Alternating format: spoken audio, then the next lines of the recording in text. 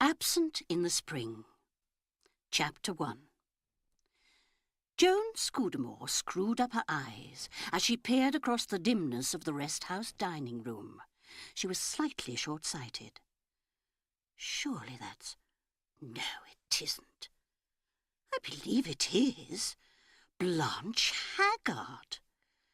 Extraordinary.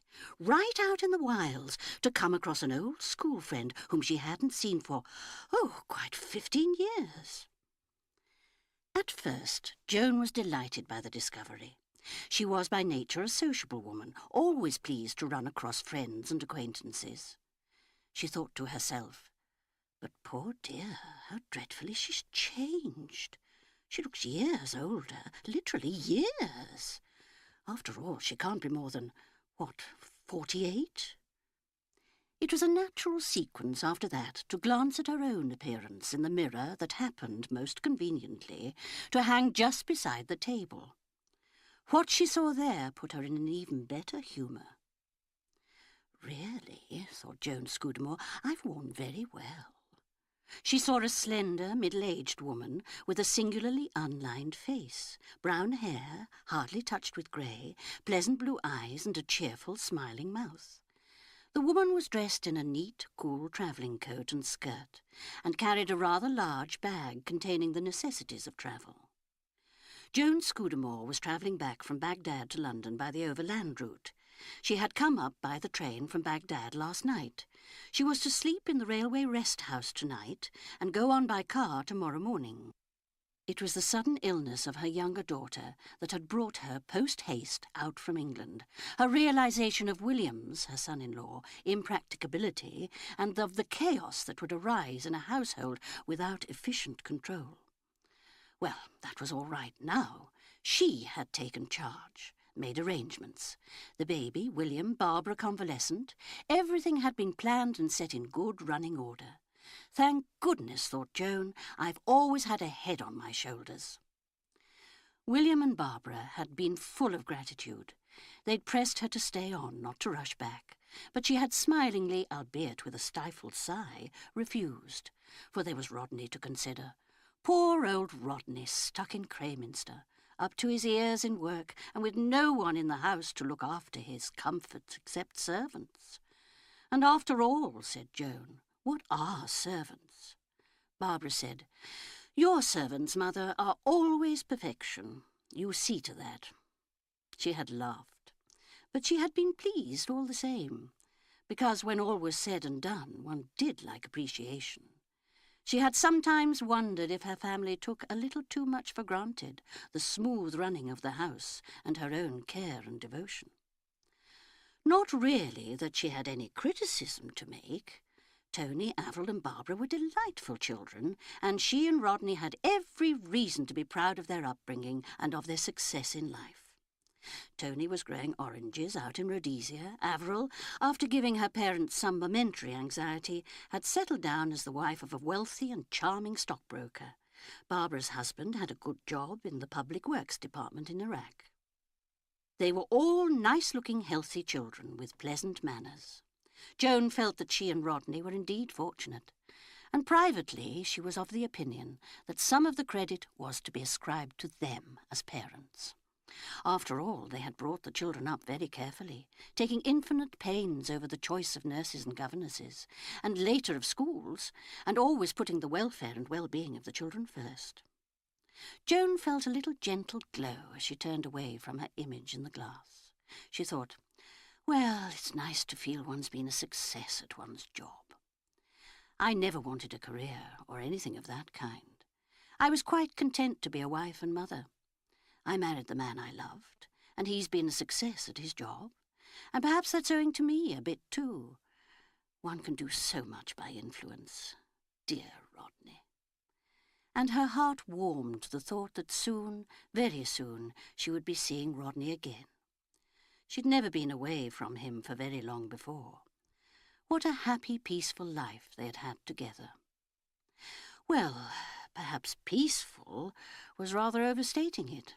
Family life was never quite peaceful. Holidays, infectious illnesses, broken pipes in winter. Life really was a series of petty dramas, and Rodney had always worked very hard, harder perhaps than was good for his health. He'd been badly run down that time 6 years ago. He hadn't, Joan thought with compunction, worn quite as well as she had. He stooped rather, and there was a lot of white in his hair. He had a tired look, too, about the eyes. Still, after all, that was life. And now, with the children married, and the firm doing so well, and the new partner bringing fresh money in, Rodney could take things more easily. He and she would have time to enjoy themselves. They must entertain more, have a week or two in London every now and then. Rodney perhaps might take up golf. Yes, really, she couldn't think why she hadn't persuaded him to take up golf before. So healthy, especially when he had to do so much office work. Having settled that point in her mind, Mrs. Scudamore looked across the dining room once more at the woman whom she believed to be her former school friend. Blanche Haggard. How she had adored Blanche Haggard when they were at St. Anne's together. Everyone was crazy about Blanche. She had been so daring, so amusing, and yet so absolutely lovely. Funny to think of that now, looking at that thin, restless, untidy, elderly woman. What extraordinary clothes. And she looked at least 60. Of course, thought Joan, she's had a very unfortunate life. A momentary impatience rose in her. The whole thing seemed such a wanton waste. There was Blanche, 21, with the world at her feet, looks, position, everything, and she had had to throw in her lot with that quite unspeakable man. A vet, yes, actually a vet. A vet with a wife, too, which made it worse. Her people had behaved with commendable firmness, taking her round the world on one of those pleasure cruises, and Blanche had actually got off the boat somewhere, Algiers or Naples, and come home and joined her vet. And naturally had lost his patience and started drinking, and his wife hadn't wished to divorce him. Presently they'd left Crayminster, and after that Joan hadn't heard anything of Blanche for years. Not until she'd run across her one day in London at Harrods, where they had met in the shoe department, and after a little discreet conversation, discreet on Joan's part, Blanche had never set any store by discretion, she had discovered that Blanche was now married to a man called Holiday, who was in an insurance office. But Blanche thought he was going to resign soon because he wanted to write a book about Warren Hastings, and he wanted to give all his time to it, not just write scraps when he came back from the office.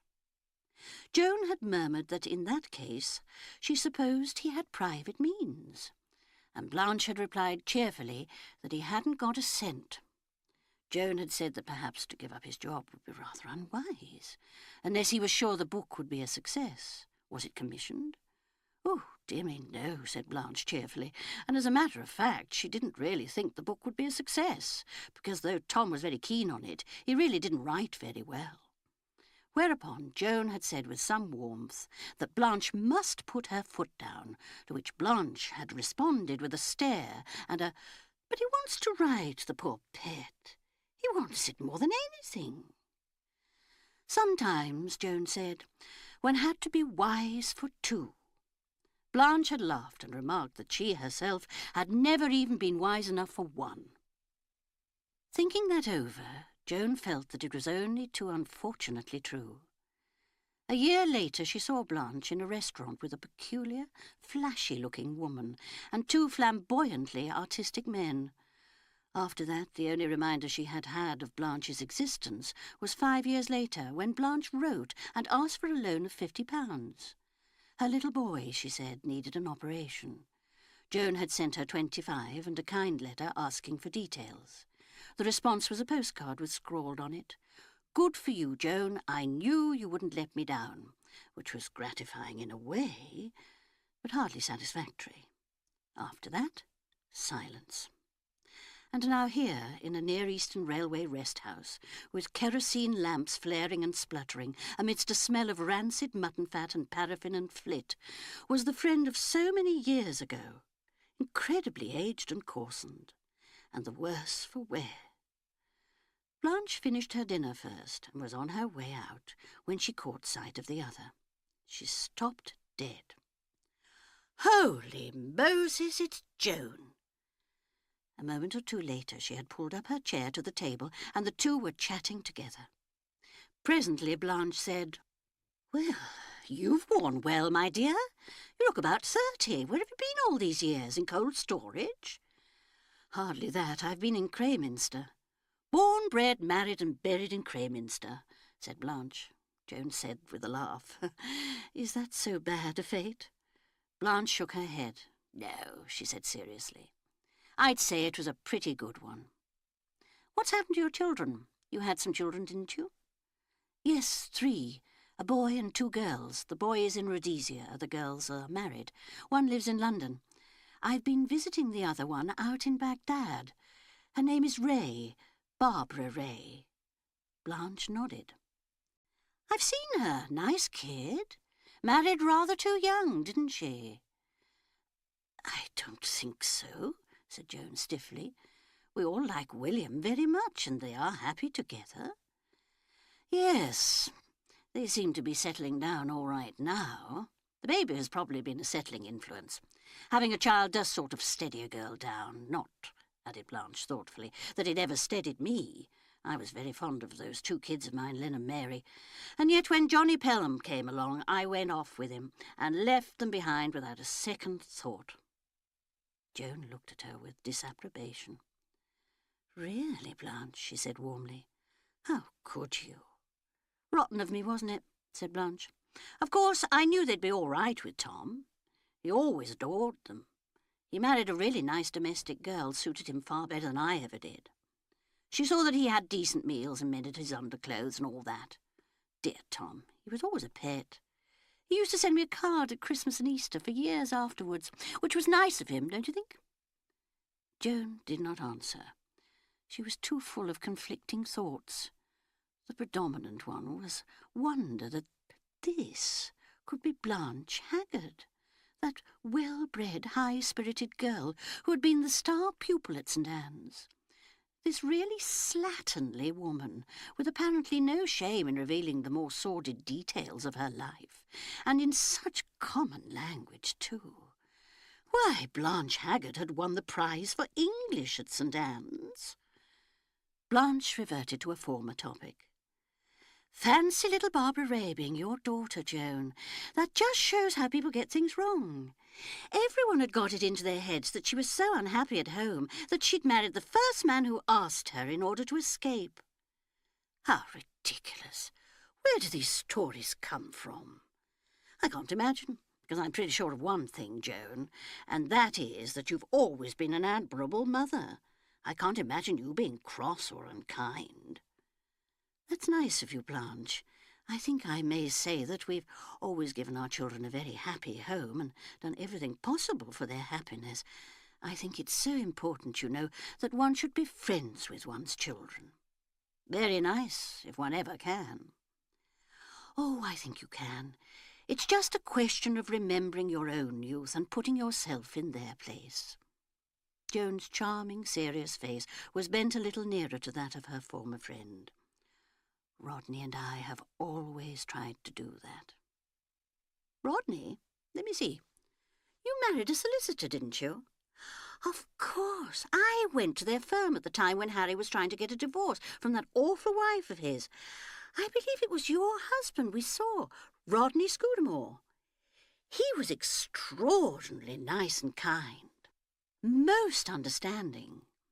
And you've stayed put with him all these years. No fresh deals?" Joan said rather stiffly. "Neither of us have wanted a fresh deal. Rodney and I have been perfectly contented with one another." "Of course, you always were as cold as a fish, Joan. But I should have said that husband of yours had quite a roving eye." "Really, Blanche?" Joan flushed angrily. "A roving eye indeed, Rodney." And suddenly, discordantly, a thought slipped and flashed sideways across the panorama of Joan's mind, much as she had noticed a snake flash and slip across the dust-coloured track in front of the car only yesterday. A mere streak of writhing green, gone almost before you saw it. The streak consisted of 3 words, leaping out of space and back into oblivion. The Randolph girl. Gone again before she had time to note them consciously. Blanche was cheerily contrite. "Sorry, Joan. Let's come into the other room and have coffee. I always did have a vulgar mind, you know." "Oh, no." The protest came quickly to Joan's lips, genuine and slightly shocked. Blanche looked amused. "Oh, yes, don't you remember? Remember the time I slipped out to meet the baker's boy?" Joan winced. She had forgotten that incident. At the time it had seemed daring and, yes, actually romantic.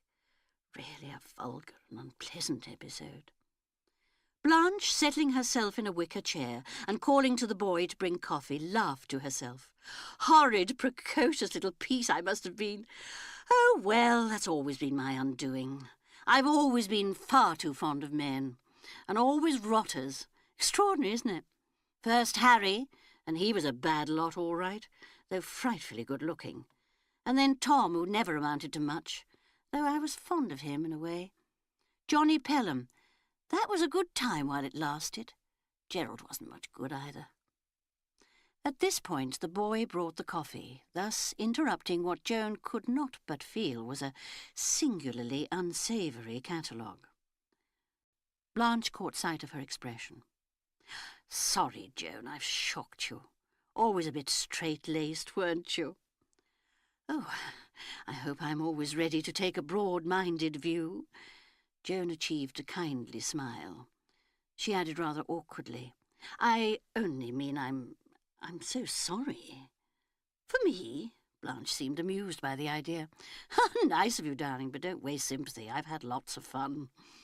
Joan could not resist a swift sideways glance. Really, had Blanche any idea of the deplorable appearance she presented? Her carelessly dyed henna'd hair, her somewhat dirty flamboyant clothes, her haggard-lined face, an old woman, an old raddled woman, an old disreputable gypsy of a woman. Blanche, her face suddenly growing grave, said soberly, "Yes, you're quite right, Joan. You've made a success of your life, and I've made a mess of mine. I've gone down in the world, and you've gone... No, you've stayed where you were. A St. Anne's girl who married suitably, and always been a credit to the old school."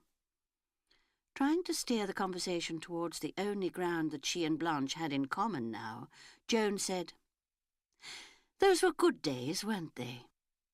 "So-so." Blanche was careless in her praise. "I got bored sometimes. It was all so smug and consciously healthy. I wanted to get out and see the world. Well," her mouth gave a humorous twist, "I've seen it. I'll say I've seen it." For the first time Joan approached the subject of Blanche's presence in the rest house.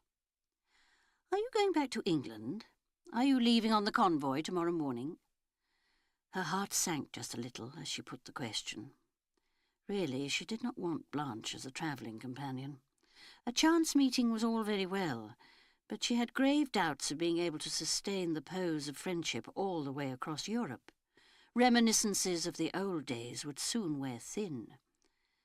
Blanche grinned at her. "No, I'm going the other way, to Baghdad, to join my husband." "Your husband?" Joan really felt quite surprised that Blanche should have anything so respectable as a husband. "Yes, he's an engineer, on the railway. Donovan, his name is." "Donovan?" Joan shook her head. "I don't think I came across him at all." Blanche laughed. "Ha! You wouldn't, darling, rather out of your class. He drinks like a fish, anyway.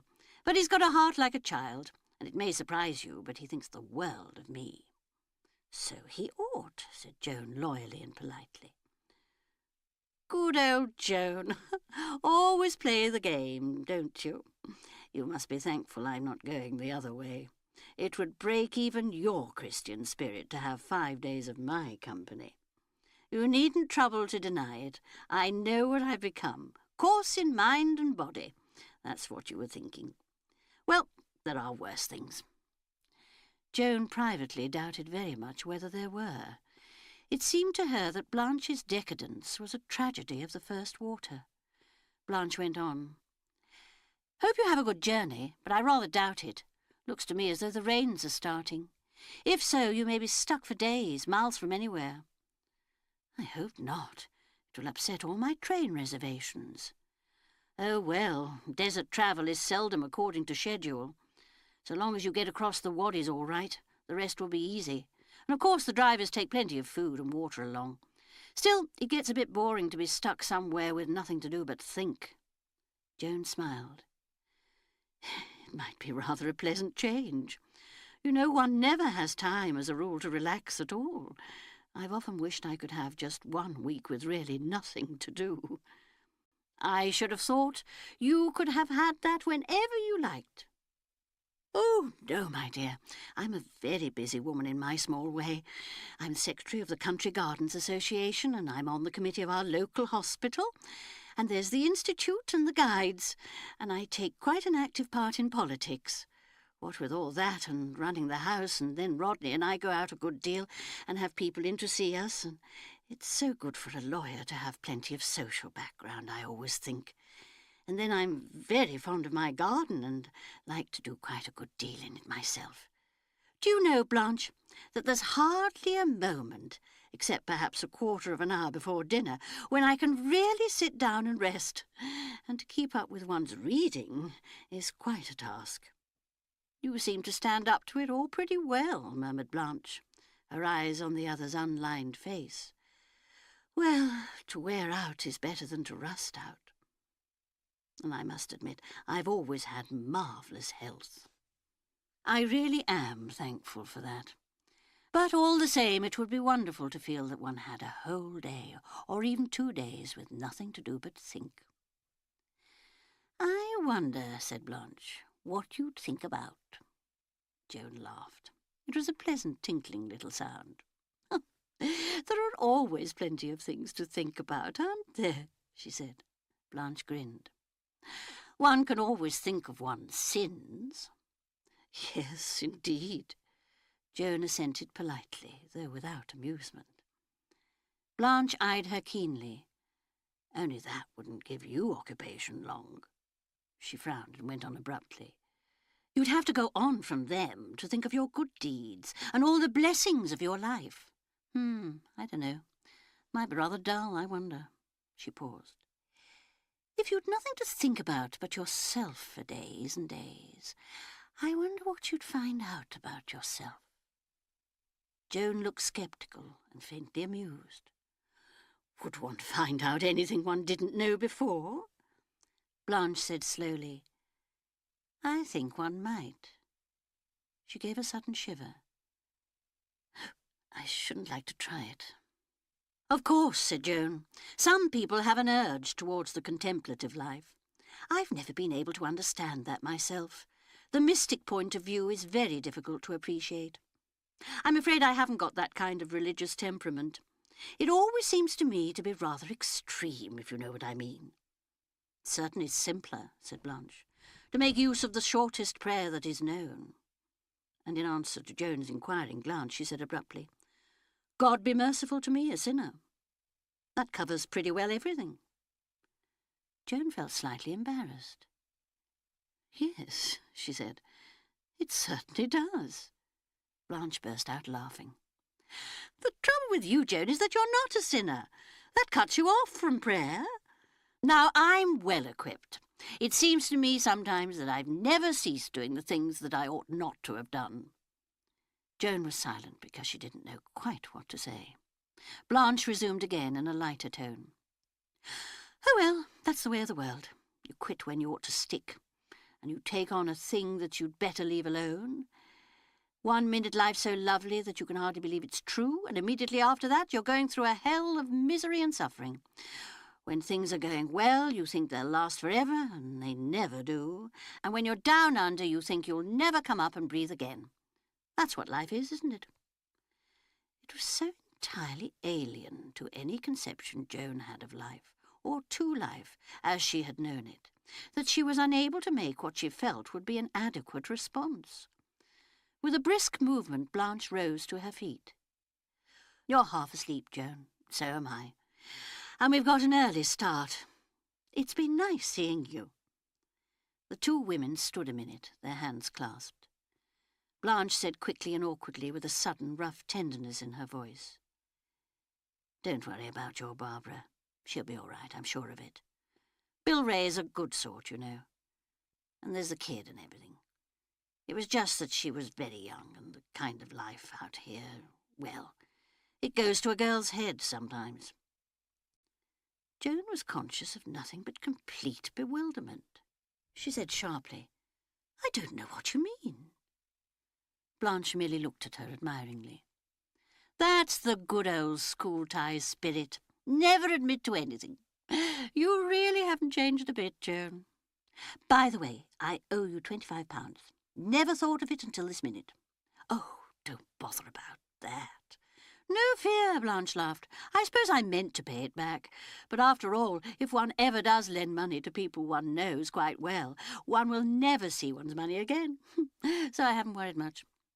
You were a good sport, Joan. That money was a godsend." "One of the children had to have an operation, didn't he?" "So they thought, but it turned out not to be necessary after all. So we spent the money on a bender and got a roll-top desk for Tom as well.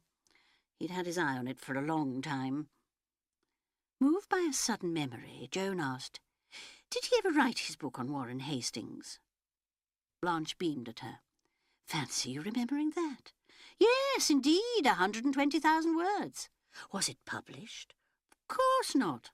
After that, Tom started on a life of Benjamin Franklin. That was even worse. Funny taste, wasn't it? I mean, such dull people. If I wrote a life, it would be someone like Cleopatra, some sexy piece, or Casanova, say, something spicy.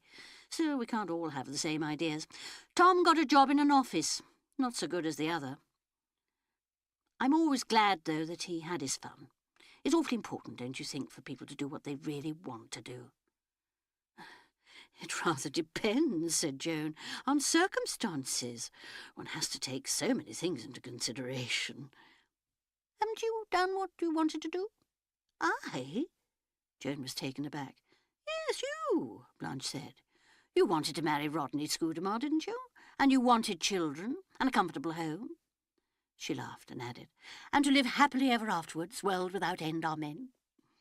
Joan laughed too, relieved at the lighter tone the conversation had taken. "Don't be ridiculous.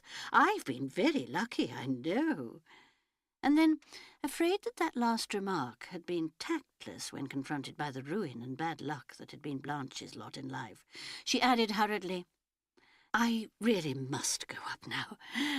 Good night, and it's been marvellous seeing you again." She squeezed Blanche's hand warmly. Would Blanche expect her to kiss her? Surely not. And ran lightly up the stairs to her bedroom. Poor Blanche, thought Joan as she undressed, neatly laying and folding her clothes, putting out a fresh pair of stockings for the morning. Poor Blanche. It's really too tragic. She slipped into her pyjamas and started to brush her hair. Poor Blanche, looking so awful and so coarse. She was ready for bed now, but paused irresolutely before getting in. One didn't, of course, say one's prayers every night. In fact, it was quite a long time since Joan had said a prayer of any kind, and she didn't even go to church very often. But one did, of course, believe. And she had a sudden odd desire to kneel down now by the side of this rather uncomfortable-looking bed. Such nasty cotton sheets, thank goodness she had got her own soft pillow with her. And, well, say them properly, like a child. The thought made her feel rather shy and uncomfortable. She got quickly into bed and pulled up the covers. She picked up the book that she had laid on the little table by the bed head. The Memoirs of Lady Catherine Dysart. Really most entertainingly written. A very witty account of mid-Victorian times. She read a line or two, but found she could not concentrate. I'm too tired, she thought. She laid down the book and switched off the light. Again the thought of prayer came to her. What was it that Blanche had said so outrageously? That cuts you off from prayer. Really, what did she mean? Joan formed a prayer quickly in her mind, a prayer of isolated words strung together. God, thank thee, poor Blanche. Thank thee that I am not like that. Great mercies. All my blessings, especially not like poor Blanche. Poor Blanche. Oh, really dreadful. Her own fault, of course. Dreadful. Quite a shock. Thank God. I am different. Poor Blanche. Joan fell asleep.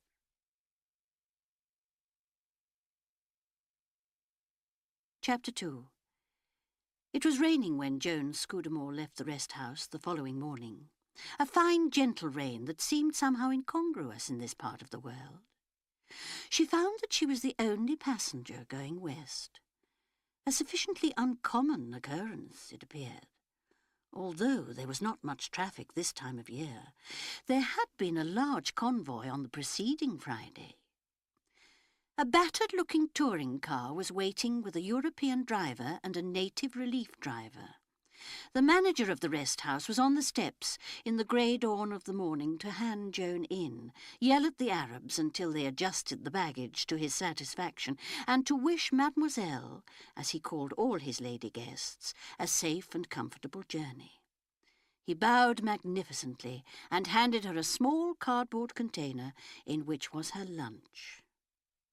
The driver yelled out cheerily, "Bye-bye, Satan. See you tomorrow night or next week. And it looks more like next week." The car started off. It wound through the streets of the Oriental city with its grotesque and unexpected blocks of Occidental architecture.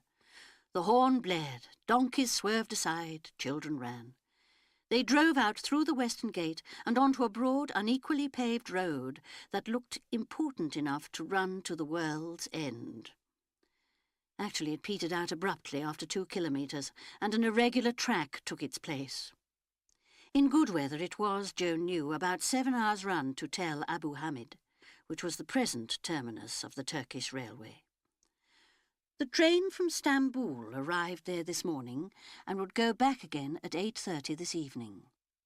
There was a small rest house at Tel Abu Hamid for the convenience of travellers, where they were served with what meals they might need. They should meet the convoy coming east about halfway along the track. The going was now very uneven. The car leapt and jumped, and Joan was thrown up and down in her seat. The driver called back that he hoped she was all right.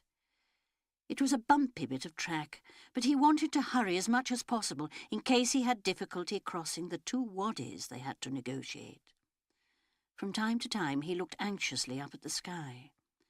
The rain began to fall faster, and the car began to do a series of skids, zigzagging to and fro, and making Joan feel slightly sick. They reached the first wadi about 11. There was water in it, but they got across and after a slight peril of sticking on the hill up the other side, drew out of it successfully. About 2 kilometres farther on, they ran into soft ground and stuck there. Joan slipped on her mackintosh coat and got out, opening her box of lunch and eating it as she walked up and down and watched the 2 men working, digging with spades, flinging jacks at each other, putting boards they had brought with them under the wheels. They swore and toiled, and the wheels spun angrily in the air. It seemed to Joan an impossible task, but the driver assured her that it wasn't a bad place at all. Finally, with unnerving suddenness, the wheels bit and roared, and the car quivered forward onto drier ground. A little farther on, they encountered 2 cars coming in the opposite direction. All 3 stopped, and the drivers held a consultation, giving each other recommendations and advice. In the other cars were a woman and a baby, a young French officer, an elderly Armenian, and 2 commercial-looking Englishmen. Presently they went home. They stuck twice more, and again the long, laborious business of jacking up and digging out had to be undertaken. The second waddy was more difficult of negotiation than the first one. It was dusk when they came to it, and the water was rushing through it. Joan asked anxiously, "Will the train wait?" "They usually give an hour's grace. They can make up that on the run. But they won't delay beyond 9:30. However, the track gets better from now on. Different kind of ground, more open desert." They had a bad time clearing the waddy. The farther bank was sheer slippery mud. It was dark when the car at last reached dry ground. From then on, the going was better, but when they got to Tel Abu Hamid, it was 10:15, and the train to Stamboul had gone. Joan was so completely done up that she hardly noticed her surroundings. She stumbled into the rest house dining room, with its trestle tables, refused food, but asked for tea, and then went straight to the dimly lit bleak room, with its 3 iron beds, and taking up bare necessaries, she tumbled into bed and slept like a log. She awoke the next morning her usual cool, competent self. She sat up in bed and looked at her watch. It was 9:30. She got up, dressed, and came out into the dining room. An Indian with an artistic turban wrapped round his head appeared, and she ordered breakfast. Then she strolled to the door and looked out. With a slight humorous grimace, she acknowledged to herself that she had indeed arrived at the middle of nowhere. This time, she reflected, it looked like taking about double the time. On her journey out, she had flown from Cairo to Baghdad. This route was new to her. It was actually 7 days from Baghdad to London, 3 days in the train from London to Stamboul, 2 days on to Aleppo, another night to the end of the railway at Tel Abu Hamid, then a day's motoring, a night in a rest house, and another motor drive to Kirkuk, and on by train to Baghdad. There was no sign of rain this morning.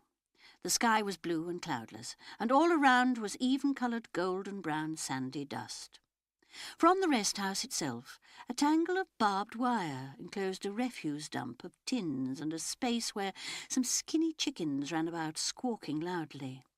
Clouds of flies had settled on such tins as had recently contained nourishment. Something that looked like a bundle of dirty rags suddenly got up and proved to be an Arab boy. A little distance away, across another tangle of barbed wire, was a squat building that was evidently the station, with something that Joan took to be either an artesian well or a big water tank beside it. On the far horizon to the north was the faint outline of a range of hills. Apart from that, nothing. No landmarks, no buildings, no vegetation, no humankind. A station, a railway track, some hens, what seemed to be a disproportionate amount of barbed wire, and that was all.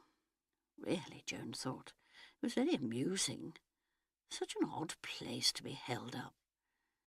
The Indian servant came out and said that the Memsahib's breakfast was ready.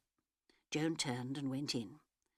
The characteristic atmosphere of a rest house, gloom, mutton-fat, paraffin and flit, greeted her with a sense of rather distasteful familiarity. There was coffee and milk, tinned milk, a whole dish of fried eggs, some hard little rounds of toast, a dish of jam, and some rather doubtful-looking stewed prunes. Joan ate with a good appetite, and presently the Indian reappeared and asked what time the Memsahib would like lunch. Joan said not for a long time, and it was agreed that 1:30 would be a satisfactory hour. The trains, as she knew, went 3 days a week, on Monday, Wednesday and Friday. It was Tuesday morning, so she would not be able to leave until tomorrow night. She spoke to the man, asking if that was correct. "That right, Memsahib. Missed train last night. Very unfortunate. Track very bad. Rain very heavy in night. That means no cars can go to and fro from here to Mosul for some days." "But the trains will be all right." Joan was not interested in the Mosul track. "Oh, yes, train come all right tomorrow morning. Go back tomorrow night." Joan nodded. She asked about the car which had brought her. "Go off this morning early. Driver hope get through.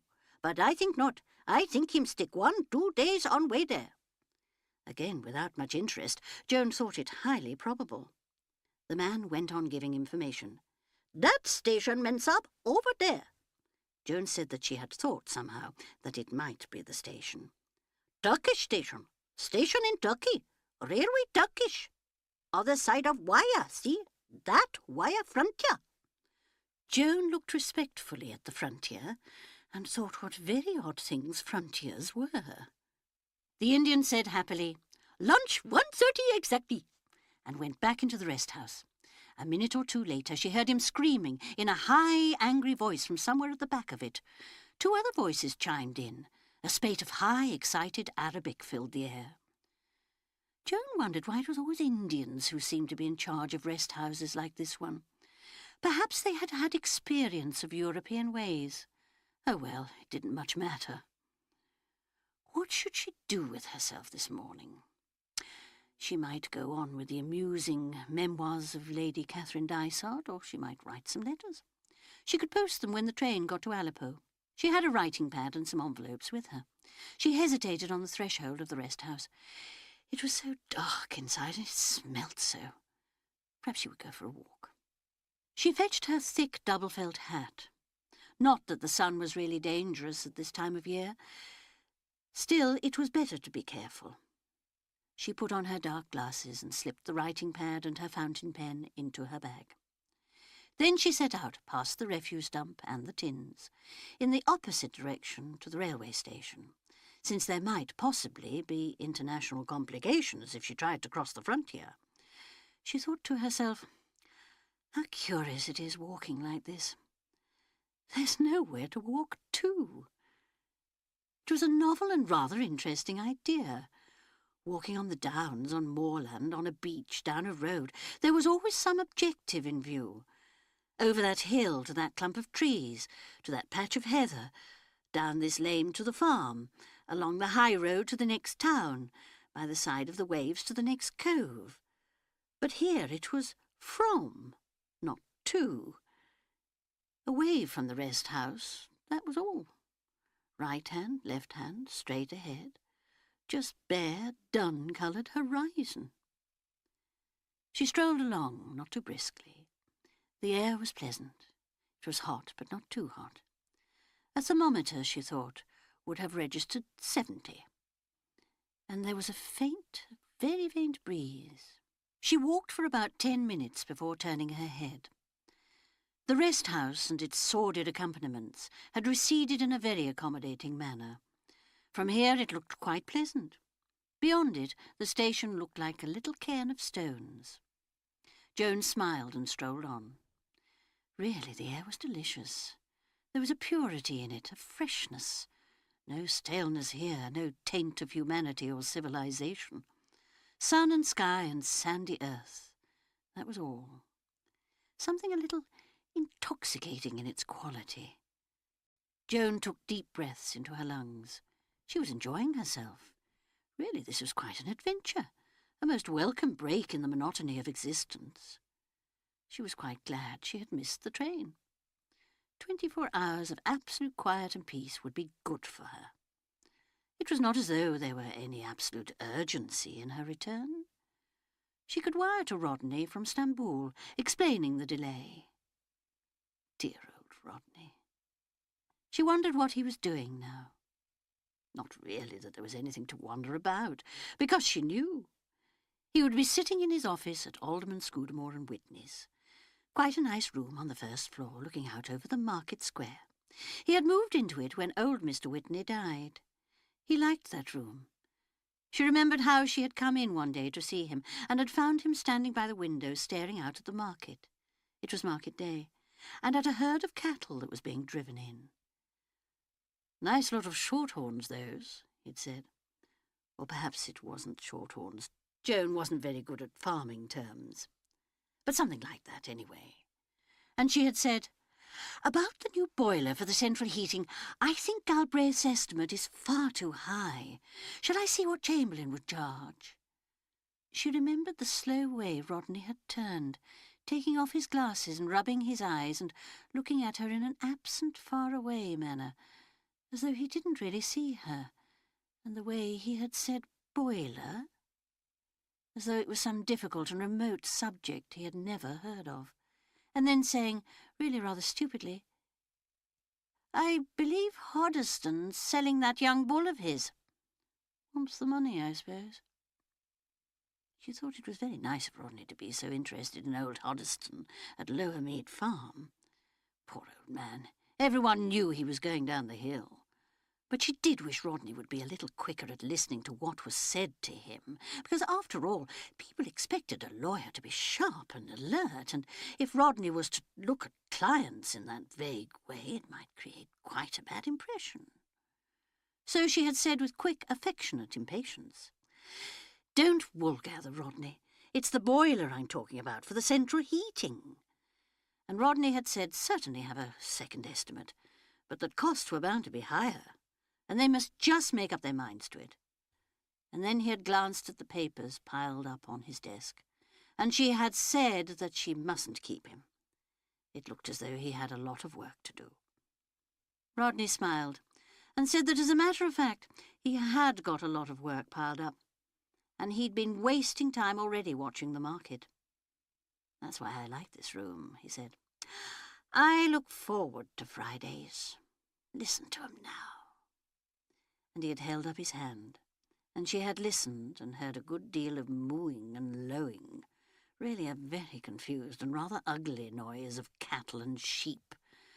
But Rodney, funnily enough, seemed to like it. He stood there, his head a little on one side, smiling. Oh, well, it would not be market day today. Rodney would be at his desk with no distractions, and her fears about clients thinking Rodney vague had been quite unfounded. He was by far the most popular member of the firm. Everyone liked him, which was half the battle in a country solicitor's practice. And but for me, thought Joan proudly, he'd have turned the whole thing down. Her thoughts went to that day when Rodney had told her about his uncle's offer. It was an old-fashioned, flourishing family business, and it had always been understood that Rodney should go into it after he had passed his law exams. But Uncle Harry's offer of a partnership, and on such excellent terms, was an unexpectedly happy occurrence. Joan had expressed her own delight and surprise, and congratulated Rodney warmly, before she noticed that Rodney didn't seem to be sharing in her sentiments. He had actually uttered the incredible words, "If I accept." She had exclaimed, dismayed, "But Rodney!" Clearly she remembered the white set face he had turned to her.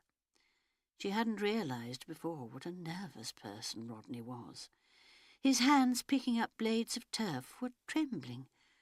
There was a curious pleading look in his dark eyes. He said, "I hate office life. I hate it." Joan was quick to sympathise. "Oh, I know, darling. It's been awfully stuffy and hard work and just sheer grind, not even interesting. But a partnership is different. I mean, you'll have an interest in the whole thing. In contracts, leases, messuages, covenants, whereas, in so much as heretofore." Some absurd legal rigmarole he had trotted out, his mouth laughing, his eyes sad and pleading so hard with her.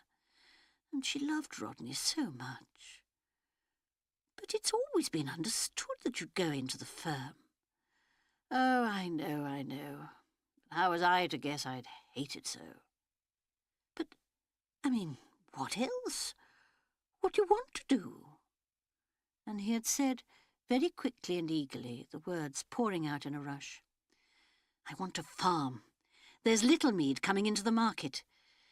It's in a bad state, Hawley's neglected it, but that's why one could get it cheap, and it's good land, mark you." And he had hurried on, outlining plans, talking in such technical terms that she had felt quite bewildered, for she herself knew nothing of wheat or barley or the rotation of crops or of pedigreed stocks or dairy herds. She could only say in a dismayed voice, "Littlemead? But that's right out under Ashendown, miles from anywhere." "It's good land, Joan, and a good position." He was off again. She'd had no idea that Rodney could be so enthusiastic, could talk so much and with such eagerness. She said doubtfully, "But Darling, would you ever make a living out of it? A living? Oh, yes, a bare living anyway. Well, that's what I mean. People always say there's no money in farming. Oh, there isn't. Not unless you're damned lucky, or unless you've got a lot of capital. Well, you see, I mean, it isn't practical. Oh, but it is, Joan. I've got a little money of my own, remember? And with the farm paying its way and making a bit over, we'd be all right. And think of the wonderful life we'd have. Oh, it's grand living on a farm. I don't believe you know anything about it. Oh, yes, I do. Didn't you know my mother's father was a big farmer in Devonshire? We spent our holidays there as children. I've never enjoyed myself so much. It's true what they say, she had thought. Men are just like children. She said gently, I dare say, but life isn't holidays. We've got the future to think of, Rodney. There's Tony. For Tony had been a baby of 11 months then, she added. And there may be others. He looked a quick question at her, and she smiled and nodded. But don't you see, Joan, that makes it all the better. It's a good place for children, a farm. It's a healthy place. They have fresh eggs and milk and run wild and learn how to look after animals. Oh, but Rodney, there are lots of other things to consider. There's their schooling. They must go to good schools, and that's expensive. And boots and clothes and teeth and doctors. And making nice friends for them. You can't just do what you want to do. You've got to consider children if you bring them into the world. After all, you've got a duty to them. Rodney said obstinately, but there was a question in his voice this time. They'd be happy. It's not practical, Rodney. Really it isn't. Why, if you go into the firm, you may be making as much as £2,000 a year some day. Easily, I should think. Uncle Harry makes more than that. There, you see? You can't turn a thing like that down. It would be madness. She had spoken very decidedly, very positively. She had got, she saw, to be firm about this. She must be wise for the two of them. If Rodney was blind to what was best for him, she must assume the responsibility. It was so dear and silly and ridiculous, this farming idea. He was like a little boy. She felt strong and confident and maternal. Don't think I don't understand and sympathise, Rodney, she said. I do. But it's just one of those things that isn't real. He had interrupted to say that farming was real enough. Yes, but it's just not in the picture, our picture. Here you've got a wonderful family business with a first-class opening in it for you, and a really quite amazingly generous proposition from your uncle. Oh, I know. It's far better than I ever expected. And you simply can't turn it down. You'd regret it all your life if you did. You'd feel horribly guilty. He muttered, that bloody office. Oh, Rodney, you don't really hate it as much as you think you do. Yes, I do. I've been in it 5 years, remember. I ought to know what I feel. You'll get used to it, and it'll be different now, quite different, being a partner, I mean. And you'll end by getting quite interested in the work, and in the people you come across. You'll see, Rodney, you'll end up by being perfectly happy. He had looked at her then, a long, sad look. There had been love in it, and despair, and something else. Something that had been, perhaps, a last faint flicker of hope. How do you know, he had asked, that I shall be happy? And she had answered briskly and gaily, I'm quite sure you will. You'll see. And she had nodded brightly and with authority. He had sighed and said abruptly, All right, then. Have it your own way. Yes, Joan thought, that was really a very narrow shave. How lucky for Rodney that she had held firm and not allowed him to throw away his career for a mere passing craze. Men, she thought, would make sad messes of their lives if it weren't for women. Women had stability, a sense of reality. Yes, it was lucky for Rodney that he'd had her. She glanced down at her wristwatch. 10:30. No point in walking too far, especially, she smiled, as there was nowhere to walk to. She looked over her shoulder. Extraordinary, the rest house was nearly out of sight. It had settled down into the landscape so that you hardly saw it.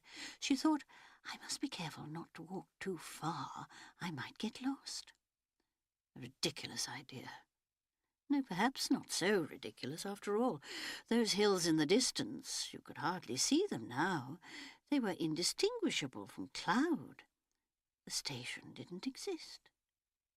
Joan looked round her with appreciation. Nothing. No one. She dropped gracefully to the ground. Opening her bag, she took out her writing pad and her fountain pen. She'd write a few letters. It would be amusing to pass on her sensations. Who would she write to? Lionel West? Janet Anismore? Dorothea? On the whole, perhaps, Janet. She unscrewed the cap of her fountain pen. In her easy, flowing handwriting, she began to write. Dearest Janet, you'll never guess where I'm writing this letter. In the middle of the desert. I'm marooned here between trains. They only go 3 times a week. There's a rest house with an Indian in charge of it, and a lot of hens and some peculiar-looking Arabs and me. There's no one to talk to and nothing to do. I can't tell you how I am enjoying it. The desert air is wonderful, so incredibly fresh, and the stillness, you'd have to feel it to understand. It's as though for the first time for years I could hear myself think. One leads such a dreadfully busy life, always rushing from one thing to the other. It can't be helped, I suppose, but one ought really to make time for intervals of thought and recuperation. I've only been here half a day, and I feel miles better already. No people. I never realised how much I wanted to get away from people. It's soothing to the nerves to know that all around you, for hundreds of miles, there's nothing but sand and sun. Joan's pen flowed on, evenly over the paper.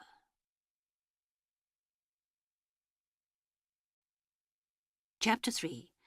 Joan stopped writing and glanced at her watch. 12:15. She had written 3 letters and her pen had now run out of ink. She noted, too, that she had nearly finished her writing pad. Rather annoying, that. There were several more people she could have written to. Although, she mused, there was a certain sameness in writing after a while. The sun and the sand and how lovely it was to have time to rest and think. All quite true, but one got tired of trying to phrase the same facts slightly differently each time. She yawned. The sun had really made her feel quite sleepy. After lunch she would lie on her bed and have a sleep. She got up and strolled slowly back towards the rest house. She wondered what Blanche was doing now. She must have reached Baghdad. She had joined her husband. The husband sounded rather a dreadful kind of man. Poor Blanche. Dreadful to come down in the world like that. If it hadn't been for that very good-looking young vet, Harry Marsden.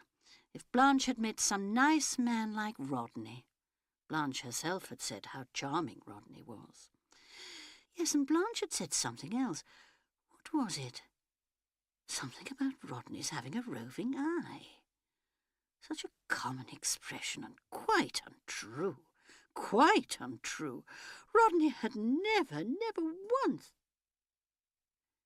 The same thought as before, but not so snake-like in its rapidity, passed across the surface of Joan's mind. The Randolph girl. Really, thought Joan indignantly, walking suddenly just a little faster, as though to outpace some unwelcome thought. I can't imagine why I keep thinking of the Randolph girl. It's not as though Rodney... I mean, there's nothing in it. Nothing at all. It was simply that Myrna Randolph was that kind of a girl, a big, dark, luscious-looking girl, a girl who, if she took a fancy to a man, didn't seem to have any reticence about advertising the fact.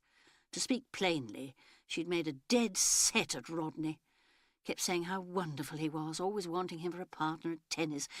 had even got a habit of sitting at parties devouring him with her eyes.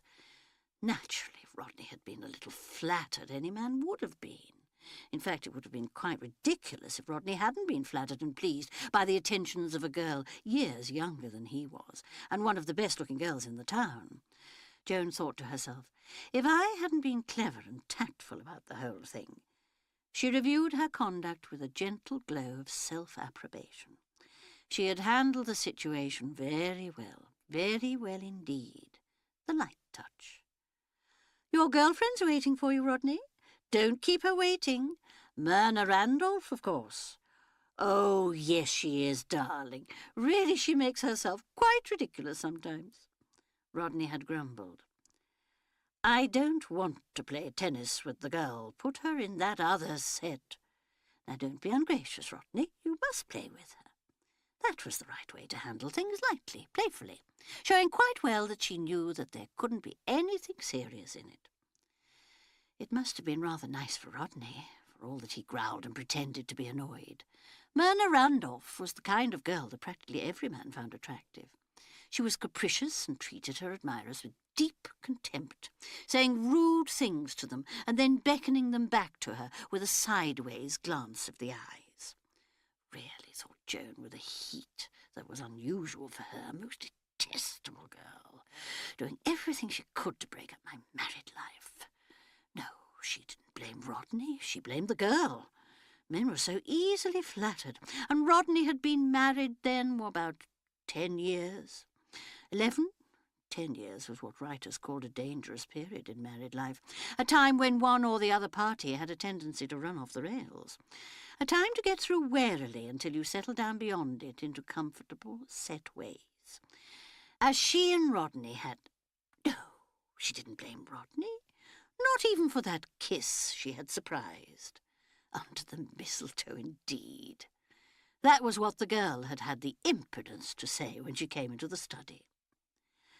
We're christening the mistletoe, Mrs. Scudamore. Hope you don't mind. Well, Joan thought, I kept my head and didn't show anything. Now, hands off my husband, Myrna. Go and find some young man of your own. And she had laughingly chivied Myrna out of the room, taking it all as a joke. And then Rodney had said, Sorry, Joan, but she's an attractive wench, and it's Christmas time. He had stood there smiling at her, apologising, but not looking really sheepish or upset. It showed that the thing hadn't really gone far. And it shouldn't go any farther. She had made up her mind to that. She had taken every care to keep Rodney out of Myrna Randolph's way, and the following Easter Myrna had got engaged to the Arlington boy. So really the whole incident amounted to exactly nothing at all. Perhaps there had been just a little fun in it for Rodney. Poor old Rodney, he really deserved a little fun. He worked so hard. 10 years, yes, it was a dangerous time. Even she herself, she remembered, had felt a certain restlessness. That rather wild-looking young man, that artist, what was his name now? Really, she couldn't remember. Hadn't she been a little taken with him herself? She admitted to herself with a smile that she really had been. Yes, just a little silly about him. He had been so earnest, had stared at her with such disarming intensity. Then he had asked if she would sit for him. An excuse, of course. He had done 1 or 2 charcoal sketches and had torn them up. He couldn't get her on canvas, he had said. Joan remembered her own subtly flattered, pleased feelings. Poor boy, she had thought. I'm afraid he really is getting rather fond of me. Yes, that had been a pleasant month. Though the end of it had been rather disconcerting, not at all according to plan. In fact, it just showed that Michael Calloway, that was his name, of course, was a thoroughly unsatisfactory sort of person. They had gone for a walk together, she remembered, in Hayling Woods, along the path where the Meadoway comes twisting down from the summit of Ashledown. He had asked her to come in a rather gruff, shy voice. She had envisaged their probable conversation. He would tell her, perhaps, that he loved her. and she would be very sweet and gentle and understanding, and just a little regretful. She thought of several charming things she might say, things that Michael might like to remember afterwards. But it hadn't turned out like that. It hadn't turned out like that at all. Instead, Michael Calloway had, without warning, seized her and kissed her with a violence and a brutality that had momentarily deprived her of breath, and letting go of her, had observed in a loud and self-congratulatory voice, "My God, I wanted that!" and had proceeded to fill a pipe. With complete unconcern and apparently deaf to her angry reproaches. He had merely said, stretching his arms and yawning, "Oh, I feel a lot better now." It was exactly, thought Joan, remembering the scene, what a man might say after downing a glass of beer on a thirsty day. They had walked home in silence after that. In silence on Joan's part, that is. Michael Calloway seemed, from the extraordinary noises he made, to be attempting to sing. It was on the outskirts of the wood, just before they emerged onto the Crayminster Market wappling high road, that he had paused and surveyed her dispassionately, and then remarked in a contemplative tone, "You know, you're the sort of woman who ought to be raped. Might do you good."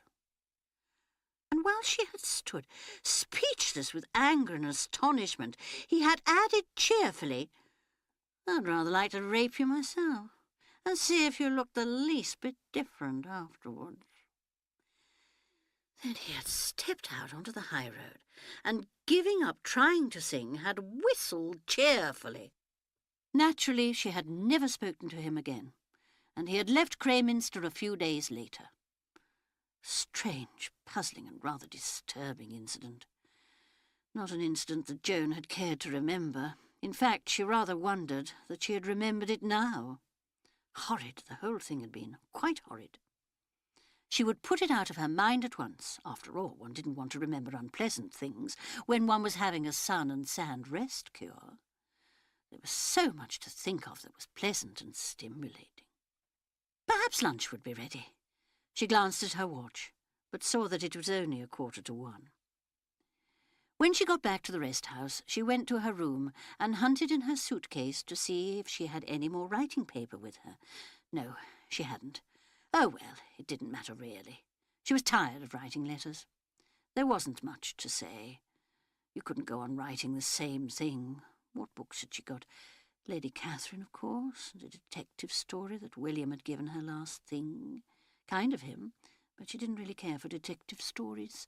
And The Powerhouse by Buchan. Surely that was a very old book. She had read it years ago. Oh, well, she would be able to buy some more books at the station at Aleppo. End of Side 1. Side 2. Lunch consisted of an omelette, rather tough and overcooked, curried eggs and a dish of salmon, tinned, and baked beans and tinned peaches. It was a rather heavy meal. After it, Joan went and lay down on her bed. She slept for 3/4 of an hour, and then woke up and read Lady Catherine Dysart until tea time. She had tea, tinned milk and biscuits, and went for a stroll and came back and finished Lady Catherine Dysart.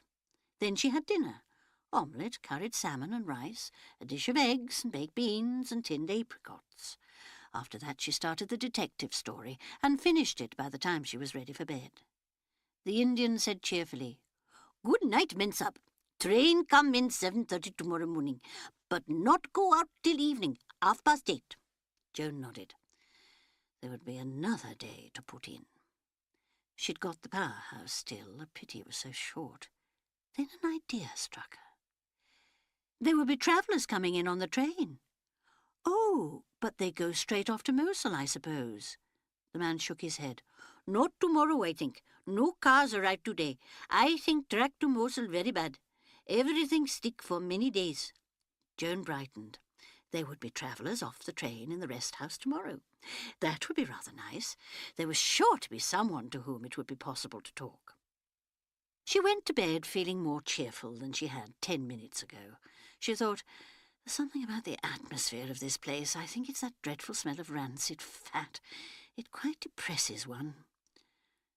She woke the next morning at 8 o'clock and got up and dressed. She came out into the dining room. One place only was laid at the table. She called and the Indian came in.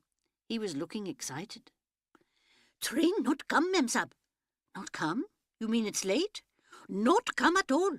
Very heavy rain down line, other side Nisibin. Line all wash away.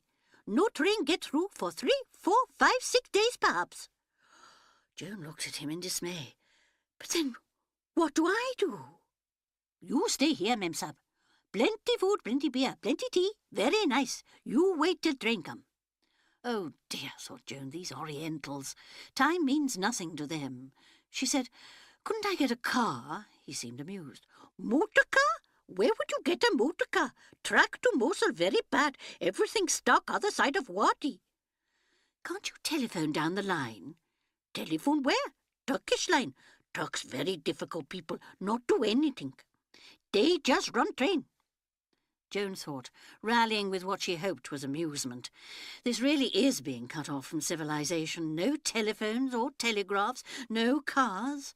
The Indian said comfortingly, "Very nice weather, plenty food, all very comfortable." Well, Joan thought, it's certainly nice weather, that's lucky. Awful if I had to sit inside this place all day. As though reading her thoughts, the man said, "Weather good here, very seldom rain. Rain near a Mosul, rain down the line." Joan sat down at the laid place at the table and waited for her breakfast to be brought. She had got over her momentary dismay. No good making a fuss. She had much too much sense for that. These things couldn't be helped. It was rather an annoying waste of time. She thought with a half smile, "It looks as though what I said to Blanche was a wish that has come true. I said I would be glad of an interval to rest my nerves. Well, I've got it. Nothing whatever to do here. Not even anything to read. Really, it ought to do me a lot of good. Rest cure in the desert." The thought of Blanche brought some slightly unpleasant associations, something that quite definitely she didn't want to remember. In fact, why think of Blanche at all? She went out after breakfast. As before, she walked a reasonable distance from the rest house, and then sat down on the ground. For some time she sat quite still, her eyes half closed. Wonderful, she thought, to feel this peace and quiet oozing into her. She could simply feel the good it was doing her, the healing air, the lovely warm sun, the peace of it all. She remained so for a little longer. Then she glanced at her watch. It was 10 minutes past 10. She thought, the morning is passing quite quickly. Supposing she were to write a line to Barbara. Really, it was extraordinary that she hadn't thought of writing to Barbara yesterday, instead of those silly letters to friends in England. She got out the pad and her pen. "Darling Barbara," she wrote, "I'm not having a very lucky journey. Missed Monday night's train, and now I'm held up here for days, apparently.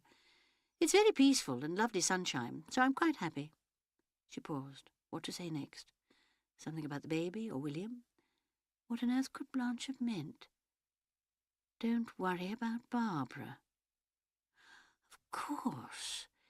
That was why Joan hadn't wanted to think about Blanche. Blanche had been so peculiar in the things she had said about Barbara. As though she, Barbara's mother, wouldn't know anything there was to know about her own child. "I'm sure she'll be all right now." Did that mean that things hadn't been all right? But in what way? Blanche had hinted that Barbara was too young to have married. Joan stirred uneasily. At the time, she remembered, Rodney had said something of the kind. He had said, quite suddenly, and in an unusually peremptory way, "I'm not happy about this marriage, Joan." Oh, Rodney, but why? He's so nice and they seem so well suited. He's a nice enough young fellow, but she doesn't love him, Joan. She'd been astonished, absolutely astonished. Rodney, really, how ridiculous. Of course she's in love with him. Why on earth would she want to marry him otherwise? he had answered rather obscurely, "That's what I'm afraid of." "But, darling, really, aren't you being a little ridiculous?" he had said, paying no attention to her purposely light tone. "If she doesn't love him, she mustn't marry him. She's too young for that, and she's got too much temperament." "Well, really, Rodney, what do you know about temperament?" She couldn't help being amused. But Rodney didn't even smile. He said, "Girls do marry sometimes, just to get away from home." At that she had laughed outright. "Not homes like Barbara's. Why, no girl ever had a happier home life." "Do you really think that's true, Joan?" "Why, of course. Everything's always been perfect for the children here," he said slowly.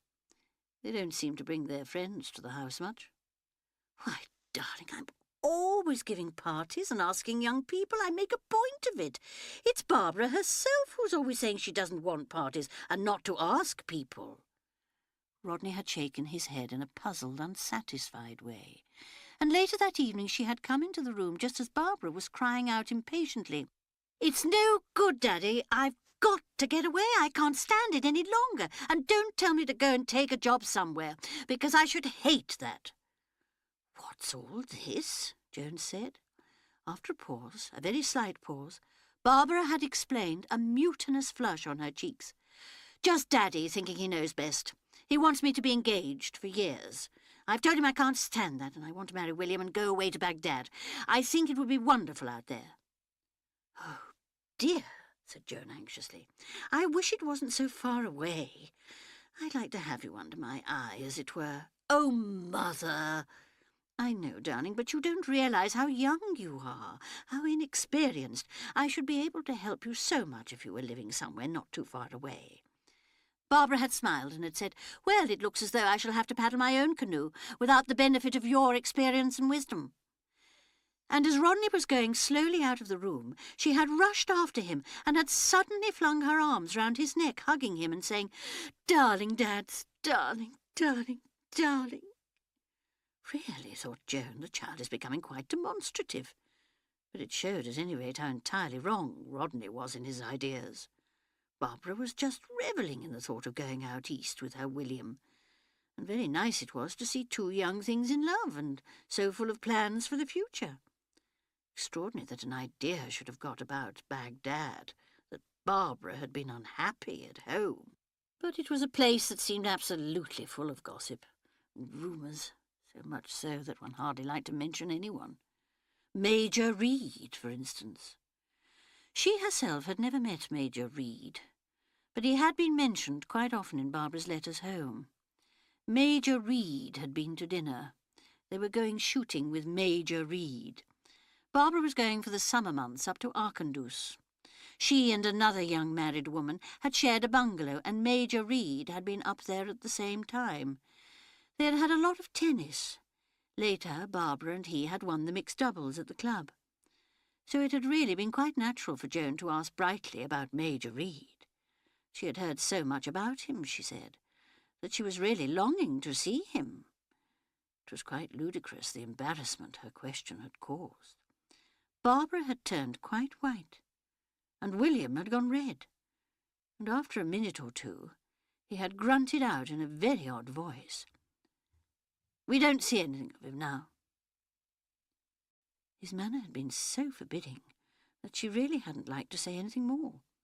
But afterwards, when Barbara had gone to bed, Joan reopened the subject, saying smilingly that she seemed to have put her foot in it.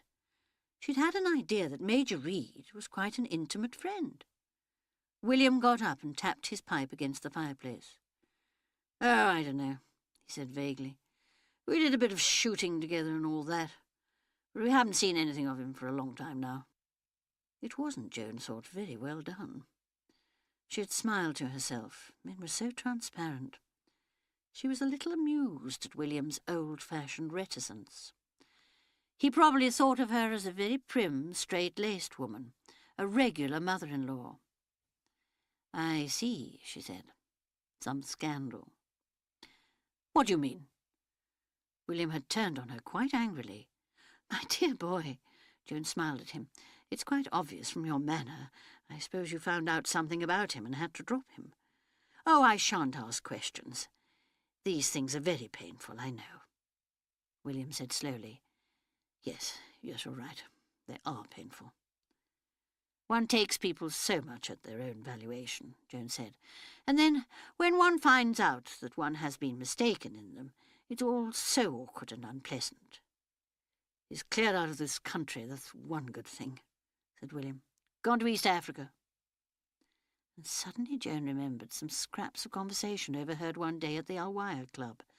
Something about Nobby Reed going to Uganda. A woman had said, "Poor Nobby, it's really not his fault that every little idiot in the place runs after him." And another older woman had laughed spitefully and said, "He takes a lot of trouble with them. Dewy innocence, that's what Nobby likes. The unsophisticated bride. And I must say he has a wonderful technique. He can be terribly attractive. The girl always thinks he's passionately in love with her. That's usually the moment when he's just thinking of passing on to the next one." "Well," said the first one, "we shall all miss him. He's so amusing." The other laughed. "There's a husband or two who won't be sorry to see him go. As a matter of fact, very few men like him." "He's certainly made this place too hot to hold him."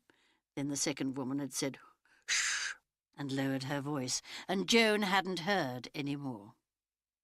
She had hardly noticed the conversation at the time, but it came back to her now, and she felt curious. If William didn't want to talk about it, perhaps Barbara might be less reticent. But instead of that, Barbara had said quite clearly and rather disagreeably, "I don't want to talk about him, Mother. Do you mind?" Barbara, Joan reflected, never did want to talk about anything.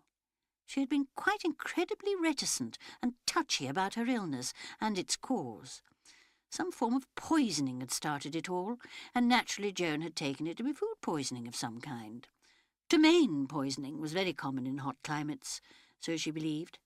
But both William and Barbara had been most unwilling to go into details, and even the doctor to whom she had naturally applied for information as Barbara's mother had been taciturn and uncommunicative. His principal care was to stress the point that young Mrs. Ray must not be questioned or encouraged to dwell on her illness. All she needs now is care and building up. Whys and wherefores are very unprofitable subjects of discussion, and talking about all that will do the patient no good. That's just a hint I'm giving you, Mrs. Scudamore." An unpleasant, doer kind of man, Joan had found him, and not at all impressed, as he easily might have been by the devotion of a mother in rushing out from England post-haste. Oh well, Barbara had been grateful, at all events. At least Joan supposed so. She had certainly thanked her mother very prettily. William, too, had said how good of her it was. She said how she wished she could have stayed on, and William had said, yes, he wished so too. And she had said now that they mustn't press her, because it was really too tempting, and she'd love to have a winter in Baghdad. But after all, there was Barbara's father to consider, and it wouldn't be fair on him. And Barbara, in a faint little voice, had said, "Darling, Dad," and after a moment or two had said, "Look here, Mother, why don't you stay? You must think of your father, darling." Barbara said in that rather curious dry voice she used sometimes that she was thinking of him. But Joan said no, she couldn't leave poor dear Rodney to servants. There was a moment, a few days before her departure, when she had almost changed her mind. She might, at any rate, stay another month.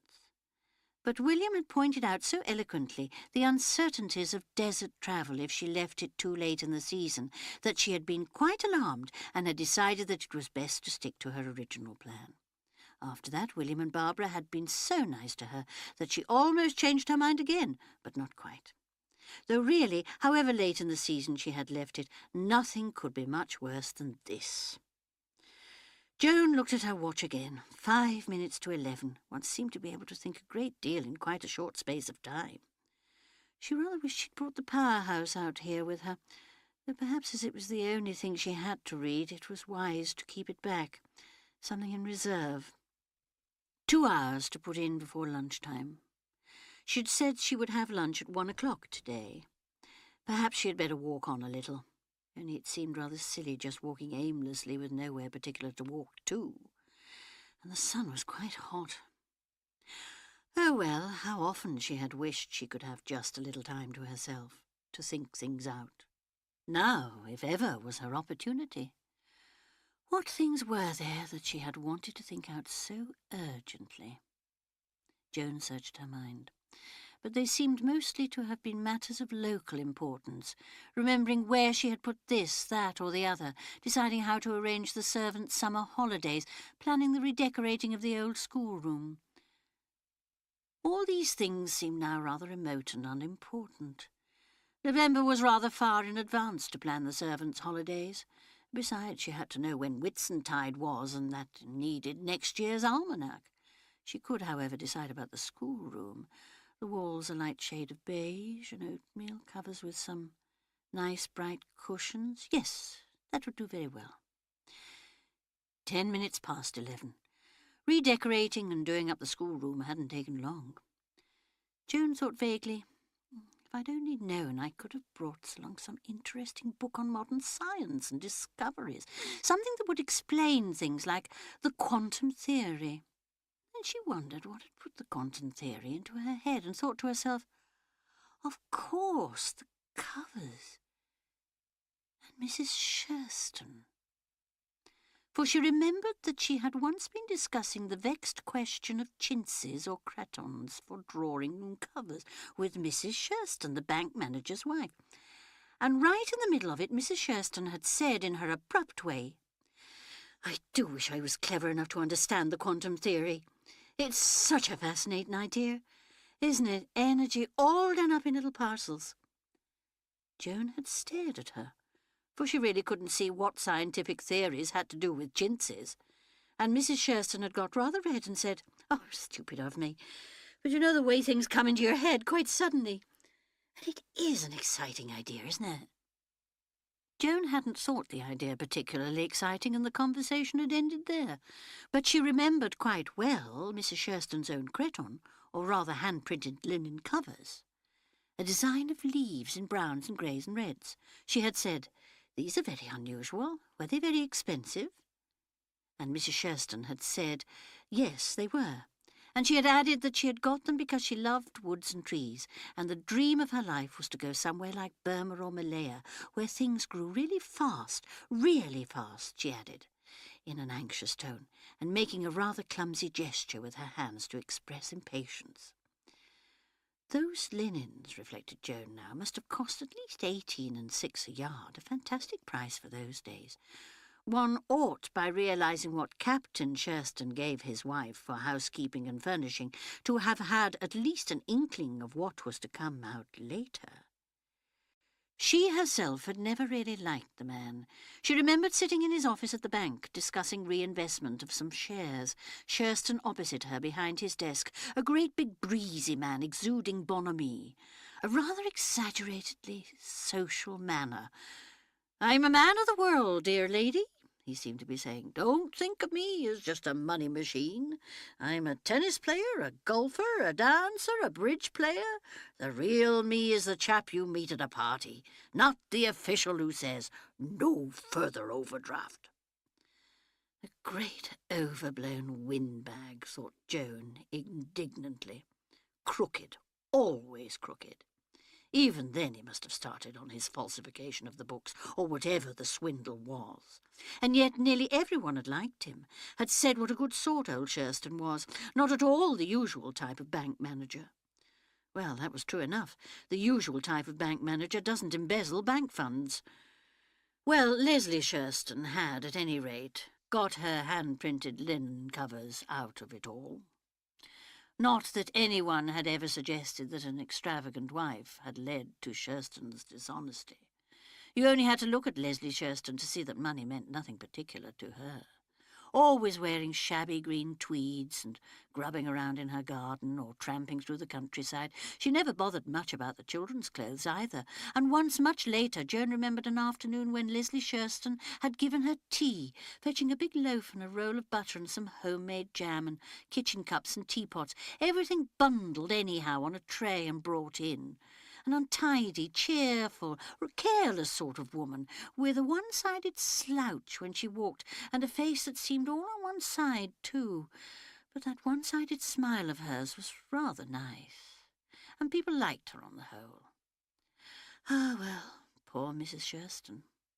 She'd had a sad life, a very sad life. Joan moved restlessly. Why had she let that phrase, a sad life, come into her mind? It reminded her of Blanche Haggard, though that was quite a different kind of sad life, and thinking of Blanche brought her back again to Barbara and the circumstances surrounding Barbara's illness. Was there nothing one could think of that did not lead in some painful and undesired direction? She looked at her watch once more. At any rate, hand-printed linens and poor Mrs. Shurston had taken up nearly half an hour. What could she think about now? Something pleasant, with no disturbing sidelines. Rodney was probably the safest subject to think about. Dear Rodney. Joan's mind dwelt pleasurably on the thought of her husband, visualising him as she had last seen him on the platform at Victoria, saying goodbye to her just before the train pulled out. Yes, dear Rodney. Standing there looking up at her, the sun shining full on his face and revealing so mercilessly the network of little lines at the corners of his eyes. Such tired eyes. Yes, tired eyes, eyes full of a deep sadness. Not, she thought, that Rodney is sad. It's just a trick of construction. Some animals have sad eyes. Usually, too, he was wearing his glasses, and then you didn't notice the sadness of his eyes. But he certainly looked a very tired man. No wonder when he worked so hard. He practically never took a day off. I shall change all that when I get back, thought Joan. He must have more leisure. I ought to have thought of it before. Yes, seen there in the bright light, he looked as old or older than his years. She had looked down on him, and he up at her, and they had exchanged the usual idiotic last words. I don't think you have to go through any customs at Calais. No, I believe one goes straight through to the Simplon Express. Brindisi carriage, remember? I hope the Mediterranean behaves. I wish I could stop off for a day or two in Cairo. Why don't you? Darling, I must hurry to Barbara. It's only a weekly air service. Of course, I forgot. A whistle blew. He smiled up at her. Take care of yourself, little Joan. Goodbye. Don't miss me too much. The train started with a jerk. Joan drew her head in. Rodney waved, then turned away. On an impulse, she leaned out again. He was already striding up the platform. She felt a sudden thrill at seeing that well-known back. How young he looked suddenly, his head thrown back, his shoulders squared. It gave her quite a shock. She had an impression of a young, carefree man striding up the platform. It reminded her of the day she had first met Rodney Scudamore. She had been introduced to him at a tennis party, and they had gone straight onto the court. He had said, "Shall I play at the net?" And it was then that she had looked after him as he strode up to take his place at the net, and thought what a very attractive back he had. The easy, confident way he walked, the set of his head and neck. Suddenly she had been nervous. She had served 2 lots of double faults running, and had felt all hot and bothered. And then Rodney had turned his head and smiled at her encouragingly, that kind, friendly smile of his, and she had thought, what a very attractive young man, and she had proceeded straight away to fall in love with him. Looking out from the train, watching Rodney's retreating back until the sight of it was blotted out by the people on the platform, she relived that summer's day so many years ago. It was as though the years had fallen away from Rodney, leaving him once more an eager, confident young man. As though the years had fallen away. Suddenly, in the desert, with the sun pouring down on her, Joan gave a quick, uncontrollable shiver. She thought, no, I don't want to go on. I don't want to think about this. Rodney, striding up the platform, his head thrown back, the tired sag of his shoulders all gone, a man who had been relieved of an intolerable burden. Really, what was the matter with her? She was imagining things, inventing them. Her eyes had played a trick on her. Why hadn't he waited to see the train pull out? Well, why should he? He was in a hurry to get through what business he had to do in London. Some people didn't like to see trains go out of stations bearing away someone they loved. Really, it was impossible that anyone could remember so clearly as she did exactly how Rodney's back had looked. She was imagining. Stop, that didn't make it any better. If you imagined a thing like that, it meant that such an idea was already in your head. And it couldn't be true. The inference that she had drawn simply could not be true. She was saying to herself, wasn't she, that Rodney was glad she was going away. And that simply couldn't be true.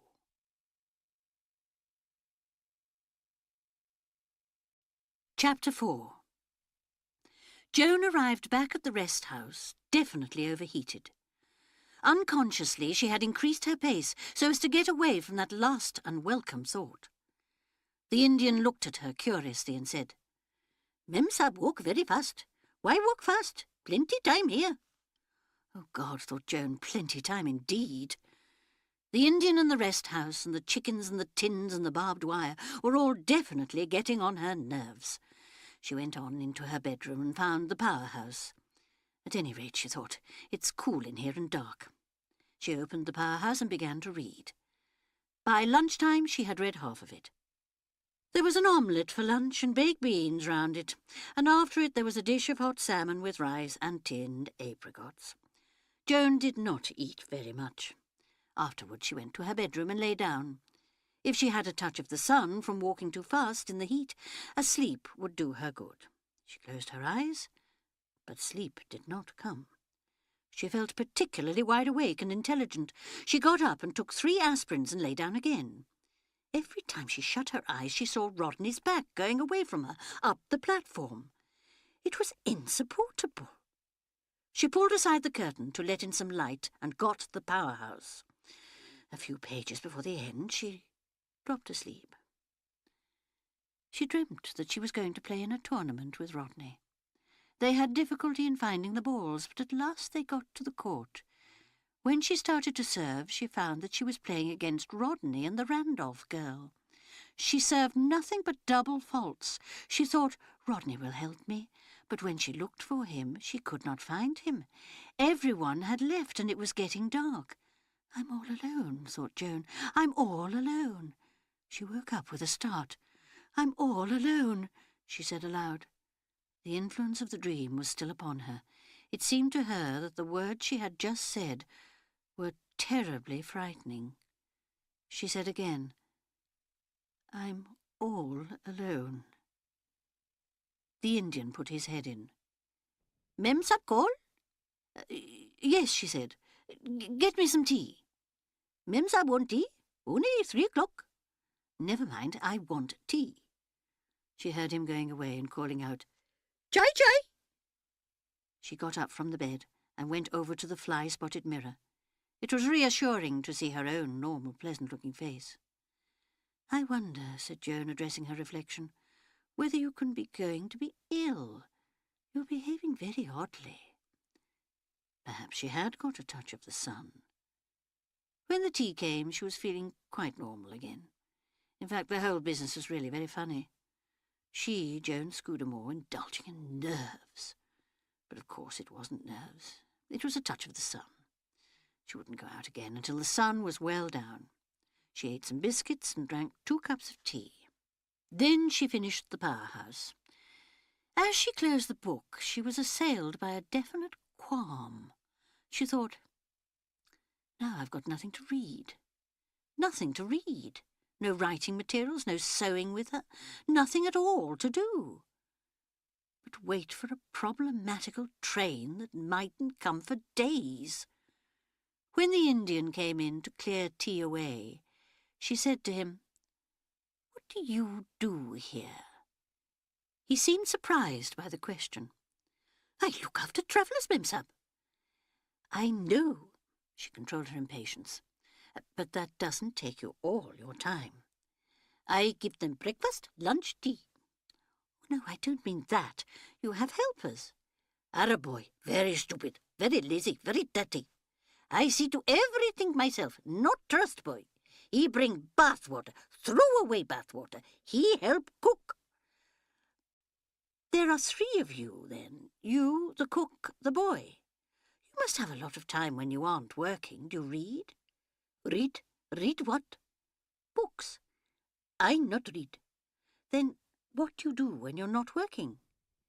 I wait till time do more work. It's no good, thought Joan. You can't talk to them. They don't know what you mean. This man, he's here always, month after month.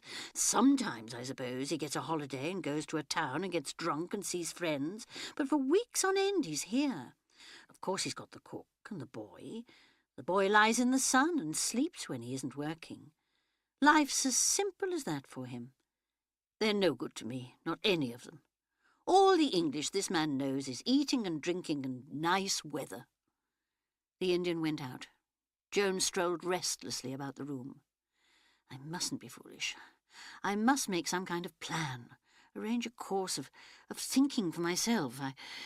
I really must not allow myself to get, rattled. The truth was, she reflected, that she had always led such a full and occupied life, so much interest in it. It was a civilized life. And if you had all that balance and proportion in your life, it certainly left you rather at a loss when you were faced with the barren uselessness of doing nothing at all. The more useful and cultured a woman you were, the more difficult it made it. There were some people, of course, even at home, who often sat about for hours doing nothing. Presumably they would take to this kind of life quite happily. Even Mrs. Shurston, though as a rule she was active and energetic enough for 2, had occasionally sat about doing nothing. Usually when she was out for walks, she would walk with terrific energy and then drop down suddenly on a log of wood or a patch of heather and just sit there staring into space. Like that day when she, Joan, had thought it was the Randolph girl. She blushed slightly as she remembered her own actions. It had really been rather like spying, the sort of thing that made her just a little ashamed, because she wasn't really that kind of woman. Still, with a girl like Myrna Randolph, a girl who didn't seem to have any moral sense. Joan tried to remember how it had all come about. She had been taking some flowers to old Mrs. Garnett and had just come out of the cottage door when she had heard Rodney's voice in the road outside the hedge, his voice and a woman's voice answering him. She had said goodbye to Mrs. Garnett quickly and come out into the road. She was just able to catch sight of Rodney, and she felt sure the Randolph girl, swinging round the corner of the track that led up to Ashledown. No, she wasn't very proud of what she had done then, but she had felt at the time that she had to know. It wasn't exactly Rodney's fault. Everyone knew what Myrna Randolph was. Joan had taken the path that went up through Halingwood and had come out that way, onto the bare shoulder of Ashledown, and at once she had caught sight of them. 2 figures sitting there motionless, staring down over the pale, shining countryside below. The relief when she had seen that it wasn't Myrna Randolph at all, but Mrs. Shurston. They weren't even sitting close together. There were 4 feet at least between them. Really, a quite ridiculous distance, hardly friendly. But then Leslie Shurston wasn't really a very friendly person. Not, that is, a demonstrative one. And she certainly could not be regarded as a siren.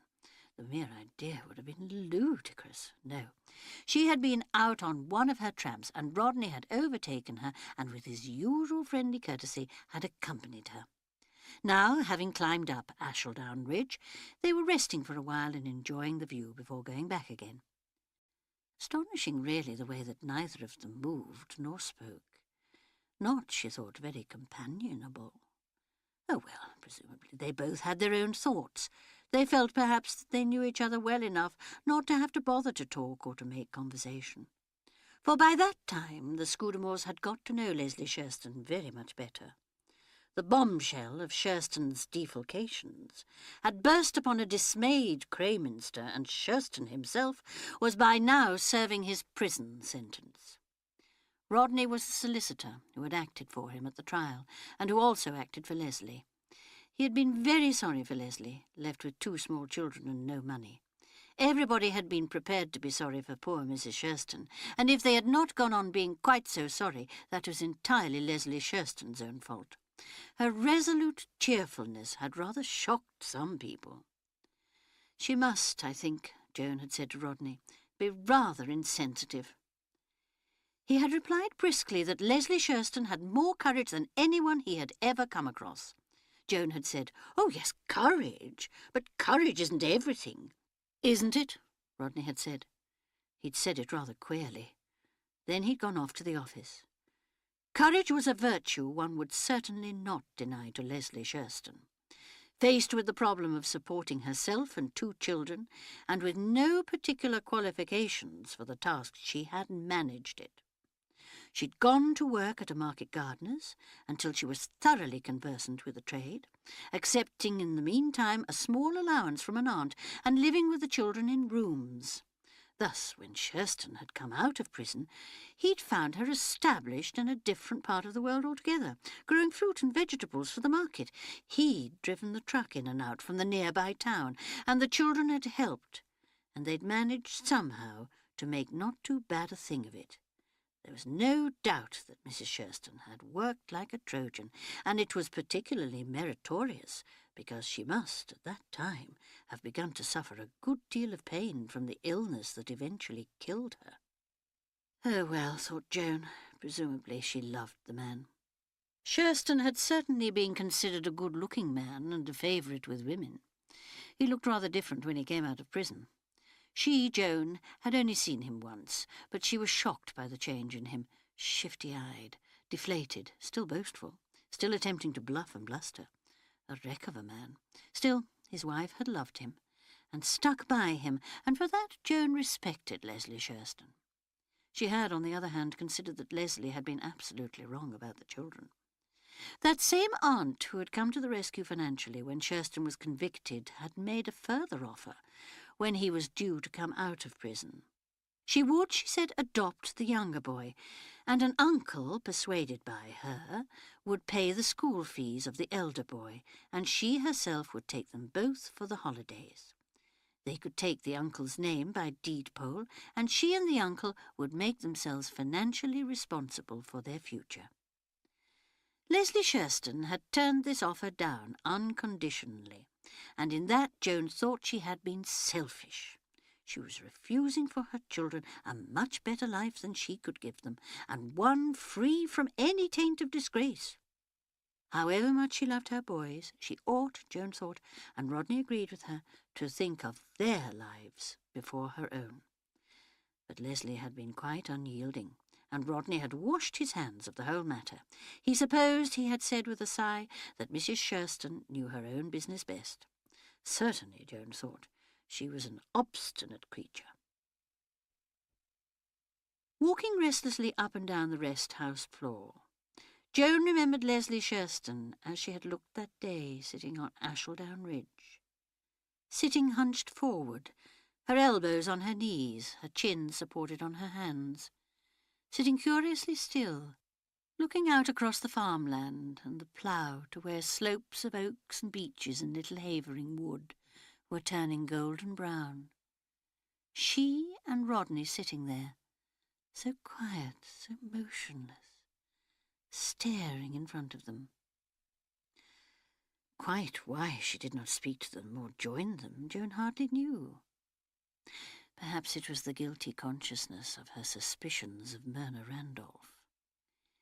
Anyhow, she had not spoken to them.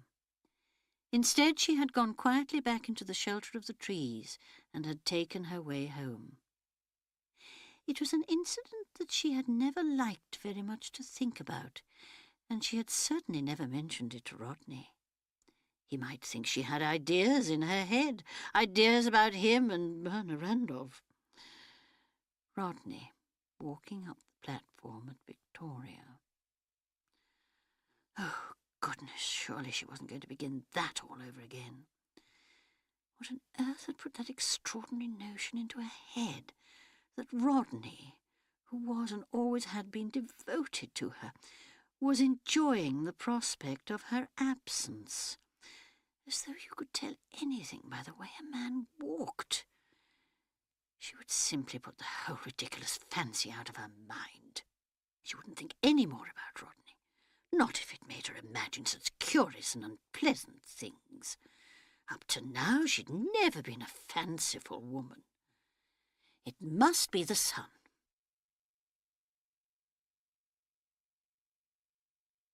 Chapter 5. The afternoon and evening passed with interminable slowness.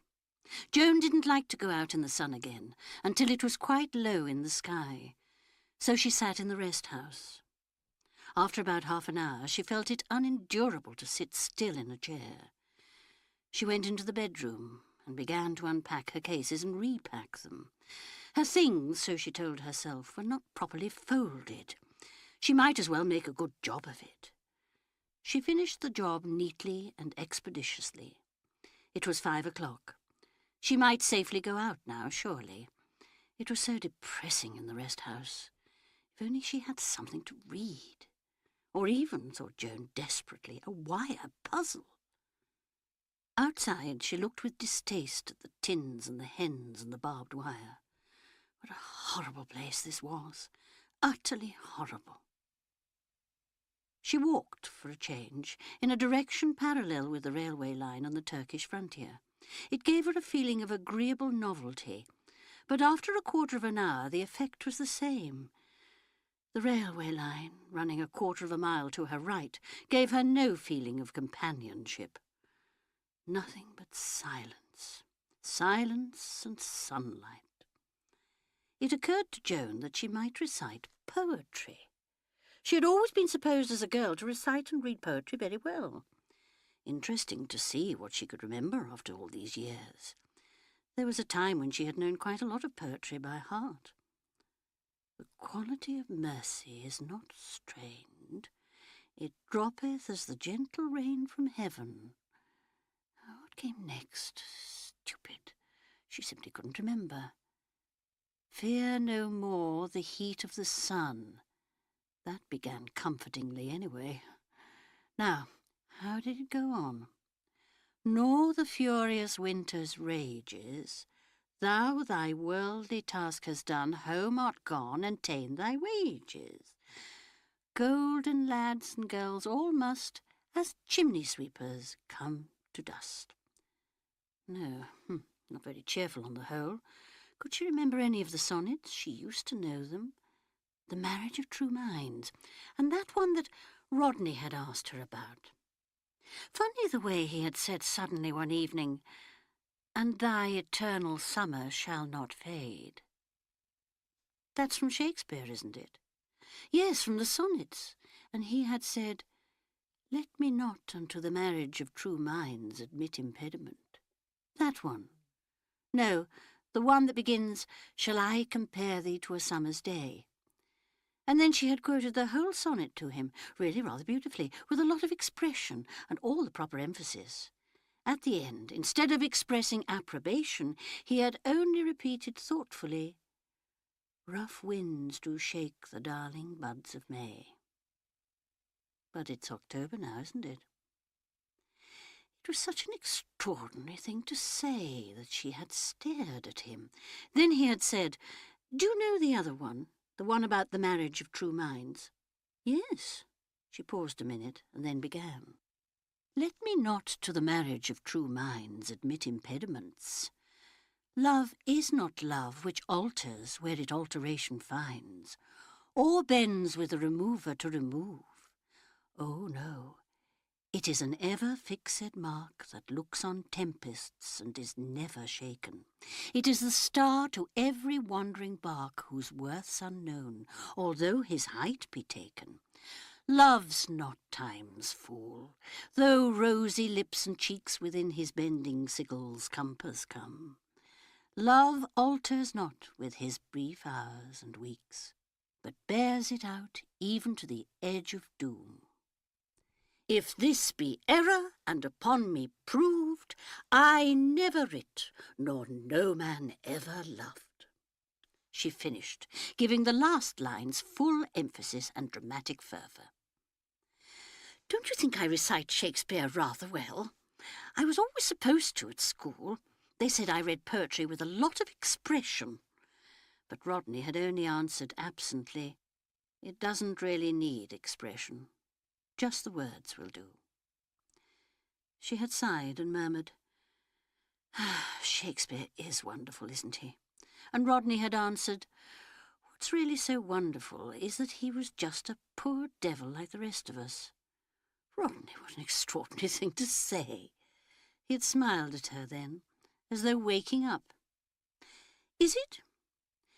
Getting up, he had strolled out of the room, murmuring as he went, "Rough winds do shake the darling buds of May, and summer's lease hath all too short a date." Why on earth, she wondered, had he said, "But it's October now"? What could he have been thinking about? She remembered that October, a particularly fine and mild one. Curious, now she came to think of it, the evening that Rodney had asked her about the sonnets had been the actual evening of the day when she had seen him sitting with Mrs. Shurston on Ashledown. Perhaps Mrs. Shurston had been quoting Shakespeare, but it wasn't very likely. Leslie Shurston was not, she thought, at all an intellectual woman. It had been a wonderful October that year. She remembered quite plainly a few days later, Rodney asking her in a bewildered tone, "Ought this thing to be out this time of year?" He was pointing to a rhododendron, one of the early flowering ones that normally bloom in March or the end of February. It had a rich blood-red blossom, and the buds were bursting all over it. "No," she had told him. "Spring is the time, but sometimes they do come out in autumn if it's unusually mild and warm." He had touched one of the buds gently with his fingers and had murmured under his breath, "The darling buds of May." "March," she told him, "not May." "It's like blood," he said. "Heart's blood." How unlike Rodney, she thought, to be so interested in flowers. But after that he had always liked that particular rhododendron.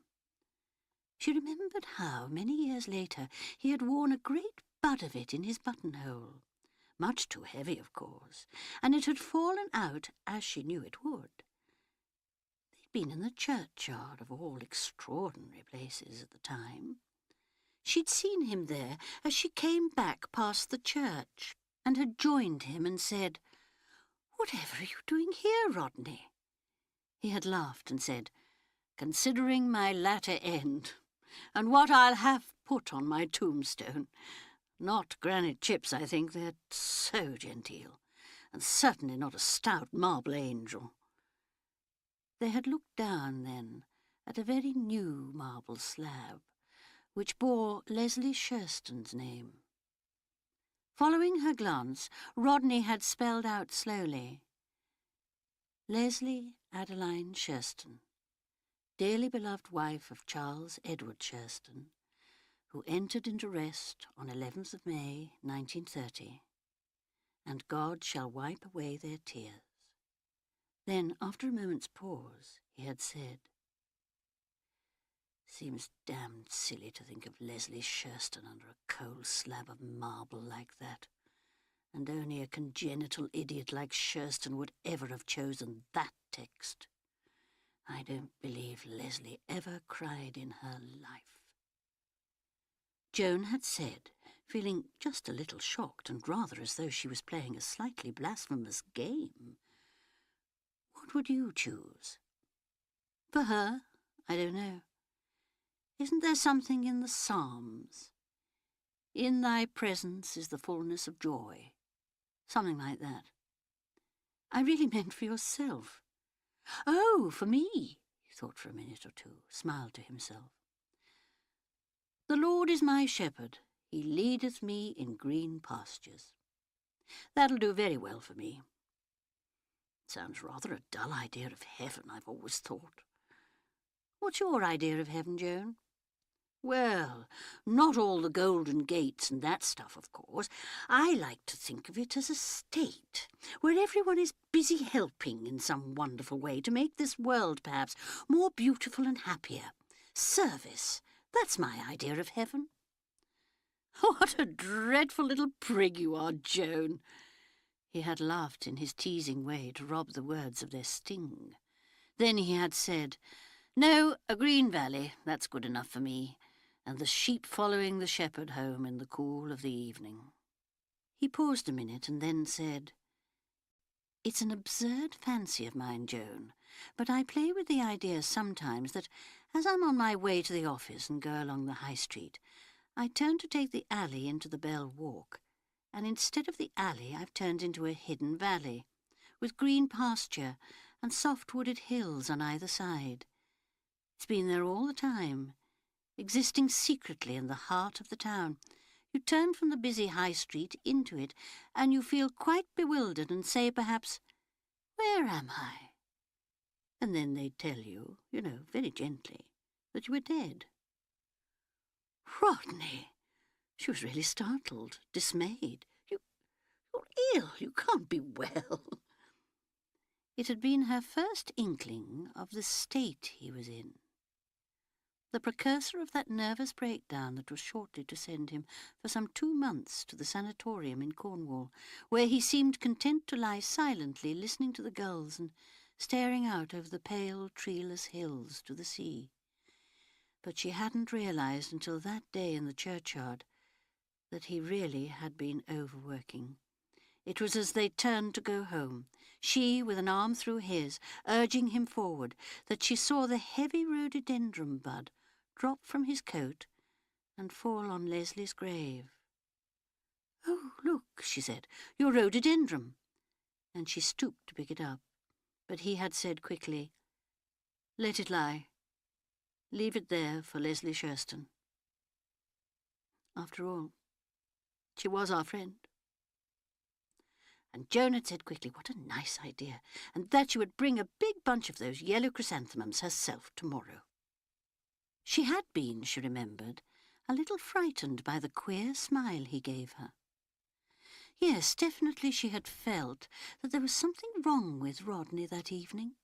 She didn't, of course, realize that he was on the edge of a complete breakdown, but she did know that he was, somehow, different. She had plied him with anxious questions all the way home, but he hadn't said much, only repeated again and again, "I'm tired, Joan. I'm very tired." And once, incomprehensibly, "We can't all be brave." It was only about a week later that he had, one morning, said dreamily, "I shan't get up today." And he had lain there in bed, not speaking or looking at anyone, just lain there, smiling quietly. And then there had been doctors and nurses, and finally the arrangements for him to go for a long rest cure to Trevelyan. No letters or telegrams, and no visitors. They wouldn't even let Joan come and see him, not his own wife. It had been a sad, perplexing, bewildering time, and the children had been very difficult too, not helpful, behaving as though it was all her, Joan's fault. Letting him slave and slave and slave at that office. "You know perfectly well, Mother, Father's worked far too hard for years." "I know, my dears, but what could I do about it? You ought to have yanked him out years ago. Don't you know he hates it? Don't you know anything about Father?" "That's quite enough, Tony. Of course I know all about your father, far more than you do." "Well, sometimes I don't think so. Sometimes I don't think you know anything about anybody." "Tony, really?" "Dry up, Tony." That was Avril. "What's the good?" Avril was always like that, dry, unemotional, affecting a cynicism and a detached outlook beyond her years. Avril, Joan sometimes thought despairingly, had really no heart at all. She disliked caresses and was always completely unaffected by appeals to her better self. "Darling Daddy!" It was a wail from Barbara, younger than the other two, more uncontrolled in her emotions. "It's all your fault, Mother. You've been cruel to him, cruel, always." "Barbara," Joan quite quite lost patience. What do you think you're talking about? If there's one person who comes first in this house, it's your father. How do you think you could all have been educated and clothed and fed if your father hadn't worked for you? He's sacrificed himself for you. That's what parents have to do. And they do it without making any fuss about it. Let me take this opportunity of thanking you, Mother, said Avril, for all the sacrifices you have made for us. Joan looked at her daughter doubtfully. She suspected Avril's sincerity. But surely the child couldn't be so impertinent. Tony distracted her attention. He was asking gravely, "It's true, isn't it, that Father once wanted to be a farmer?" "A farmer? No, of course he didn't." "Oh, well, I believe years ago, just a kind of boyish fancy. But the family have always been lawyers. It's a family firm, and really quite famous in this part of England. You ought to be very proud of it, and glad that you're going into it." "But I'm not going into it, Mother. I want to go to East Africa and farm." "Nonsense, Tony. Don't let's have this silly nonsense all over again. Of course you're going into the firm. You're the only son." "I'm not going to be a lawyer, Mother. Father knows, and he's promised me." She stared at him, taken aback, shaken by his cool certainty. Then she sank into a chair. Tears came to her eyes. So unkind, all of them, browbeating her like this. "I don't know what's come over you all, talking to me like this. If your father were here, I think you are all behaving very unkindly." Tony had muttered something and, turning, had slouched out of the room. Avril, in her dry voice, said, "Tony's quite set on being a farmer, Mother. He wants to go to an agricultural college. Seems quite batty to me. I'd much rather be a lawyer if I was a man. I think the law is jolly interesting." "I never thought," sobbed Joan, "that my children could be so unkind to me." Avril had sighed deeply. Barbara, still sobbing hysterically in a corner of the room, had called out, "I know Daddy will die, I know he will, and then we'll be all alone in the world. I can't bear it, oh, I can't bear it." Avril sighed again, looking with distaste from her frenziedly sobbing sister to her gently sobbing mother. "Well," she said, "if there isn't anything I can do." And with that she had quietly and composedly left the room, which was exactly like Avril. Altogether a most distressing and painful scene, and one that Joan hadn't thought of for years. Easily understandable, of course, the sudden shock of their father's illness, and the mystery of the words "nervous breakdown." Children always felt better if they could feel a thing was someone's fault. They had made a kind of scapegoat of their mother because she was nearest to hand. Both Tony and Barbara had apologised afterwards. Avril did not seem to think that there was anything for which she needed to apologise, and perhaps from her own point of view she was justified. It wasn't the poor child's fault that she really seemed to have been born without any heart.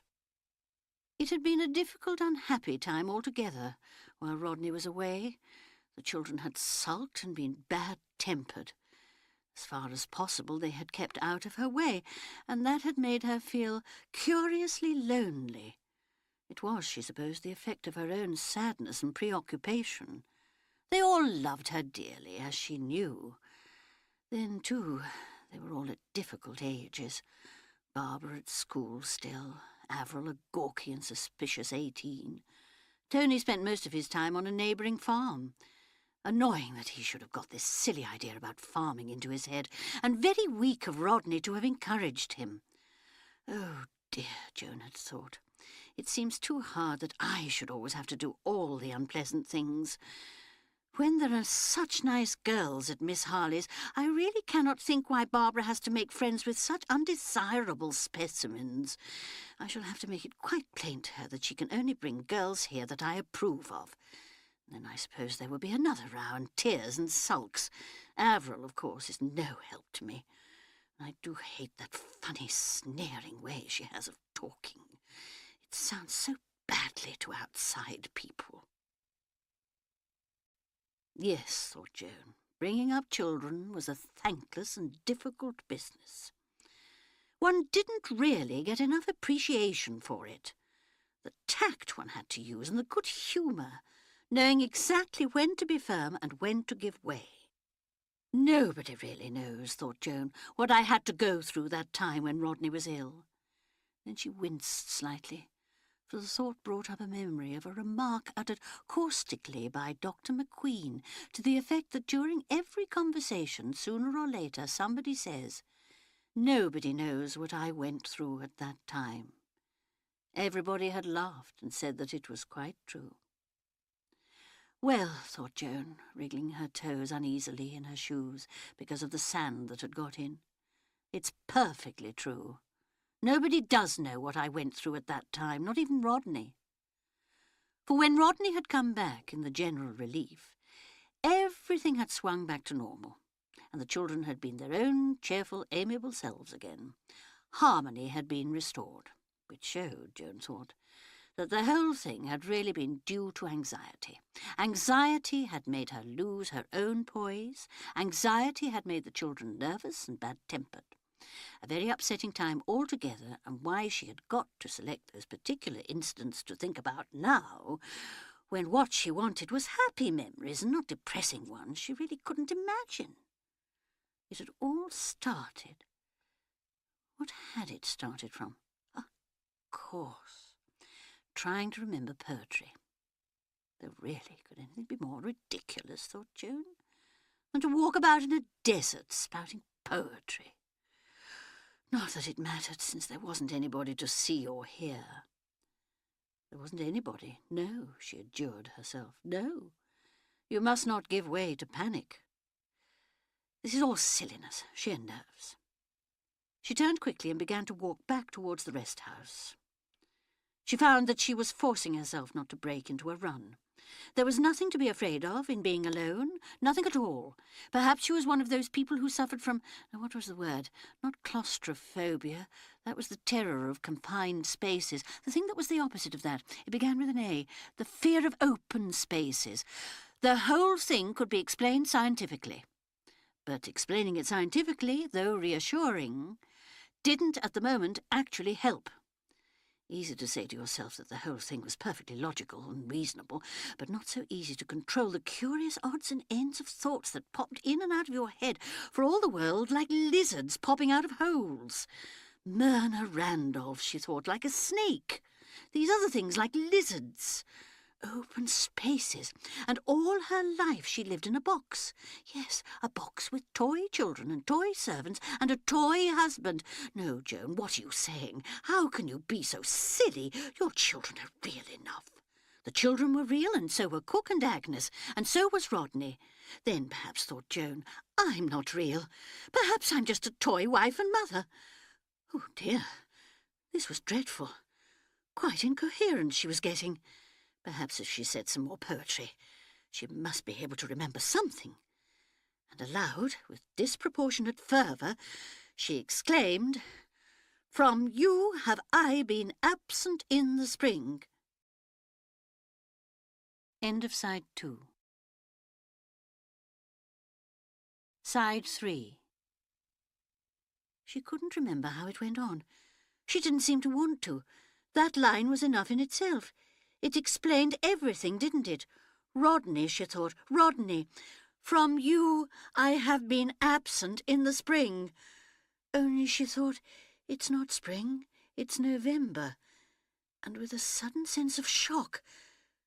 But that's what he said that evening. There was a connection there, a clue to something that was waiting for her, hiding behind the silence, something from which she now realized she wanted to escape.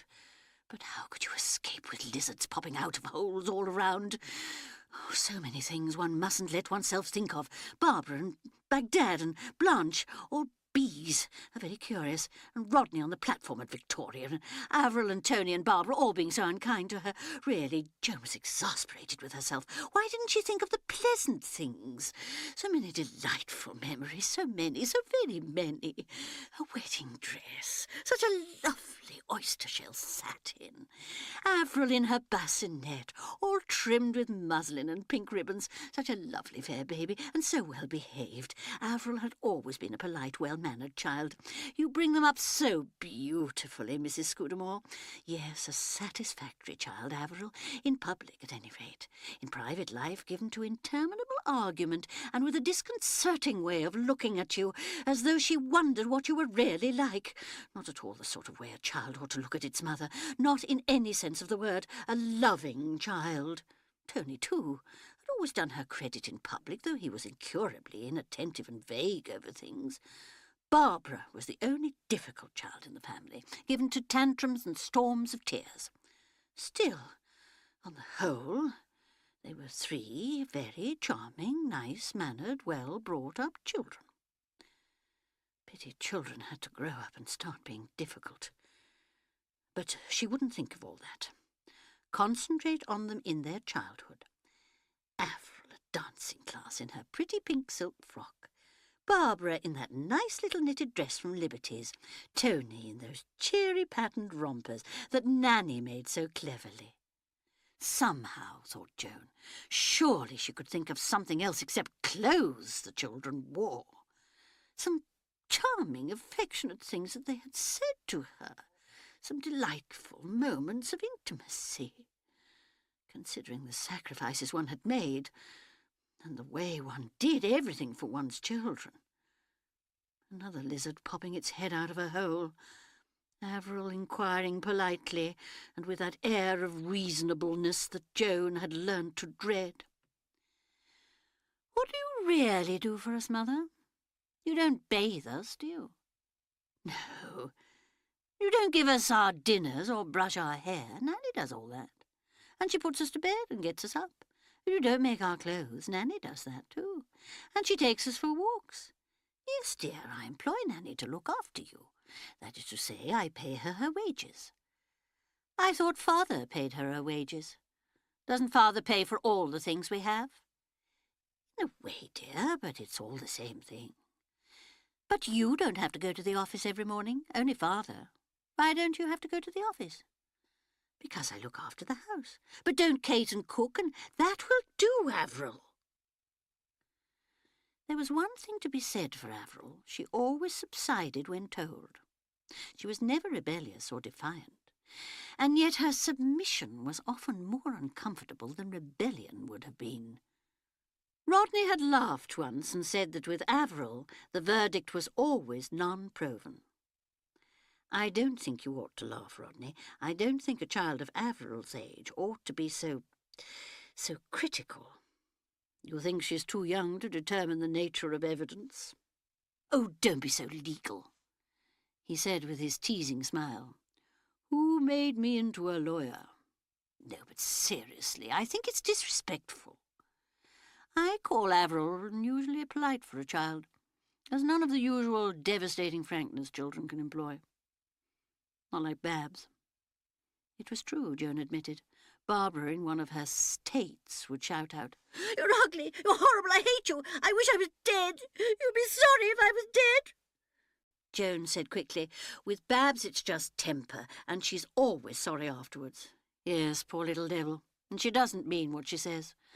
But Avril has got quite a flair for detecting humbug." Joan flushed angrily. "Humbug? I don't know what you mean." "Oh, come now, Joan, the stuff we feed them up with. Our assumption of omniscience. The necessity we are under of pretending to do what is best, to know what is best, for those helpless little creatures who are so absolutely in our power. You talk as though they were slaves, not children. Aren't they slaves? They eat the food we give them and wear the clothes we put on them, and say more or less what we tell them to say. It's the price they pay for protection. But every day they live, they're growing nearer to freedom." "Freedom?" Joan said scornfully. "Is there any such thing?" Rodney said slowly and heavily. "No, I don't think there is."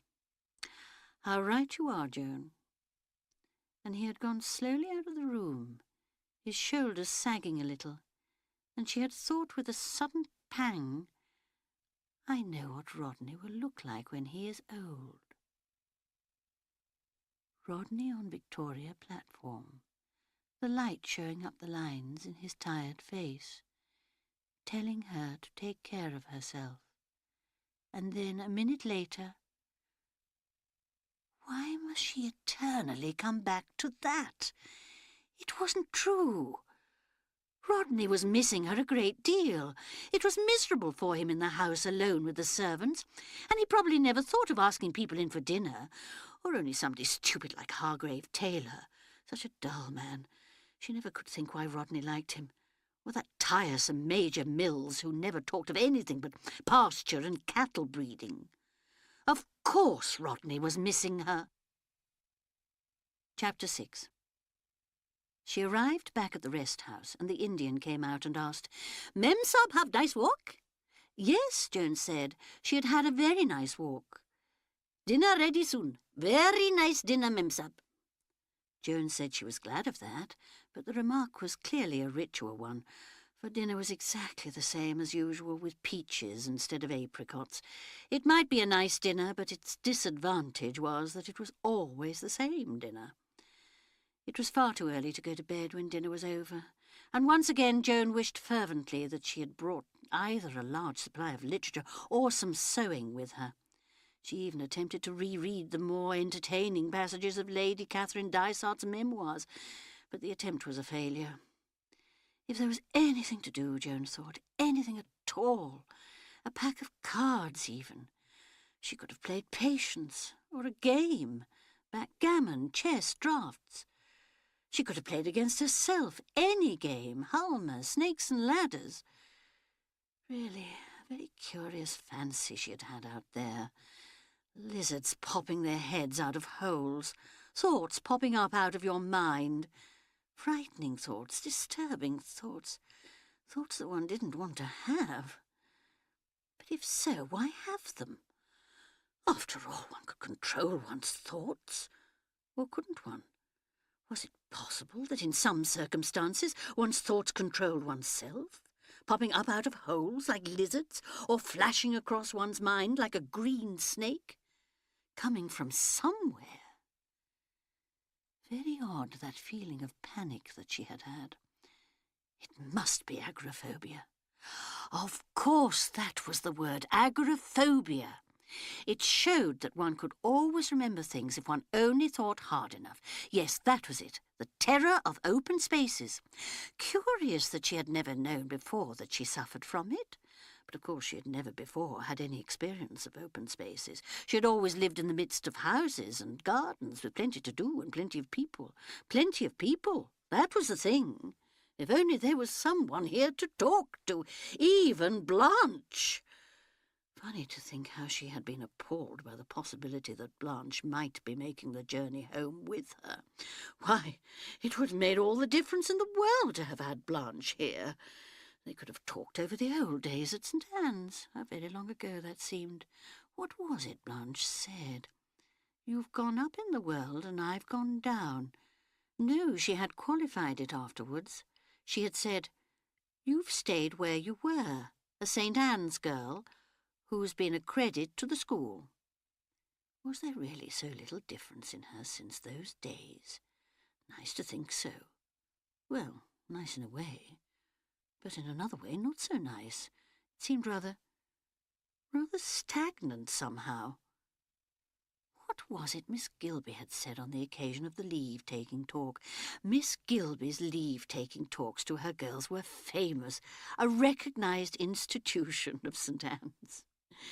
Joan's mind swept back over the years, and the figure of her old headmistress loomed immediately into her field of vision with startling clarity.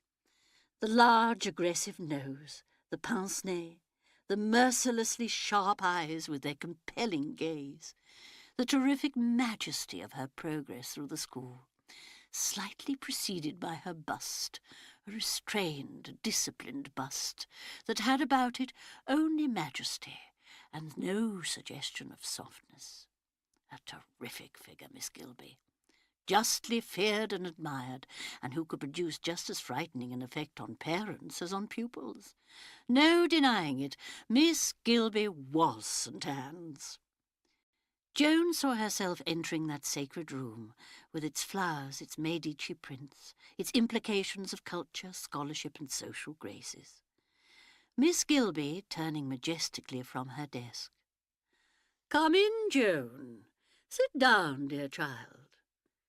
Joan had sat down, as indicated, in the cretonne-covered armchair. Miss Gilby had removed her pince-nez, had produced suddenly an unreal and distinctly terrifying smile. "You are leaving us, Joan, to go from the circumscribed world of school into the larger world which is life. I should like to have a little talk with you before you go, in the hope that some words of mine may be a guide to you in the days that are to come." "Yes, Miss Gilby."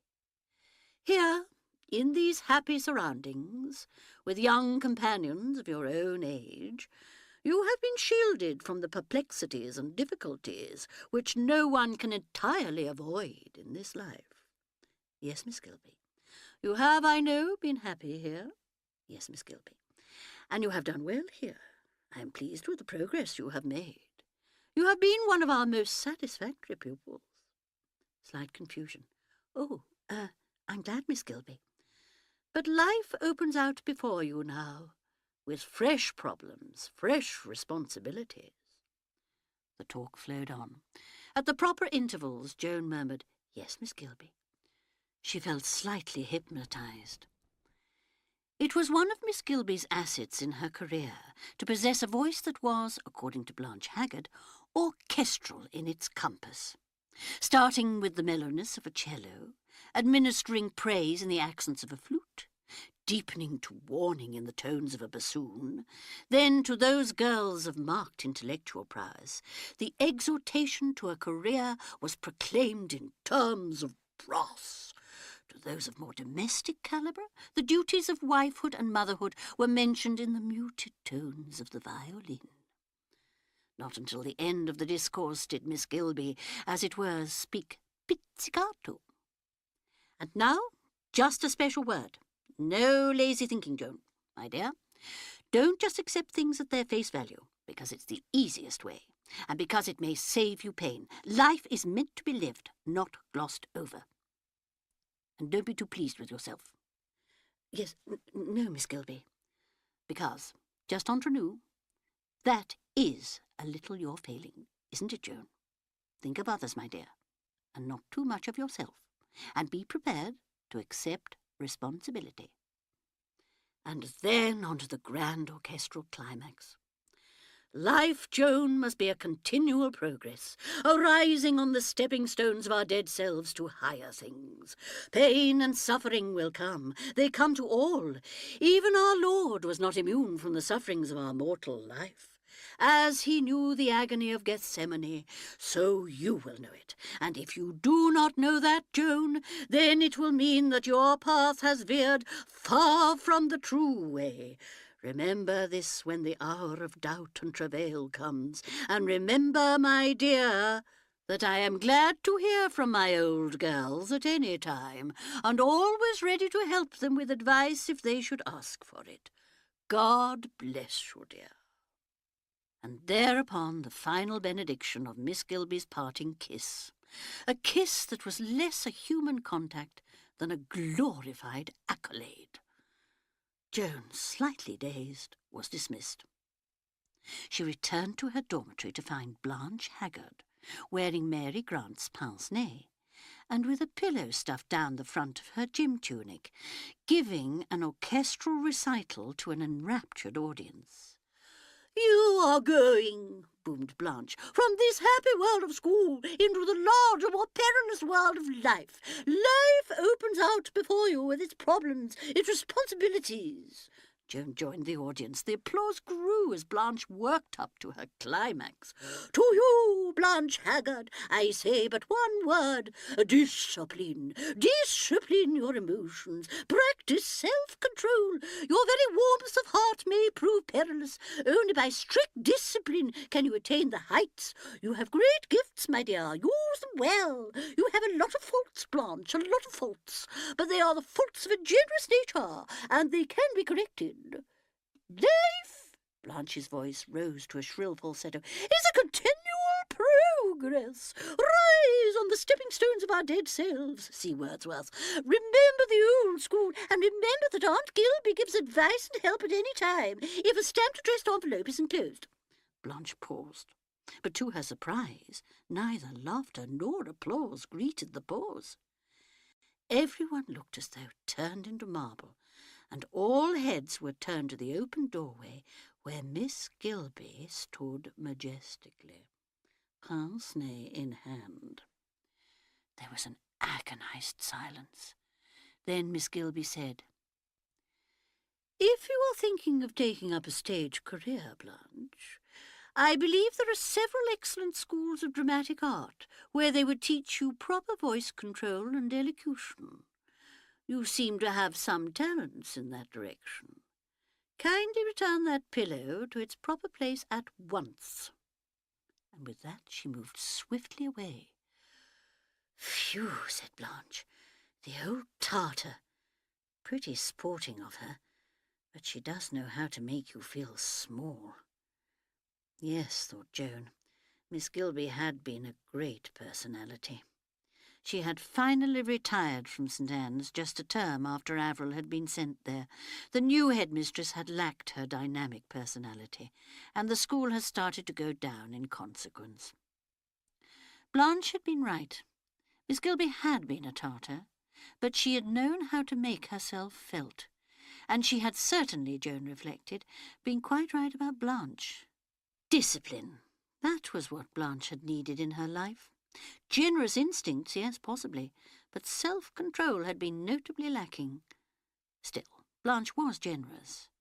That money, for instance, the money that Joan had sent her, Blanche hadn't spent it on herself. It had bought a roll-top desk for Tom Holliday. A roll-top desk was the last thing in the world that Blanche would have wanted. A warm-hearted, kindly creature, Blanche. And yet she had left her children, gone off callously, and deserted the two little creatures she herself had brought into the world. It just showed that there were people who had simply no maternal instinct whatsoever. One's children, thought Joan, should always come first. She and Rodney had always agreed on that. Rodney was really very unselfish, if it was put to him, that is, in the right way. She had pointed out to him, for instance, that nice sunny dressing room of his really ought to be the children's day nursery, and he had agreed quite willingly to move into the little room overlooking the stable yard. Children should have all the sun and light there was. She and Rodney had really been very conscientious parents, and the children had really been very satisfactory, especially when they were quite small. Such attractive, handsome children. Much better brought up than the Shurston boys, for instance. Mrs. Shurston never seemed to mind what those children looked like, and she herself seemed to join them in most curious activities, crawling along the ground as a red Indian, uttering wild whoops and yells, and once when they were attempting a reproduction of a circus, giving a most lifelike imitation of a sea lion. The fact was, Joan decided, that Leslie Shurston herself had never properly grown up. Still, she'd had a very sad life, poor woman. Joan thought of the time when she had so unexpectedly run across Captain Shurston in Somerset. She had been staying with friends in that part of the world, and had had no idea the Shurstons were living there. She had come face to face with Captain Shurston as he emerged, so typical, from the local pub. She had not seen him since his release, and it was really quite a shock to see the difference from the old days of the jaunty, confident bank manager. That curiously deflated look that big, aggressive men got when they had failed in the world. The sagging shoulders, the loose waistcoat, the flabby cheeks, the quick, shifty look of the eyes. To think that anyone could ever have trusted this man. He was taken aback by meeting her, but he rallied well and greeted her with what was a painful travesty of his old manner. "Well, well, well, Mrs. Scudamore, the world is indeed a small place. What brings you to Skipton Haines?" Standing there, squaring his shoulders, endeavouring to put into his voice the old heartiness and self-assurance. It was a pitiful performance, and Joan had, in spite of herself, felt quite sorry for him. How dreadful to come down in the world like that. To feel that at any moment you might come across someone from the old life, someone who might refuse even to recognise you. Not that she had any intention herself of behaving that way. Naturally, she was quite prepared to be kind. Sherston was saying, "You must come back and see my wife. You must have tea with us. Yes, yes, dear lady, I insist." And the parody of his old manner was so painful that Joan, albeit rather unwillingly, allowed herself to be piloted along the street, Sherston continuing to talk in his new, uneasy way. He'd like her to see their little place, at least not so little, quite a good acreage. Hard work, of course, growing for the market. Anemones and apples were their best line. Still talking, he unlatched a somewhat dilapidated gate that needed painting, and they walked up a weedy drive. Then they saw Leslie, her back bent over the anemone beds. "Look who's here," Sherston called, and Leslie had pushed her hair back from her face and had come over and said this was a surprise. Joan had noticed at once how much older Leslie looked and how ill. There were lines carved by fatigue and pain on her face. But otherwise she was exactly the same as usual, cheerful and untidy and terrifically energetic. As they were standing there talking, the boys arrived home from school, charging up the drive with loud howls and rushing at Leslie, butting at her with their heads, shouting, "Mum, Mum, Mum!" And Leslie, after enduring the onslaught for some minutes, suddenly said in a very peremptory voice, "Quiet! Visitors!" And the boys had suddenly transformed themselves into two polite angels who shook hands with Mrs. Scudamore and spoke in soft, hushed voices. Joan was reminded a little of a cousin of hers who trained sporting dogs. On the word of command, the dogs would sit, dropping to their haunches, or on another word dash wildly for the horizon. Leslie's children, she thought, seemed trained much on the same plan. They went into the house, and Leslie went to get tea with the boys helping her, and presently it came in on a tray with the loaf and butter and the homemade jam, and the thick kitchen cups, and Leslie and the boys laughing. But the most curious thing that happened was the change in Sherston. That uneasy, shifty, painful manner of his vanished. He became suddenly the master of his house, and the host, and a very good host. Even his social manner was in abeyance. He looked suddenly happy, pleased with himself and with his family. It was as though within these four walls the outer world and its judgment ceased to exist for him. The boys clamoured for him to help them with some carpentry they were doing. Leslie adjured him not to forget that he had promised to see to the hoe for her, and ought they to bunch the anemones tomorrow, or could they do it Thursday morning? Joan thought to herself that she had never liked him better. She understood, she felt, for the first time Leslie's devotion to him. Besides, he must have been a very good-looking man once. But a moment or two later she got rather a shock. Peter was crying eagerly, "Tell us that funny story about the water and the plum pudding." And then urgently, as his father looked blank, "You know, when you were in prison, what the warder said, and the other warder." Sherston hesitated and looked slightly shamefaced. Leslie's voice said calmly, "Go on, Charles. It's a very funny story. Mrs. Scudamore would like to hear it." So he had told it, and it was quite funny, if not so funny as the boys seemed to think. They rolled about, squirming and gasping with laughter. Joan laughed politely, but she was definitely startled and a little shocked. And later, when Leslie had taken her upstairs, she murmured delicately, "I'd no idea they knew." Leslie, really, Joan thought, Leslie Sherston must be most insensitive, looked rather amused. "They'd be bound to know some day," she said, "wouldn't they? So they might just as well know now. It's simpler." It was simpler, Joan agreed. But was it wise, the delicate idealism of a child's mind, to shatter its trust and faith? She broke off. Leslie said she didn't think her children were very delicate and idealistic. It would be worse for them, she thought, to know there was something and not be told what it was. She waved her hands in that clumsy, inarticulate way she had and said, "Making mysteries, all that, much worse. When they asked me why Daddy had gone away, I thought I might just as well be natural about it. So I told them that he'd stolen money from the bank and gone to prison. After all, they know what stealing is. Peter used to steal jam and get sent to bed for it. If grown-up people do things that are wrong, they get sent to prison. It's quite simple.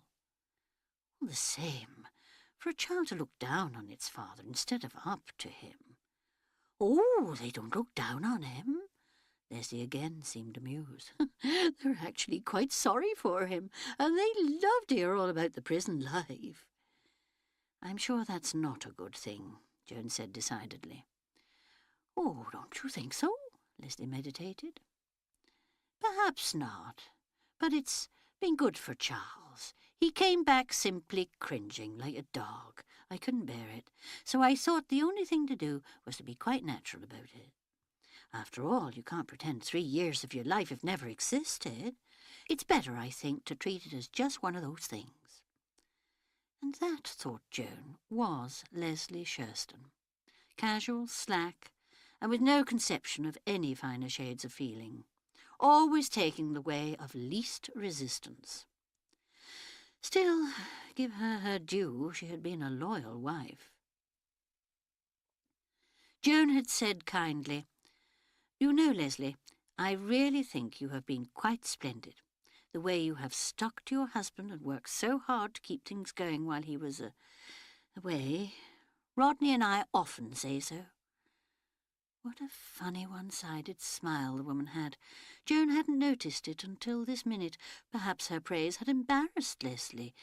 It was certainly in rather a stiff voice that Leslie asked, "How is Rodney?" "Very busy, the poor lamb. I'm always telling him he ought to take a day off now and again." Leslie said, "That's not so easy.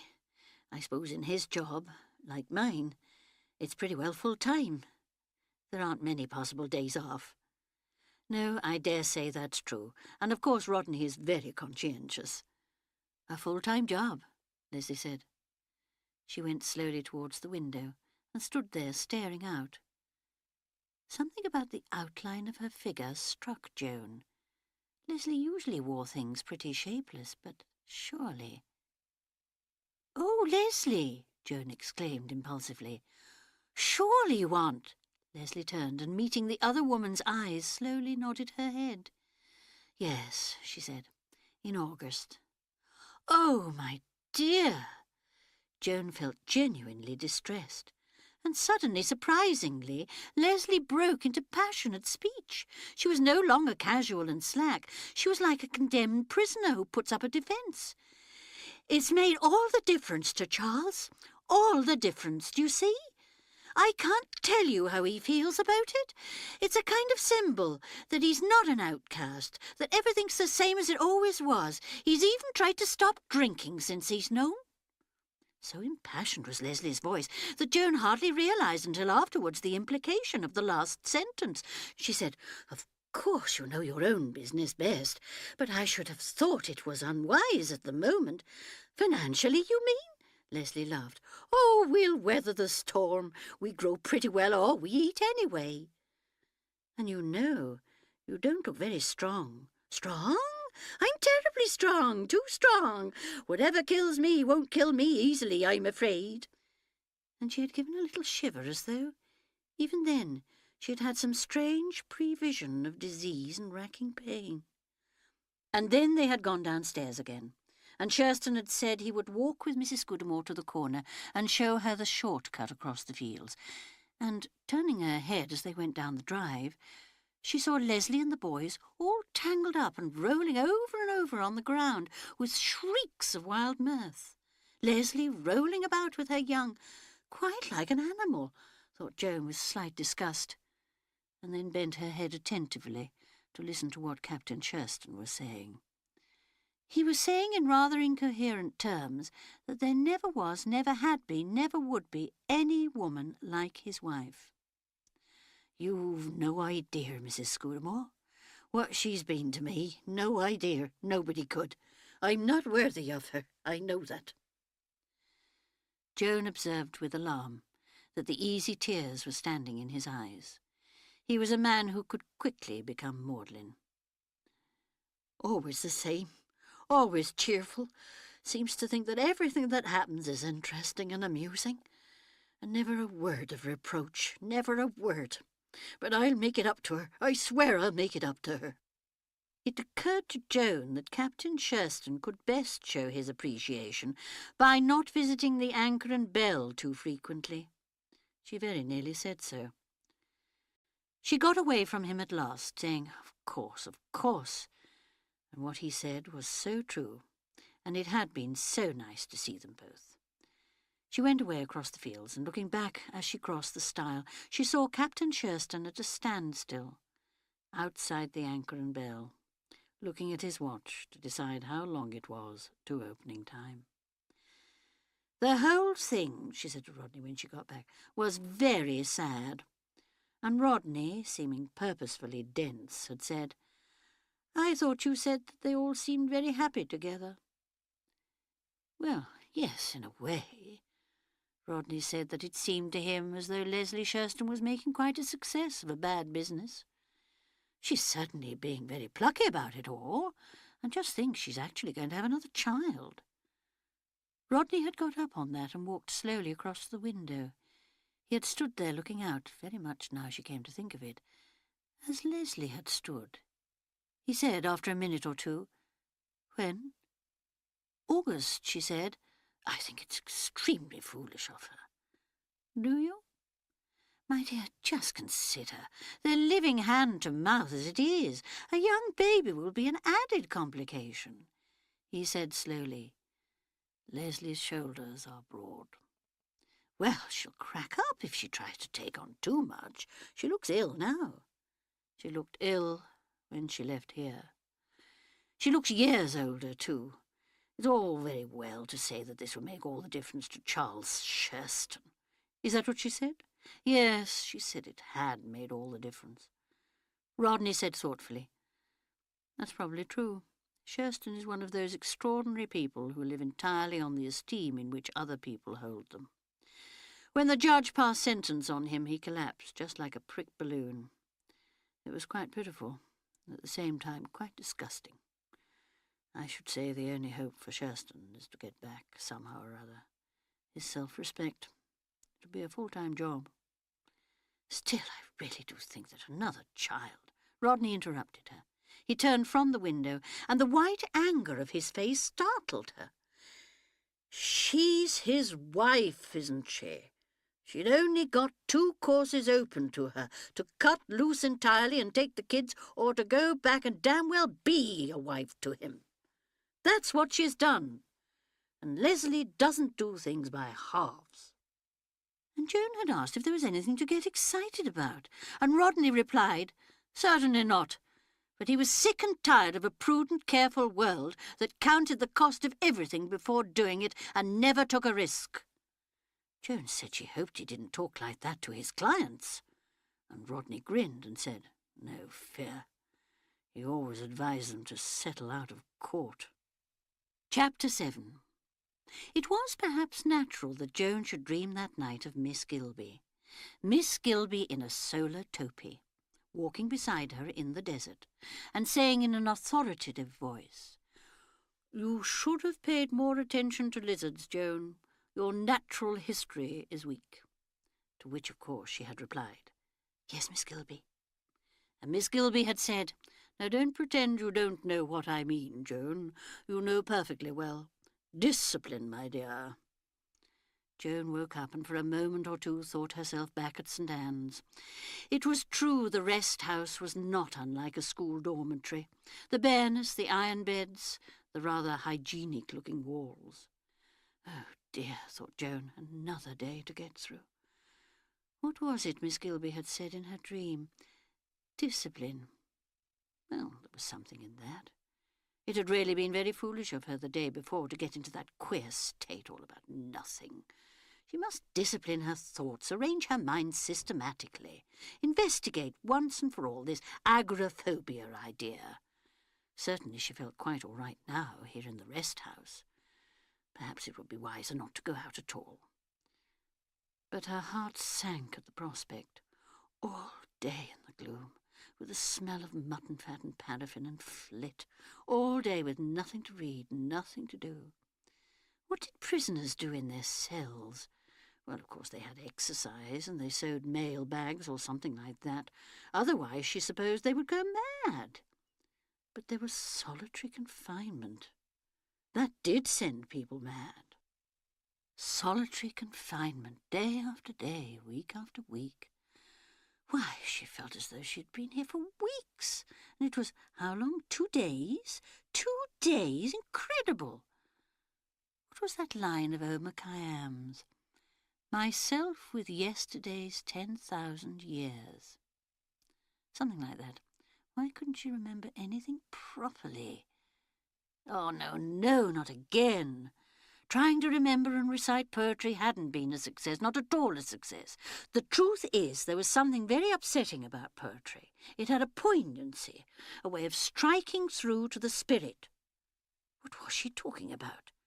Surely the more spiritual one's thoughts were, the better, and she had always been a rather spiritual type of person. You always were as cold as a fish.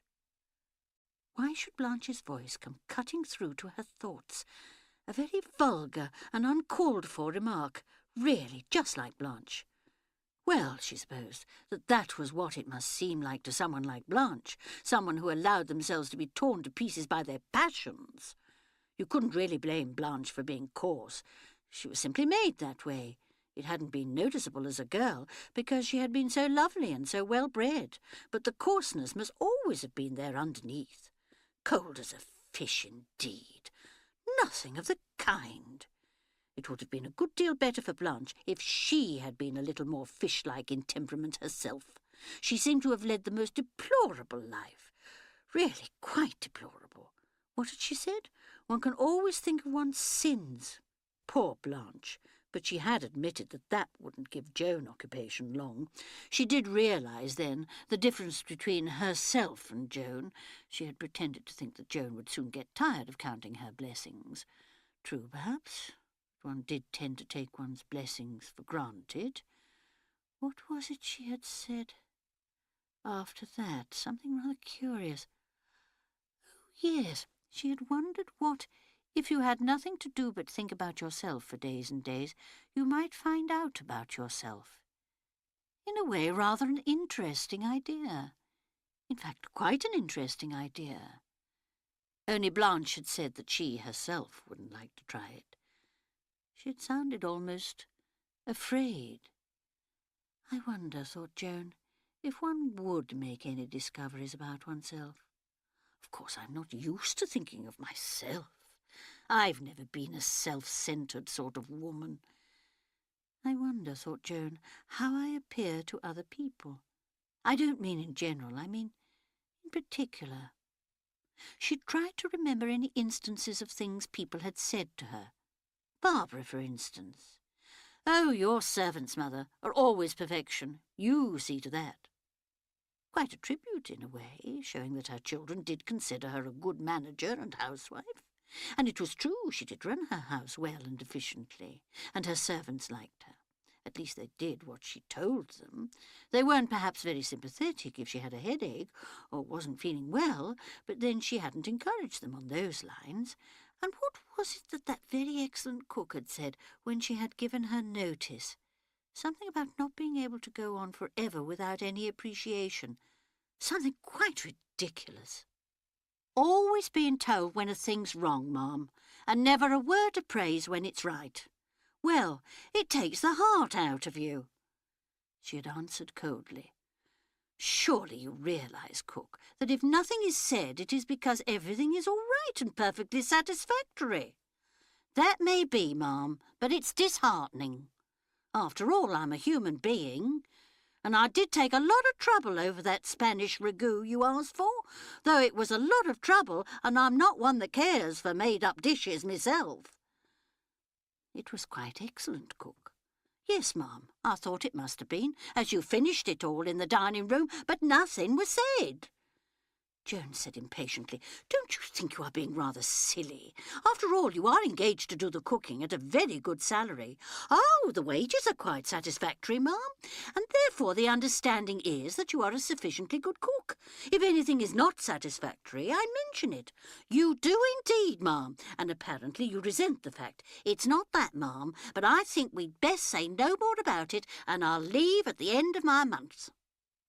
Servants, thought Joan, were very unsatisfactory, so full of feelings and resentments. They all adored Rodney, of course, simply because he was a man. Nothing was ever too much trouble to do for the master, and Rodney would sometimes come out with the most unexpected knowledge concerning them. "Don't pitch into Edna," he would say surprisingly. "Her young man's taken up with another girl, and it's thrown her right out of gear. That's why she's dropping things and handing the vegetables twice and forgetting everything." "How on earth do you know, Rodney?" "You told me this morning." "Very extraordinary that she should talk to you about it." "Well, I asked her what was wrong, as a matter of fact. I noticed her eyes were red, as though she'd been crying." Rodney, thought Joan, was an unusually kind person. She had said to him once, "I should think that with your experience as a lawyer you would get tired of human tangles." And he had answered thoughtfully, "Yes, one might think so, but it doesn't work that way. I suppose a country family solicitor sees more of the seamy side of human relationships than almost anybody else, except a doctor. But it only seems to deepen one's pity for the whole human race. So vulnerable, so prone to fear and suspicion and greed, and sometimes so unexpectedly unselfish and brave. That is perhaps the only compensation there is. The widening of one's sympathies." It had been on the tip of her tongue to say, "Compensation? What do you mean?" But for some reason she hadn't said it. Better not, she thought. No, better to say nothing. But she had been disturbed sometimes by the practical expression of Rodney's easily awakened sympathies. The question, for instance, of old Hoddesden's mortgage. She had learned about that, not from Rodney, but from the garrulous wife of Hoddesden's nephew, and she had come home seriously perturbed. Was it true that Rodney had advanced the money out of his private capital? Rodney had looked vexed. He had flushed and answered heatedly, "Who's been talking?" She told him, and then said, "Why couldn't he borrow the money in the ordinary way?" "Security isn't good enough from the strictly business point of view. It's difficult to raise mortgages on farmland just now." "Then why on earth are you lending it?" "Oh, I shall be all right. Hoddesden's a good farmer, really. It's lack of capital and 2 bad seasons that have let him down." "The fact remains that he's in a bad way and has to raise money. I really can't feel that this is good business, Rodney." And quite suddenly and unexpectedly, Rodney had lost his temper. Did she understand the first thing he had asked her, about the plight that farmers all over the country were in? Did she realise the difficulties, the obstacles, the short-sighted policy of the government? He had stood there pouring out a welter of information concerning the whole agricultural position of England, passing from that to a warm, indignant description of old Hoddesden's particular difficulties. It might happen to anyone, no matter how intelligent and hard-working he was. It might have happened to me if I'd been in his position. It's lack of capital to begin with, and bad luck following on. And anyway, if you don't mind my saying so, it isn't your business, Joan. I don't interfere with your management of the house and the children. That's your department. This is mine." She had been hurt, quite bitterly hurt. To take such a tone was most unlike Rodney. It was really the nearest they had come to having a quarrel. And all over that tiresome old Hoddesden. Rodney was besotted about the stupid old man. On Sunday afternoons he would go out there and spend the afternoon walking round with Hoddesden and come back full of information about the state of the crops and cattle diseases and other totally uninteresting subjects of conversation. He even used to victimise their guests with the same kind of talk. Why, Joan remembered how at a garden party she had noticed Rodney and Mrs. Shurston sitting together on one of the garden seats with Rodney talking. So much so that she had wondered what on earth he had been talking about and had gone up to them. Because really he seemed so excited, and Leslie Shurston was listening with such apparently tense interest. And apparently all he was talking about were dairy herds and the necessity of keeping up the level of pedigree stock in this country. Hardly a subject that could be of any interest to Leslie Shurston, who had no particular knowledge of or interest in such matters. Yet she'd been listening with apparently deep attention, her eyes on Rodney's eager, animated face. Joan had said lightly, "Really, Rodney, you mustn't bore poor Mrs. Shurston with such dull things." For that had been when the Shurstons first came to Crayminster, and before they knew them very well. The light had died out of Rodney's face, and he had said apologetically to Leslie, "I'm sorry." And Leslie Shurston had said quickly and abruptly, in the way she always spoke, "You are wrong, Mrs. Scudamore. I found what Mr. Scudamore was saying very interesting." And there had been a gleam in her eye which had made Joan say to herself, "Really, I believe that woman has got quite a temper." And the next thing that had happened was that Myrna Randolph had come up, just a little out of breath, and exclaimed, "Rodney, darling, you must come and play in this set with me. We're waiting for you." And with that charming, imperious manner that only a really good-looking girl can get away with, she had stretched out both hands, pulled Rodney to his feet, and smiling up into his face had simply swept him away to the tennis court, whether Rodney had wanted to or not. She had walked beside him, her arm familiarly slipped through his, turning her head, gazing up into his face. And Joan had thought angrily to herself, "It's all very well, but men don't like girls who throw themselves at their heads like that." And then had wondered, with a sudden queer, cold feeling, whether perhaps men did like it after all. She had looked up to find Leslie Shurston watching her. Leslie no longer looked as though she had a temper. She looked instead as though she was rather sorry for her, Joan, which was impertinence, if nothing else. Joan stirred restlessly in her narrow bed. How on earth had she got back to Myrna Randolph? Oh, of course, wondering what effect she herself had on other people. Myrna, she supposed, had disliked her. Well, Myrna was welcome to do so. The kind of girl who would break up anybody's married life if she got the chance. Well, no need getting hot and bothered about that now. She must get up and have breakfast. Perhaps they could poach an egg for her as a change. She was so tired of leathery omelettes. The Indian, however, seemed impervious to the suggestion of a poached egg. "Cook egg in water? You mean boil?" "No," Joan said. She didn't mean boil. A boiled egg in the rest house, as she knew by experience, was always hard-boiled. She tried to explain the science of the poached egg. The Indian shook his head. "Put egg in water, egg all go away. I give Mem some nice fried egg." So Joan had 2 nice fried eggs, well frizzled outside and with hard, firm, pale yolks. On the whole, she thought she preferred the omelette. Breakfast was over all too soon.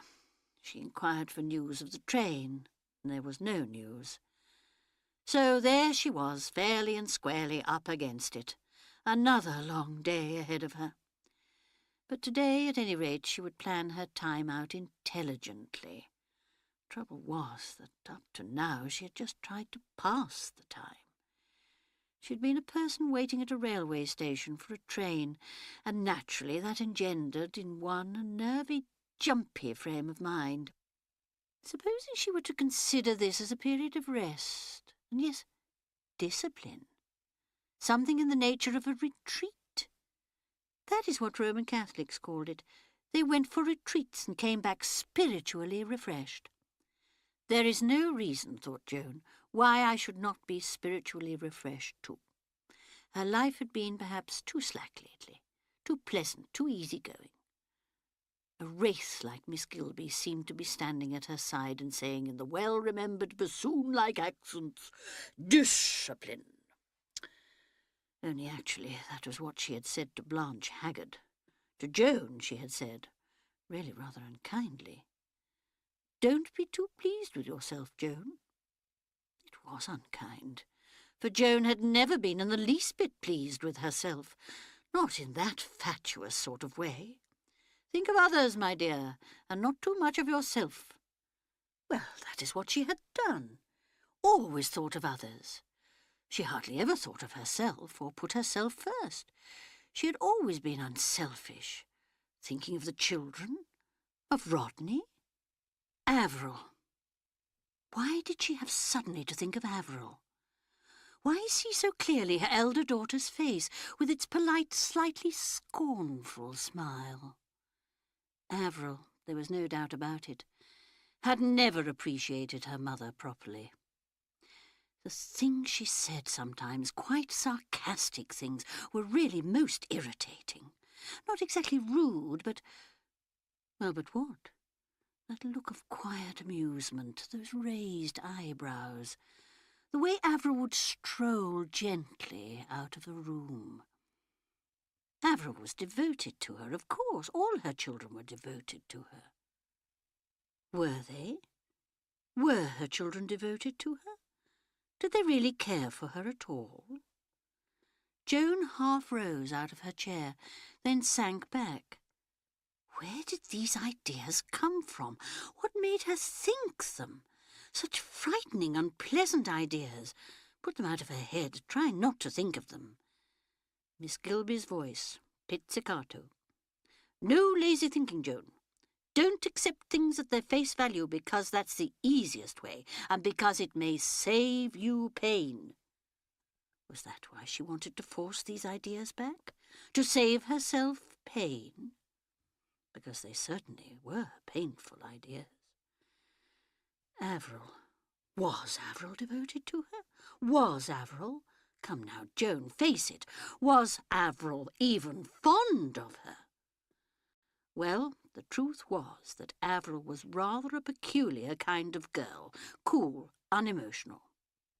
No, not perhaps unemotional. Actually, Averil had been the only one of the three children to give them real trouble. Cool, well-behaved, quiet Averil. The shock it had given them. The shock it had given her. She had opened the letter without the least suspicion of its contents. Addressed in a scrawled, illiterate hand, she had taken it to be from one of her many charitable pensioners.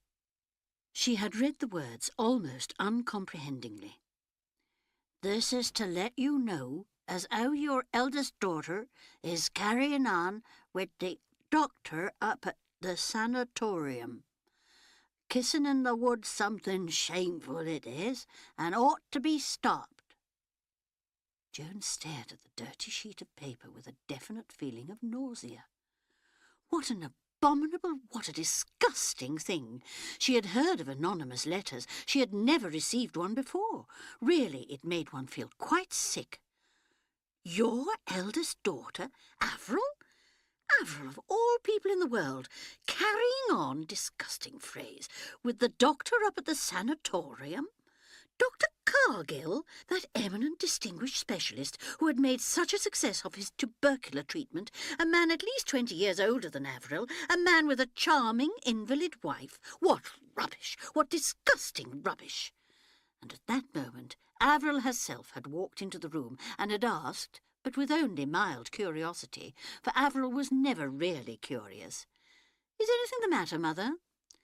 Joan, the hand that held the letter shaking, had hardly been able to reply.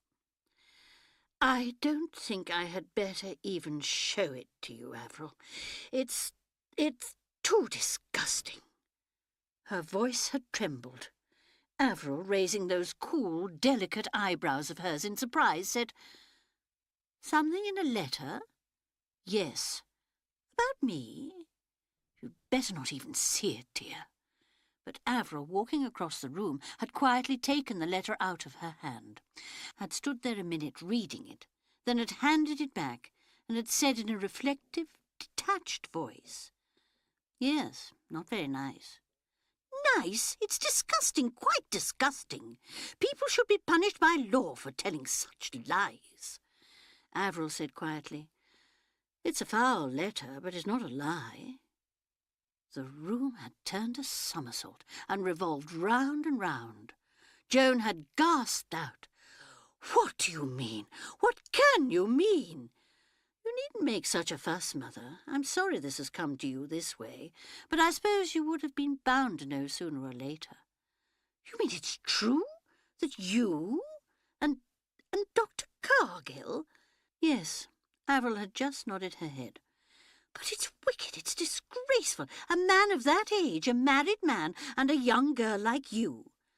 Avril said impatiently, "You needn't make a kind of village melodrama out of it. It's not in the least like that.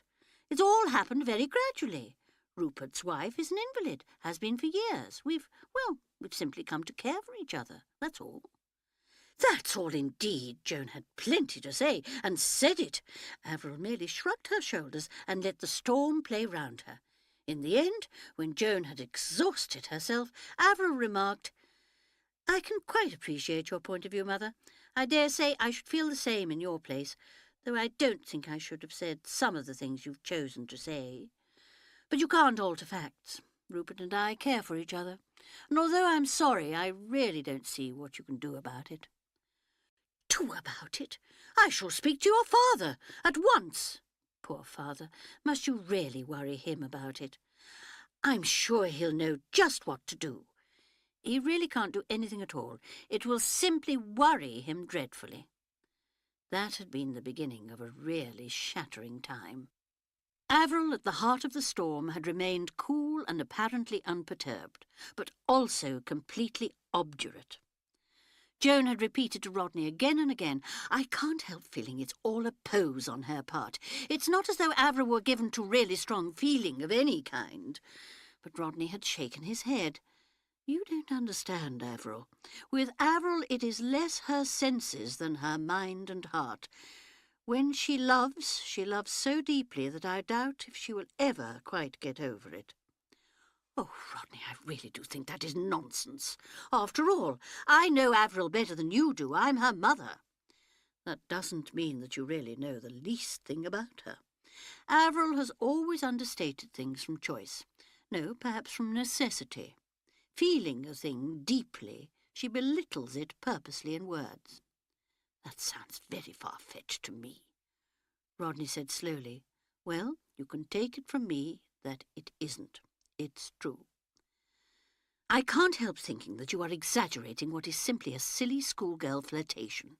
She's been flattered and likes to imagine—" Rodney had interrupted her. "Joan, my dear, it's no good trying to reassure yourself by saying things that you yourself don't believe. Avril's passion for Cargill is serious." "Then it's disgraceful of him, absolutely disgraceful." "Yes, that's what the world will say, all right. But put yourself in the poor devil's place. A wife who's a permanent invalid and all the passion and beauty of Avril's young, generous heart offered to you on a platter. All the eagerness and freshness of her mind. 20 years older than she is. I know. If he were only 10 years younger, the temptation wouldn't be so great." "He must be a horrid man, perfectly horrid." Rodney sighed. "He's not. He's a fine and very humane man. A man with an intense, enthusiastic love for his profession. A man who has done outstanding work. Incidentally, a man who has always been unvaryingly kind and gentle to an ailing wife. Now you are trying to make him out a kind of saint. Far from it. And most saints, Joan, have had their passions. They were seldom bloodless men and women. No, Cargill's human enough to fall in love and to suffer, human enough probably to wreck his own life, and to nullify his life work. It all depends." "Depends on what?" Rodney said slowly. "It depends on our daughter, on how strong she is, and how clear-sighted." Joan said energetically, "We must get her away from here. How about sending her on a cruise to the northern capitals or the Greek islands, something like that?" Rodney smiled. "Aren't you thinking of the treatment applied to your old school friend, Blanche Haggard? Didn't work very well in her case, remember." "Do you mean that Avril would come rushing back from some foreign port?" I rather doubt whether Averil would even start. Nonsense, we would insist. Joan, dear, do try and envisage realities. You cannot apply force to an adult young woman. We can neither lock Averil in her bedroom nor force her to leave Greyminster. And actually, I don't want to do either. Those things are only palliatives. Averil can only be influenced by factors that she respects. And those are reality, truth. Why don't you go to him, to Rupert Cargill? Threaten him with the scandal. Again Rodney sighed. I'm afraid, terribly afraid, Joan, of precipitating matters. What do you mean? That Cargill will throw up everything, and that they will go away together. Wouldn't that be the end of his career? Undoubtedly. I don't suppose it would come under the heading of unprofessional conduct, but it would completely alienate public opinion in his special circumstances. Then surely if he realises that, Rodney said impatiently, he's not quite sane at the moment.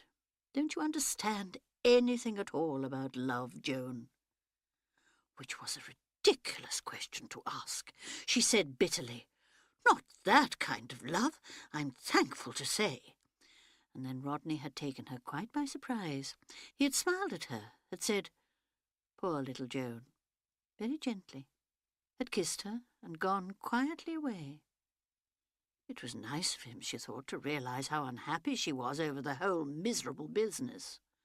Yes, it had indeed been an anxious time. Averil silent, not speaking to anybody, sometimes not even replying when her mother spoke to her. I did my best, thought Joan. But what are you to do with a girl who won't even listen? Pale, wearily polite, Averil would say, Really, Mother, must we go on like this, talking and talking and talking? I do make allowances for your point of view, but won't you just accept the plain truth that nothing you can say or do will make the least difference? So it had gone on until that afternoon in September, when Averil, her face a little paler than usual, had said to them both, I think I'd better tell you. Rupert and I don't feel we can go on like this any longer. We are going away together. I hope his wife will divorce him, but if she won't, it makes no difference. Joan had started on an energetic protest, but Rodney had stopped her. Leave this to me, Joan, if you don't mind. Averil, I must talk to you. Come into my study. Averil had said with a very faint smile, Quite like a headmaster, aren't you, Father? Joan burst out, I'm Averil's mother, I insist. Please, Joan, I want to talk to Averil alone. Would you mind leaving us? There had been so much quiet decision in his tone that she had half turned to leave the room. It was Averil's low, clear voice that stopped her. Don't go away, Mother. I don't want you to go away. Anything Father says to me, I'd rather he said in front of you. Well, at least that showed, thought Joan, that being a mother had some importance. What a very odd way Averil and her father had of looking at each other, a wary, measuring, unfriendly way, like two antagonists on the stage. Then Rodney smiled slightly and said, I see, afraid. Averil's answer came cool and slightly surprised. I don't know what you mean, Father. Rodney said with sudden irrelevance, Pity you weren't a boy, Averil. There are times when you are quite uncannily like your great-uncle Henry. He had a wonderful eye for the best way to conceal the weakness in his own case, or to expose the weakness of his opponent's case. Averil said quickly, There isn't any weakness in my case. Rodney said deliberately, I shall prove to you that there is. Joan exclaimed sharply, Of course you are not going to do anything so wicked or so foolish, Averil. Your father and I will not allow it.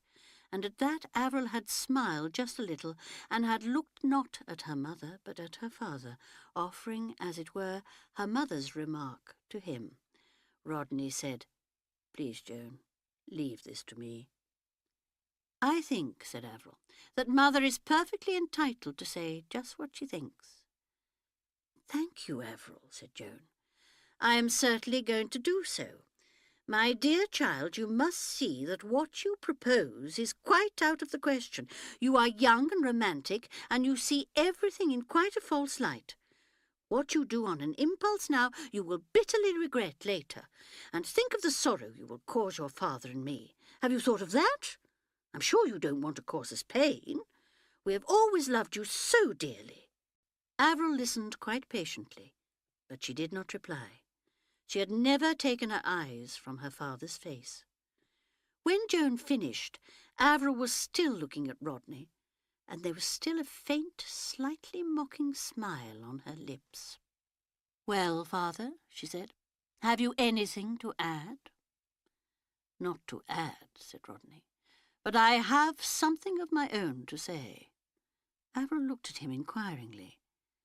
"Avril," said Rodney, "do you understand exactly what a marriage is?" Avril's eyes opened slightly. She paused and then said, "Are you telling me that it is a sacrament?" "No," said Rodney. "I may consider it as a sacrament, or I may not. What I am telling you is that marriage is a contract." "Oh," said Avril. She seemed just a little, taken aback.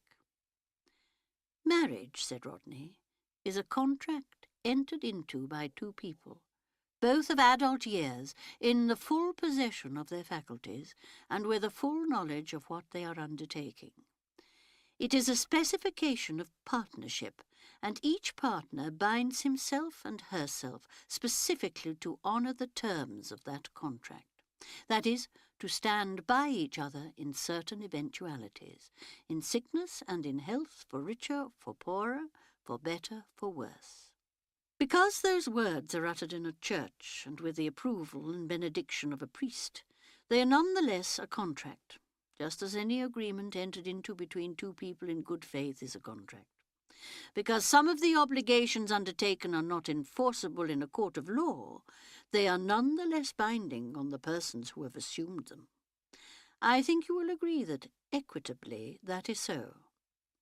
There was a pause, and then Avril said, "That may have been true once, but marriage is looked upon differently nowadays, and a great many people are not married in church and do not use the words of the church service." "That may be so, but 18 years ago Rupert Cargill did bind himself by using those words in a church, and I challenge you to say that he did not, at that time, utter those words in good faith and meaning to carry them out." Avril shrugged her shoulders. Rodney said, "Will you admit that, although not legally enforceable, Rupert Cargill did enter into such a contract with the woman who is his wife? He envisaged at the time the possibilities of poverty and of sickness, and directly specified them as not affecting the permanence of the bond." Avril had gone very white. She said, "I don't know where you think you are getting by all this." "I want an admission from you that marriage is, apart from all sentimental feeling and thinking, an ordinary business contract. Do you admit that, or don't you?" "I'll admit it." "And Rupert Cargill proposes to break that contract with your connivance?" "Yes, with no regard for the due rights and privileges of the other party to the contract." "She will be all right. It's not as though she was so terribly fond of Rupert. All she thinks of is her own health." And Rodney interrupted her sharply. "I don't want sentiment from you, Avril.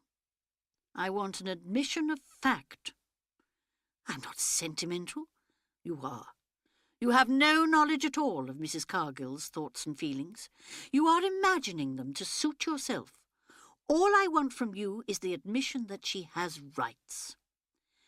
Avril flung her head back. "Very well, she has rights." "Then you are now quite clear exactly what it is you are doing." "Have you finished, father?" "No, I have one more thing to say. You realise, don't you, that Cargill is doing very valuable and important work, that his methods in treating tuberculosis have met with such striking success that he is a very prominent figure in the medical world, and that, unfortunately, a man's private affairs can affect his public career. That means that Cargill's work, his usefulness to humanity, will be seriously affected, if not destroyed, by what you are both proposing to do. Averil said, "Are you trying to persuade me that it's my duty to give Rupert up so that he can continue to benefit humanity?" There was a faint sneer in her voice. "No," said Rodney. "I'm thinking of the poor devil himself." There was sudden vehement feeling in his voice. "You can take it from me, Averil, that a man who's not doing the work he wants to do, the work he was made to do, is only half a man. I tell you as surely as I'm standing here that if you take Rupert Cargill away from his work and make it impossible for him to go on with that work, the day will come when you will have to stand by and see the man you love unhappy, unfulfilled, old before his time, tired and disheartened, only living with half his life. And if you think your love, or any woman's love, can make up to him for that, then I tell you plainly that you're a damned sentimental little fool." He stopped. He leaned back in his chair. He passed his hand through his hair. Averil said, "You say all this to me, but how do I know—" She broke off and began again. "How do I know that it's true? I can only say that it's what I believe to be true, and that it is what I know of my own knowledge. I'm speaking to you, Averil, as a man, as well as a father." "Yes," said Averil, "I see." Rodney said, and his voice was tired now and sounded muffled, "It's up to you, Averil, to examine what I have told you, and to accept or reject it. I believe you have courage and clear-sightedness." Averil went slowly towards the door. She stopped with her hand on the handle and looked back. Joan was startled by the sudden bitter vindictiveness of her voice when she spoke. "Don't imagine," she said, "that I shall ever be grateful to you, Father. I think I hate you." And she went out and closed the door behind her. Joan made a motion to go after her, but Rodney stopped her with a gesture. "Leave her alone," he said. "Leave her alone. Don't you understand? We've won." End of Side 3. Side 4. Chapter 8. And that, Joan reflected, had been the end of that. Averil had gone about very silent, answering in monosyllables when she was spoken to, never spoke if she could help it. She had got thinner and paler. A month later she had expressed a wish to go to London and train in a secretarial school. Rodney had assented at once. Averil had left them with no pretence of distress over the parting. When she had come home on a visit 3 months later, she had been quite normal in manner, and had seemed, from her account, to be having quite a gay life in London. Joan was relieved, and expressed her relief to Rodney. "The whole thing has blown over completely. I never thought for a moment it was really serious. Just one of those silly fancies girls get." Rodney looked at her, smiled, and said, "Poor little Joan." That phrase of his always annoyed her. "Well, you must admit it was worrying at the time." "Yes," he said, "it was certainly worrying. But it wasn't your worry, was it, Joan?" "What do you mean? Anything that affects the children upsets me far more than it upsets them." "Does it?" Rodney said. "I wonder." It was true, Joan thought, that there was now a certain coldness between Averil and her father. They had always been such friends. Now there seemed to be little except formal politeness between them. On the other hand, Averil had been quite charming in her cool, non-committal way to her mother. I expect, thought Joan, that she appreciates me better now that she doesn't live at home. She herself certainly welcomed Averil's visits. Averil's cool good sense seemed to ease things in the household. Barbara was now grown up, and was proving difficult. Joan was increasingly distressed by her younger daughter's choice of friends. She seemed to have no kind of discrimination. There were plenty of nice girls in Crayminster, but Barbara, out of sheer perversity, it seemed, would have none of them. "They're so hideously dull, Mother." "Nonsense, Barbara. I'm sure both Mary and Alison are charming girls, full of fun." "They're perfectly awful. They wear snoods." Joan had stared, bewildered. "Really, Barbara, what do you mean? What can it matter?" "It does. It's a kind of symbol." "I think you're talking nonsense, darling." "There's Pamela Grayling. Her mother used to be a great friend of mine. Why not go about with her a bit more?" "Oh, Mother, she's hopelessly dreary, not amusing a bit." "Well, I think they're all very nice girls." "Yes, nice and deadly. And what does it matter what you think?" "That's very rude, Barbara." "Well, what I mean is, you don't have to go about with them. So it's what I think matters. I like Betty Earle and Primrose Dean, but you always stick your nose in the air when I bring them to tea." "Well, frankly, darling, they are rather dreadful. Betty's father runs those awful charabanc tours and simply hasn't got an H. He's got lots of money, though." "Money isn't everything, Barbara." "The whole point is, Mother, can I choose my own friends or can't I?" "Of course you can, Barbara, but you must let yourself be guided by me. You are very young still." "That means I can't. It's pretty sickening the way I can't do a single thing I want to do. This place is an absolute prison house." And it was just then that Rodney had come in and said, "What's a prison house?" Barbara cried out, "Home is." And instead of taking the matter seriously, Rodney had simply laughed and had said teasingly, "Poor little Barbara, treated like a black slave." "Well, I am." "Quite right, too. I approve of slavery for daughters." And Barbara had hugged him and said breathlessly, "Oh, darling Dad, you are so ridiculous. I never can be annoyed with you for long." Joan had begun indignantly. "I should hope not," but Rodney was laughing. And when Barbara had gone out of the room, he had said, "Don't take things too seriously, Joan. Young fillies have to kick up their heels a bit. But these awful friends of hers. A momentary phase of liking the flamboyant. It will pass. Don't worry, Joan." Very easy, Joan had thought indignantly, to say don't worry. What would happen to them all if she didn't worry? Rodney was far too easygoing, and he couldn't possibly understand a mother's feelings. Yet, trying as Barbara's choice of girlfriends had been, it was as nothing to the anxiety occasioned by the men she seemed to like. George Harman, and that very objectionable young Wilmore, not only a member of the rival solicitor's firm, a firm that undertook the more dubious legal business of the town, but a young man who drank too much, talked too loudly, and was too fond of the racetrack. It was with young Wilmore that Barbara had disappeared from the town hall on the night of the Christmas charity dance, and had reappeared 5 dances later, sending a guilty but defiant glance towards where her mother was sitting. They had been sitting out, it seemed, on the roof. A thing that only fast girls did, so Joan told Barbara, and it had distressed her very much. "Don't be so Edwardian, Mother, it's absurd." "I'm not at all Edwardian, and let me tell you, Barbara, a lot of the old ideas about chaperonage are coming back into favour.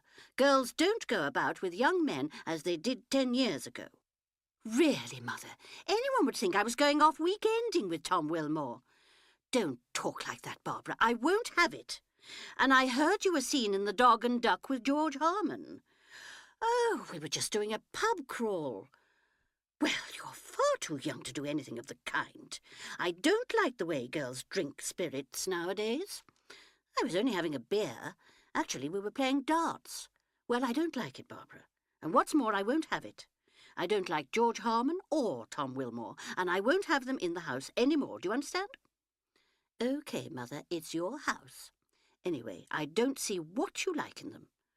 Barbara shrugged her shoulders. Oh, I don't know. They're exciting. Well, I won't have them asked to the house. Do you hear? After that, Joan had been annoyed when Rodney brought young Harmon home to Sunday supper one night. It was, she felt, so weak of Rodney. She herself put on her most glacial manner, and the young man seemed suitably abashed, in spite of the friendly way Rodney talked to him, and the pains he took to put him at his ease. George Harmon alternately talked too loud or mumbled, boasted, and then became apologetic. Later that night, Joan took Rodney to task with some sharpness. Surely you must realise I told Barbara I wouldn't have him here. I knew, Joan, but that's a mistake. Barbara has very little judgment. She takes people at their own valuation. She doesn't know the shoddy from the real. Seeing people against an alien background, she doesn't know where she is. That's why she needs to see people against her own background. She's been thinking of young Harmon as a dangerous and dashing figure, not just a foolish and boastful young man who drinks too much and has never done a proper day's work in his life. I could have told her that.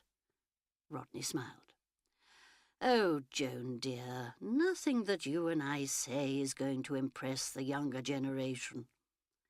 The truth of that was made plain to Joan when Avril came down on one of her brief visits. This time it was Tom Wilmore who was being entertained. Against Avril's cool, critical distaste, Tom did not show to advantage. Afterwards, Joan caught a snatch of conversation between the sisters. You don't like him, Avril? And Avril, hunching disdainful shoulders, had replied crisply, I think he's dreadful. Your taste in men, Barbara, is really too awful. Thereafter, Wilmore had disappeared from the scene, and the fickle Barbara had murmured one day, Tom Wilmore? Oh, but he's dreadful, with complete and wide-eyed conviction. Joan set herself to have tennis parties and ask people to the house, but Barbara refused stoutly to cooperate. Don't fuss so, Mother. You're always wanting to ask people. I hate having people, and you always will ask such terrible duds. Offended, Joan said sharply that she washed her hands of Barbara's amusement. I'm sure I don't know what you want. I just want to be let alone. Barbara was really a most difficult child, Joan said sharply to Rodney. Rodney agreed, a little frown between his eyes. If she would only just say what she wants, Joan continued. She doesn't know herself. She's very young, Joan. That's just why she needs to have things decided for her. No, my dear. She's got to find her own feet. Just let her be. Let her bring her friends here if she wants to, but don't organise things. That's what seems to antagonise the young. So, like a man, Joan thought with some exasperation. All for leaving things alone and being vague. Poor dear Rodney. He always had been rather vague, now she came to think of it. It was she who had been the practical one, and yet everyone said that he was such a shrewd lawyer. Joan remembered an evening when Rodney had read from the local paper an announcement of George Harmon's marriage to Primrose Dean, and had added with a teasing smile, An old flame of yours, eh, Babs? Barbara had laughed with considerable amusement. I know, I was awfully keen on him. He really is pretty dreadful, isn't he? I mean, he really is. I always thought him a most unprepossessing young man. I couldn't imagine what you saw in him. No more can I now. Barbara, at 18, spoke detachedly of the follies of 17. But really, you know, Dads, I did think I was in love with him. I thought Mother would try to part us, and then I was going to run away with him, and if you or Mother stopped us, then I made up my mind I should put my head in the gas oven and kill myself. Quite the Juliet touch. With a shade of disapproval, Barbara said, I meant it, Daddy. After all, if you can't bear a thing, you just have to kill yourself. And Joan, unable to bear keeping silent any longer, broke in sharply, Don't say such wicked things, Barbara. You don't know what you're talking about. I forgot you were there, Mother. Of course, you wouldn't ever do a thing like that. You'd always be calm and sensible, whatever happened. I should hope so, indeed. Joan kept her temper with a little difficulty. She said to Rodney when Barbara had left the room, "You shouldn't encourage the child in such nonsense." Oh, she might as well talk it out of her system. Of course, she'd never really do any of these dreadful things she talks about. Rodney was silent, and Joan looked at him in surprise. Surely you don't think? No, not really. Not when she's older, when she's got her balance. But Barbara is very unstable emotionally, Joan. We might as well face it. It's all so ridiculous. Yes, to us, who have a sense of proportion, but not to her. She's always in deadly earnest. She can't see beyond the mood of the moment. She has no detachment and no humour. Sexually, she is precocious. Really, Rodney, you make things sound like one of those horrid cases in the police court. Horrid cases in the police court concern living human beings, remember. Yes, but nicely brought-up girls like Barbara don't what, Joan? Must we talk like this? Rodney sighed. No, of course not.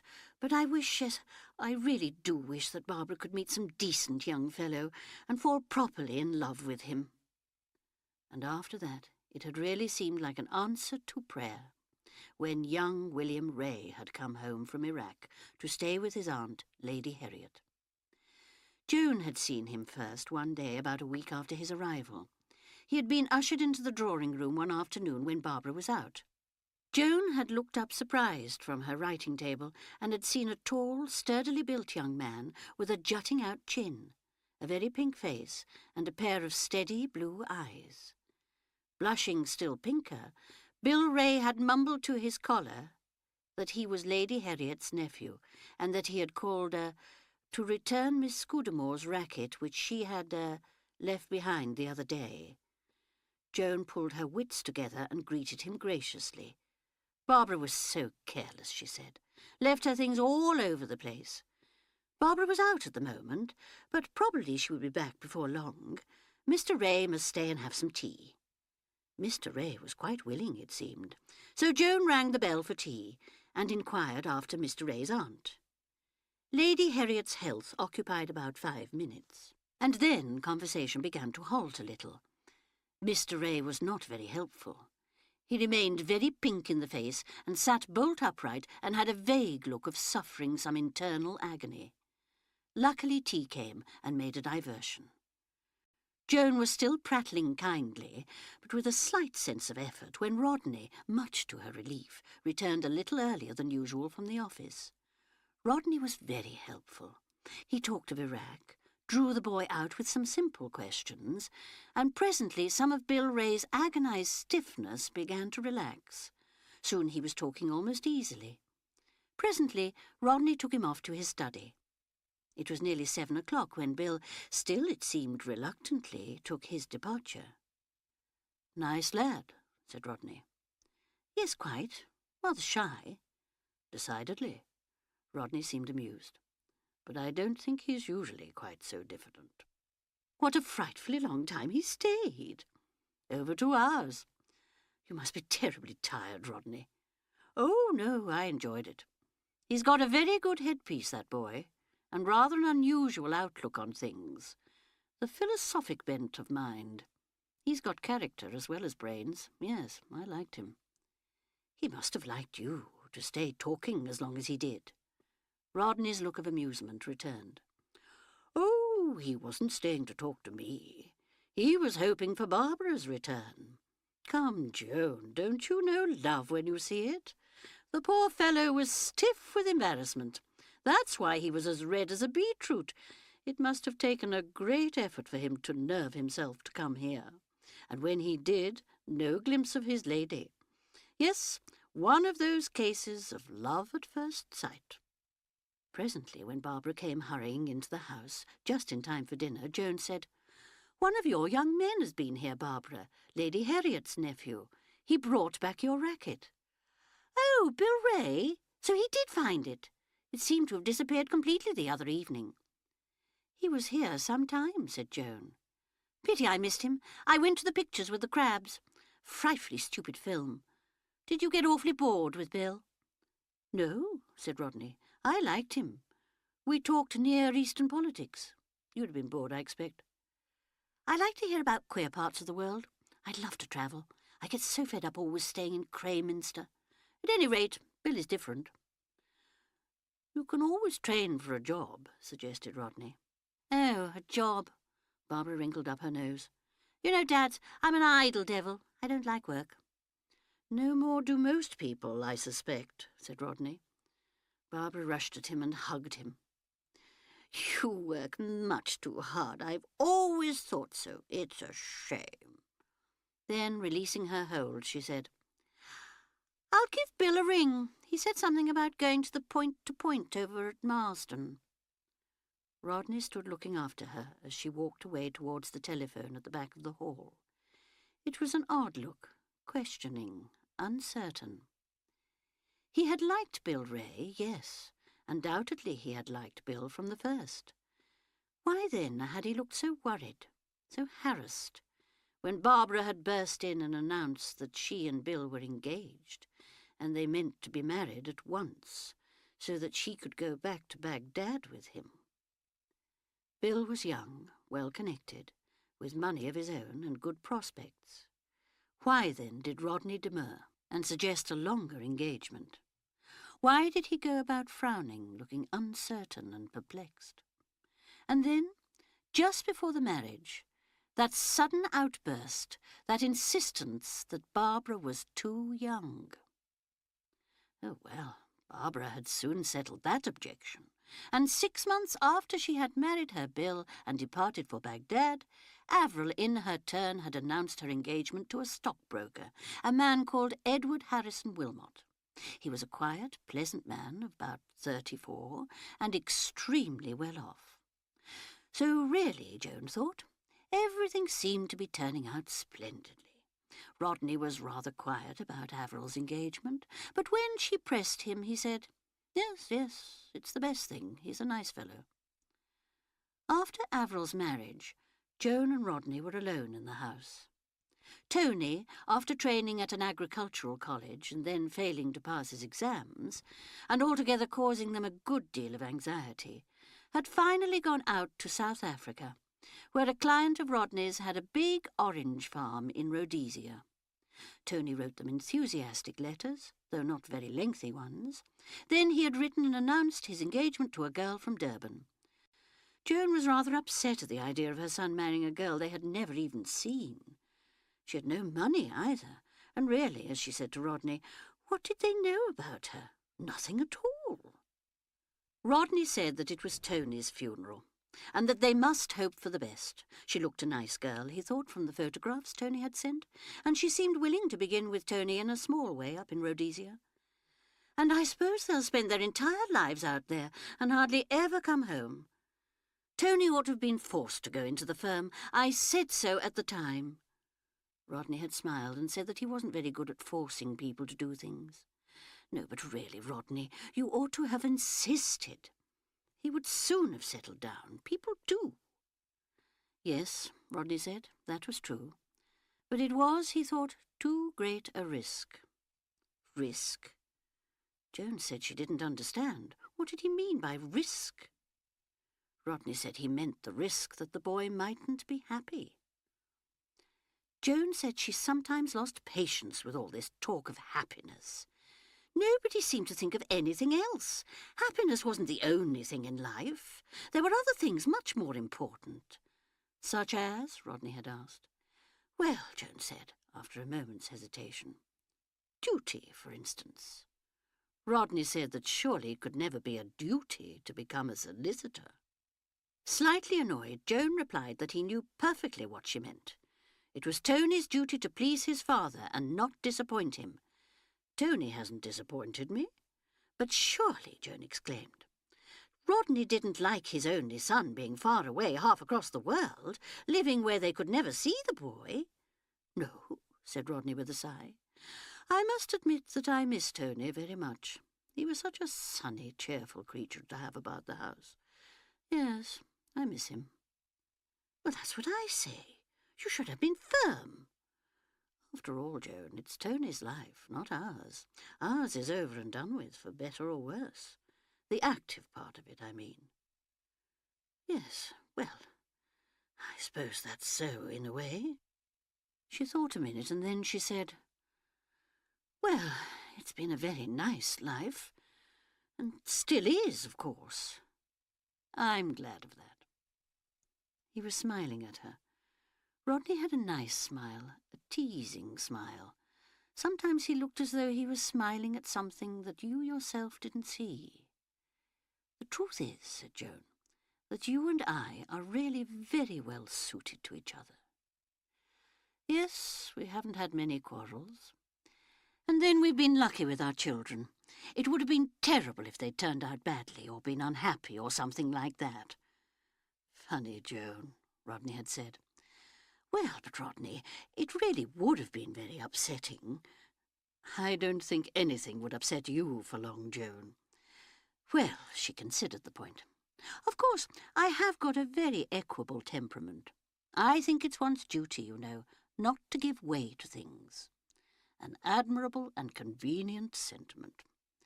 It's nice, isn't it, said Joan, smiling, to feel one's made a success of things. Yes, Rodney had sighed. Yes, it must be very nice. Joan laughed, and putting her hand on his arm, gave it a little shake. Don't be modest, Rodney. No solicitor has got a bigger practice round here than you have.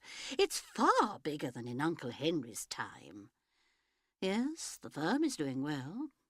And there's more capital coming in with the new partner. Do you mind having a new partner? Rodney shook his head. Oh, no, we need young blood. Both Alderman and I are getting on. Yes, she thought, it was true. There was a lot of grey in Rodney's dark hair. Joan roused herself and glanced at her watch. The morning was passing quite quickly, and there had been no recurrence of those distressing, chaotic thoughts which seemed to force themselves into her mind so inopportunely. Well, that showed, didn't it, that discipline was the watchword needed. To arrange one's thoughts in an orderly manner, recalling only those memories that were pleasant and satisfactory. That is what she had done this morning, and see how quickly the morning had passed. In about an hour and a half it would be lunchtime. Perhaps she had better go out for a short stroll, keeping quite near the rest house. That would just make a little change before coming in to eat another of those hot, heavy meals. She went into the bedroom, put on her double felt hat, and went out. The Arab boy was kneeling on the ground, his face turned towards Mecca, and was bending forward and straightening himself, uttering words in a high nasal chant. The Indian, coming up unseen, said instructively just behind Joan's shoulder, "Him make midday prayer." Joan nodded. The information, she felt, was unnecessary. She could see perfectly well what the boy was doing. "Him say Allah very compassionate, Allah very merciful." "I know," said Joan, and moved away, strolling gently towards the barbed wire conglomeration that marked the railway station. She remembered having seen 6 or 7 Arabs trying to move a dilapidated Ford that had stuck in the sand, all pulling and tugging in opposite directions, and how her son-in-law, William, had explained to her that in addition to these well-meant but abortive efforts, they were saying hopefully, "Allah is very merciful." Allah, she thought, had need to be, since it was certain that nothing but a miracle would extract the car if they all continued to tug in opposite directions. The curious thing was that they all seemed quite happy about it and enjoying themselves. "Inshallah," they would say, "if God wills," and would thereupon bend no intelligent endeavour on the satisfaction of their desires. It was not a way of living that commended itself to Joan. One should take thought and make plans for the morrow. Though perhaps if one lived in the middle of nowhere like Tel Abu Hamid, it might not be so necessary. If one were here for long, reflected Joan, one would forget even what day of the week it was. And she thought, let me see. Today is Thursday. Yes, Thursday. I got here on Monday night." She had arrived now at the tangle of barbed wire, and she saw, a little way beyond it, a man in some kind of uniform with a rifle. He was leaning up against a large case, and she supposed he was guarding the station or the frontier. He seemed to be asleep, and Joan thought she had better not go any farther in case he might wake up and shoot her. It was the sort of thing, she felt, that would not be at all impossible at Tel Abu Hamid. She retraced her steps, making a slight detour so as to encircle the rest house. In that way she would eke out the time and run no risk of that strange feeling of agoraphobia, if it had been agoraphobia. Certainly, she thought with approval, the morning had gone very successfully. She had gone over in her mind the things for which she had to be thankful. Averil's marriage to dear Edward. Such a solid, dependable sort of man, and so well off, too. Averil's house in London was quite delightful, so handy for Harrods. And Barbara's marriage, and Tony's, though that really wasn't quite so satisfactory. In fact, they knew nothing about it, and Tony himself was not as entirely satisfactory as a son should be.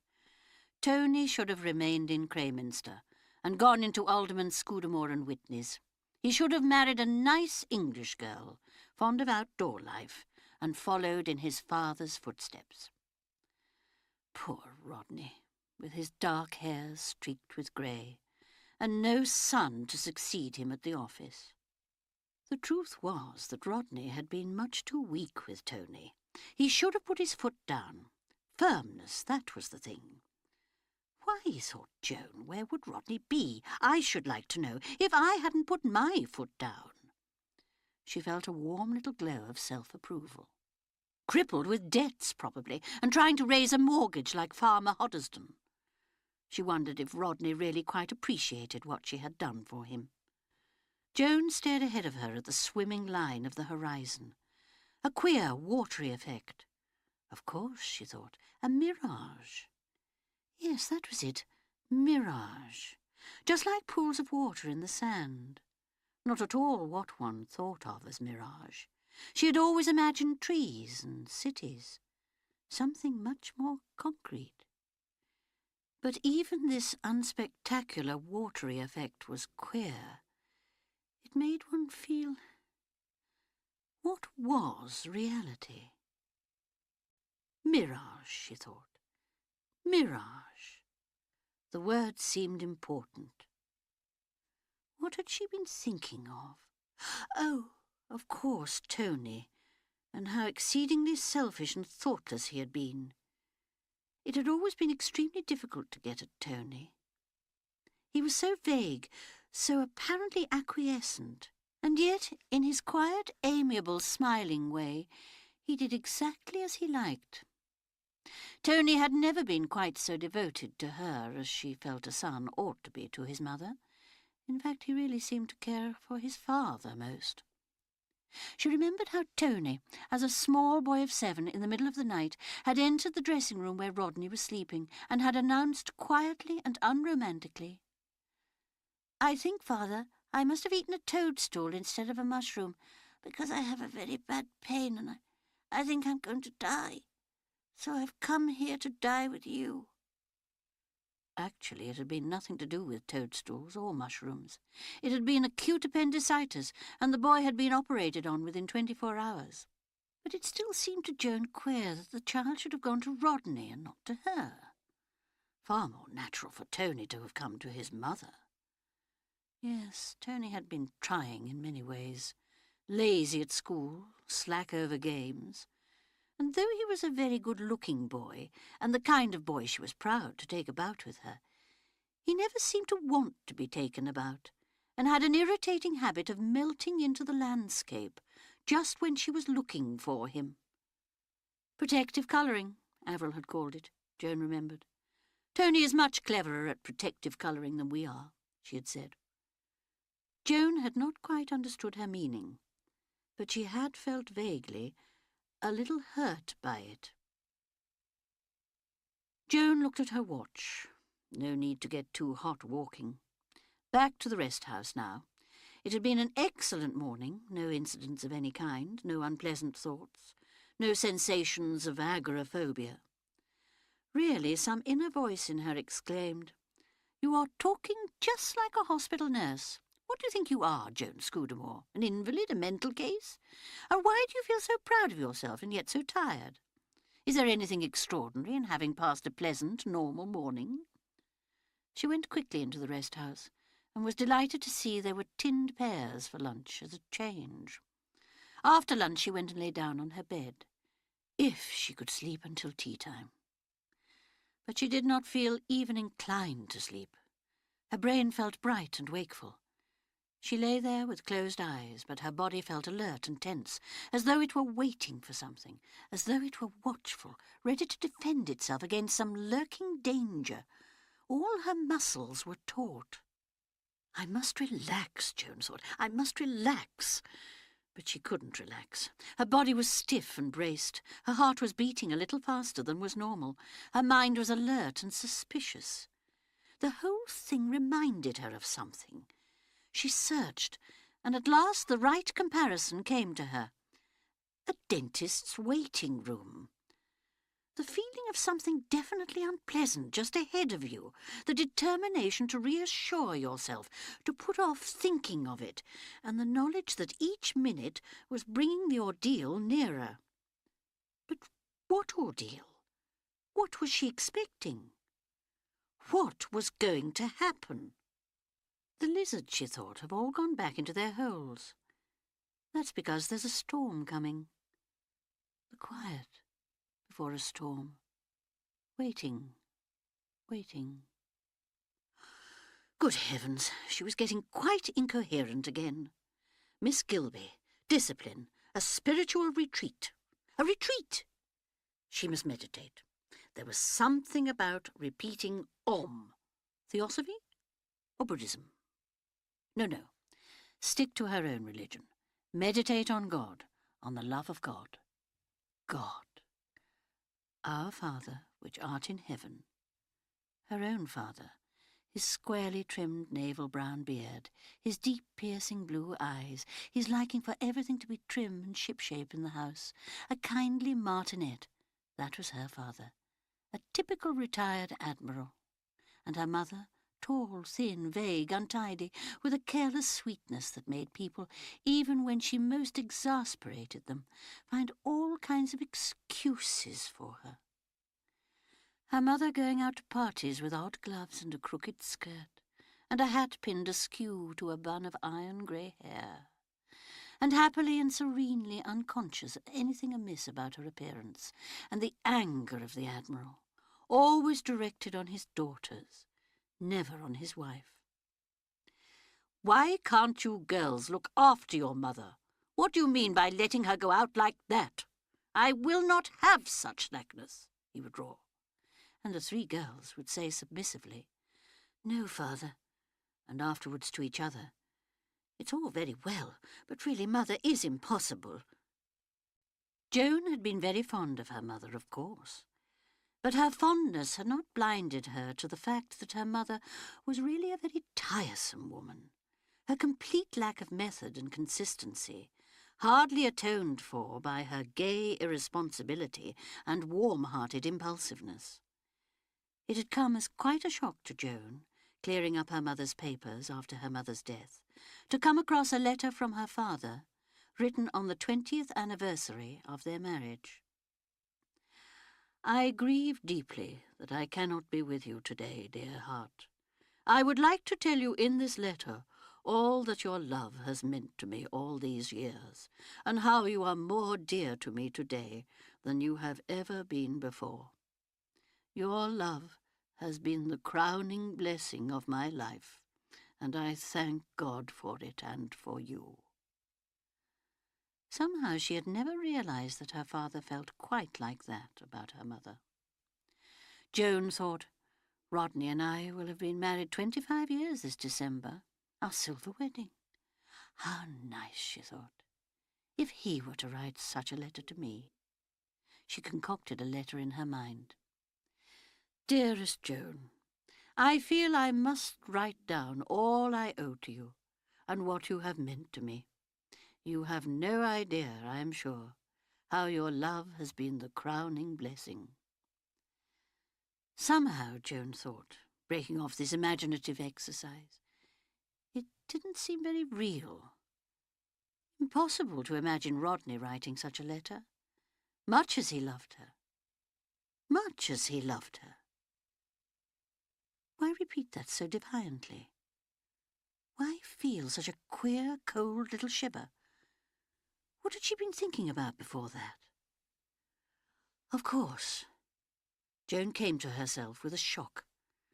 She was supposed to be engaged in spiritual meditation. Instead of that, she'd been thinking of mundane matters, of her father and mother, dead these many years. Dead, leaving her alone. Alone in the desert. Alone in this very unpleasant, prison-like room, with nothing to think about but herself. She sprang up. No use lying here when one couldn't go to sleep. She hated these high rooms with their small gauze-covered windows. They hemmed you in. They made you feel small, insect-like. She wanted a big, airy drawing room with nice, cheerful cretins and a crackling fire in the grate, and people, lots of people, people you could go and see, and people who would come and see you. Oh, the train must come soon. It had got to come soon, or a car or something. "I can't stay here," said Joan aloud. "I can't stay here." Talking to yourself, she thought. That's a very bad sign. She had some tea, and then she went out. She didn't feel she could sit still and think. She would go out and walk, and she wouldn't think. Thinking, that was what upset you. Look at these people who lived in this place, the Indian, the Arab boy, the cook. She felt quite sure they never thought.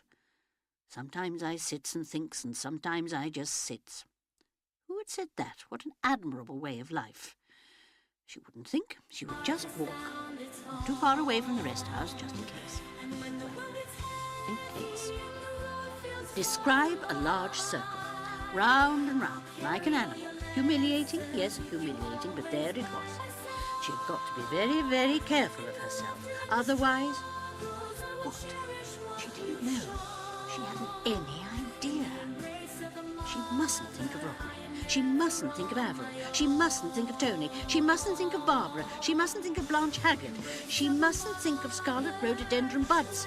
Particularly, she mustn't think of scarlet rhododendron buds. She mustn't think of poetry. She mustn't think of Joan Scudamore. But that's myself. No, it isn't. Yes, it is. If you had nothing but yourself to think about, what would you find out about yourself? "I don't want to know," said Joan aloud. The sound of her voice astonished her. What was it that she didn't want to know? A battle, she thought. I'm fighting a losing battle. But against whom? Against what? Never mind, she thought. I don't want to know. Hang on to that. It was a good phrase. Odd, the feeling that there was someone walking with her, someone she knew quite well. If she turned her head, well, she had turned her head, but there was no one at all. Yet the feeling that there was someone persisted. It frightened her. Rodney, Avril, Tony, Barbara. None of them would help her. None of them could help her. None of them wanted to help her. None of them cared. She would go back to the rest house and get away from whoever it was who was spying on her. The Indian was standing outside the wire door. Joan was swaying a little as she walked. The way he stared annoyed her. "What is it?" she said. "What's the matter?" "Mem Sab not look well. Perhaps Mem Sab have fever." That was it. Of course, that was it. She had fever. How stupid not to have thought of that before. She hurried in. She must take her temperature, look for her quinine.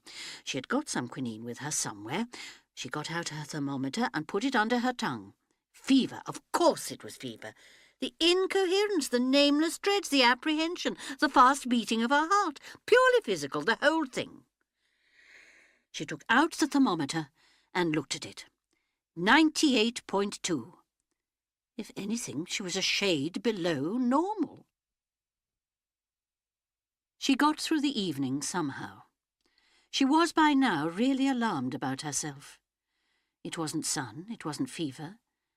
It must be nerves. Just nerves, people said. She had said so herself about other people. Well, she hadn't known. She knew now. Just nerves indeed. Nerves were hell. What she needed was a doctor, a nice, sympathetic doctor, and a nursing home, and a kindly, efficient nurse who would never leave the room. Mrs. Scudamore must never be left alone. What she had got was a whitewashed prison in the middle of a desert, a semi-intelligent Indian, a completely imbecile Arab boy, and a cook who would presently send in a meal of rice and tinned salmon and baked beans and hard-boiled eggs. All wrong, thought Joan. Completely the wrong treatment for my sort of case. After dinner she went to her room and looked at her aspirin bottle. There were 6 tablets left. Recklessly she took them all. It was leaving her nothing for tomorrow, but she felt she must try something. Never again, she thought, will I go travelling without some proper sleeping stuff with me. She undressed and lay down apprehensively. Strangely enough, she fell asleep almost immediately. That night she dreamed that she was in a big prison building with winding corridors. She was trying to get out, but she couldn't find the way, and yet all the time she knew quite well that she did know it. You've only got to remember, she kept saying to herself earnestly. You've only got to remember. In the morning she woke up feeling quite peaceful, though tired. You've only got to remember, she said to herself. She got up and dressed and had breakfast. She felt quite all right, just a little apprehensive, that was all. I suppose it will all start again, she thought to herself. Oh, well, there's nothing I can do about it. She sat inertly in a chair. Presently she would go out, but not just yet. She wouldn't try to think about anything in particular, and she wouldn't try not to think. Both were much too tiring. She would just let herself drift. The outer office of Alderman, Scudamore and Whitney. The deed boxes labelled in white. Estate of Sir Jasper Fewkes, deceased. Colonel Etchingham Williams, just like stage properties. Peter Shurston's face looking up bright and eager from his desk. How very like his mother he was. No, not quite. He had Charles Shurston's eyes, that quick, shifty, sideways look. I wouldn't trust him too far if I were Rodney, she had thought. Funny that she should have thought that. After Leslie Shurston's death, Shurston had gone completely to pieces. He had drunk himself to death in record time. The children had been salvaged by relations. The third child, a little girl, had died 6 months after its birth. John, the eldest boy, had gone into woods and forests. He was somewhere out in Burma now. Joan remembered Leslie and her hand-printed linen covers. If John was like his mother, and had her desire to see things that grew fast, he must be very happy now. She had heard that he was doing very well. Peter Shurston had come to Rodney, and had expressed his desire to be taken into the office. My mother told me she was sure you would help me, sir. An attractive, forthright boy, smiling, eager, always anxious to please. The more attractive Joan had always thought of the two. Rodney had been glad to take the boy. It had made up to him a little, perhaps, for the fact that his own son had preferred to go overseas and had cut himself off from his family. In time, perhaps, Rodney might have come to look upon Peter almost as a son. He was often at the house, and was always charming to Joan. Easy, attractive manners, not quite so unctuous as his father's had been. And then, one day, Rodney had come home looking worried and ill. In response to her questions, he had replied impatiently that it was nothing at all. But about a week later, he mentioned that Peter was leaving, had decided to go to an aircraft factory. Oh, Rodney, and you've been so good to him, and we both liked him so much. Yes, an attractive lad. What was the trouble? Was he lazy? Oh, no, he's a good head for figures and all that sort of thing. Like his father? Yes, like his father. But all these lads are attracted to the new discoveries. Flying, that kind of thing. But Joan was not listening. Her own words had suggested to her a certain train of thought. Peter Shurston had left very suddenly. Rodney, there wasn't anything wrong, was there? Wrong? What do you mean? I mean, well, like his father. His mouth is like Leslie's, but he's got that funny, shifty look in the eyes that his father always had. Oh, Rodney, it's true, isn't it? He did do something. Rodney said slowly, there was just a little trouble. Over the accounts? He took money? I'd rather not talk about it, Joan. It was nothing important. Crooked, like his father. Isn't heredity queer? Very queer. It seems to work the wrong way. You mean he might just as well have taken after Leslie? Still, she wasn't a particularly efficient person, was she? Rodney said in a dry voice, I'm of the opinion that she was very efficient. She stuck to her job and did it well. Poor thing, Rodney said irritably. I wish you wouldn't always pity her. It annoys me. But, Rodney, how unkind of you. She really had an awfully sad life. I never think of her that way. And then her death. I'd rather you didn't talk about that. He turned away. Everybody thought Joan was afraid of cancer. They flinched away from the word. They called it, if possible, something else, a malignant growth, a serious operation, an incurable complaint, something internal. Even Rodney didn't like the mention of it. Because, after all, one never knew. 1 in 12, wasn't it, died of it? And it often seemed to attack the healthiest people. People who had never had anything else the matter with them.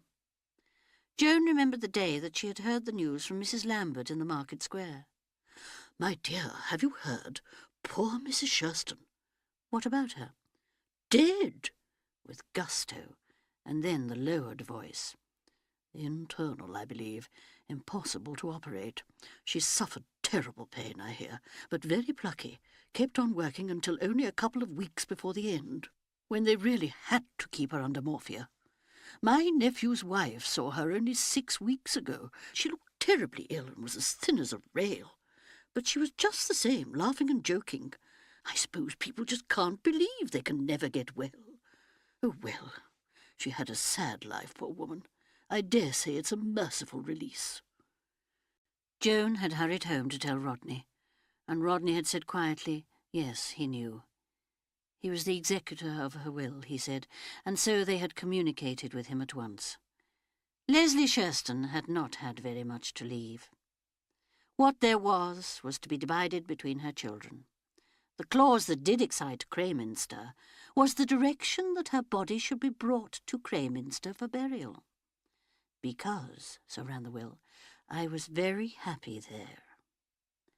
So Leslie Adeline Shurston was laid to rest in the churchyard of St. Mary's, Crayminster. An odd request, some people thought, considering that it was in Crayminster that her husband had been convicted of fraudulent appropriation of bank funds. But other people said that it was quite natural. She had had a happy time there before all the trouble, and it was only natural that she should look back on it as a kind of lost Garden of Eden. Poor Leslie. A tragic family altogether. For young Peter, after training as a test pilot, had crashed and been killed. Rodney had been terribly cut up about it.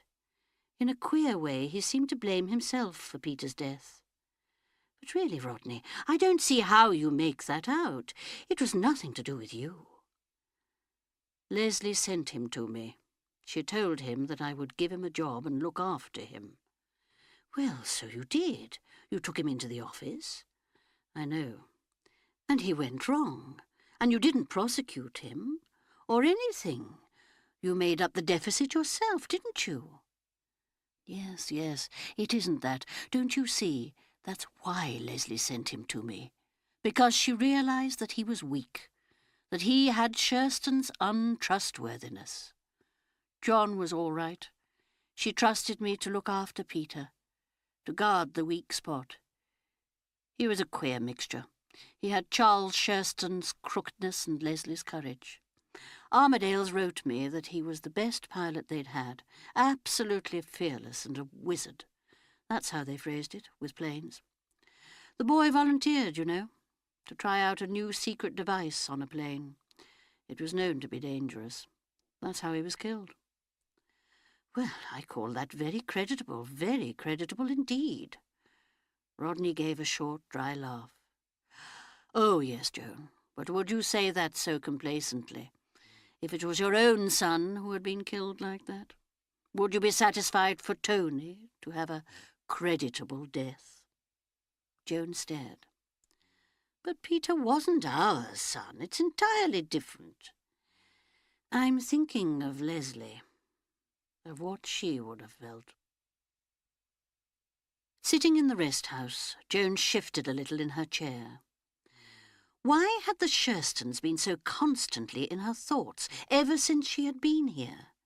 She had other friends who meant much more to her than any of the Sherstons had ever done. She had never liked Leslie so very much, only felt sorry for her. Poor Leslie, under her marble slab. Joan shivered. I'm cold, she thought, I'm cold. Somebody is walking over my grave. But it was Leslie Sherston's grave she was thinking about. It's cold in here, she thought, cold and gloomy. I'll go out in the sunlight. I don't want to stay here any longer. The churchyard, and Leslie Sherston's grave, and the scarlet heavy rhododendron bud that fell from Rodney's coat. Rough winds do shake the darling buds of May. End of Side 4. Side 5. Chapter 9. Joan came out into the sunlight at almost a run. She started walking quickly, hardly glancing at the dump of tins and the hens. That was better. Warm sunlight. Warm, not cold any longer. She had got away from it all. But what did she mean by got away from it all?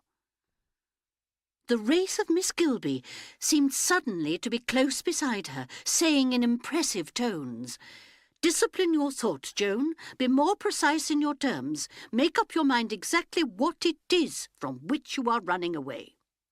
But she didn't know. She hadn't the least idea. Some fear, some menacing and pursuing dread.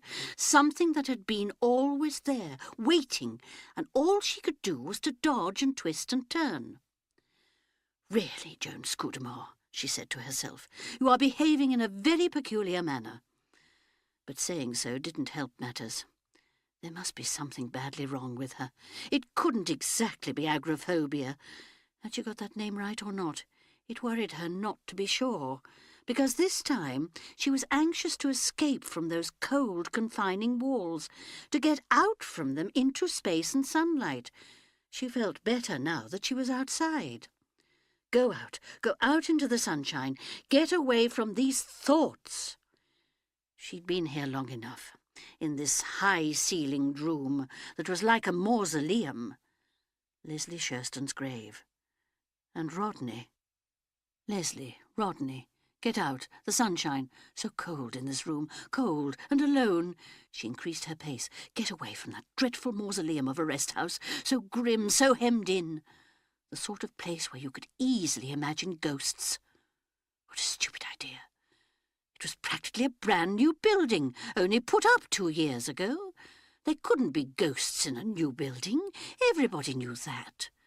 No, if there were ghosts in the rest house, then she, Joan Scudamore, must have brought them with her.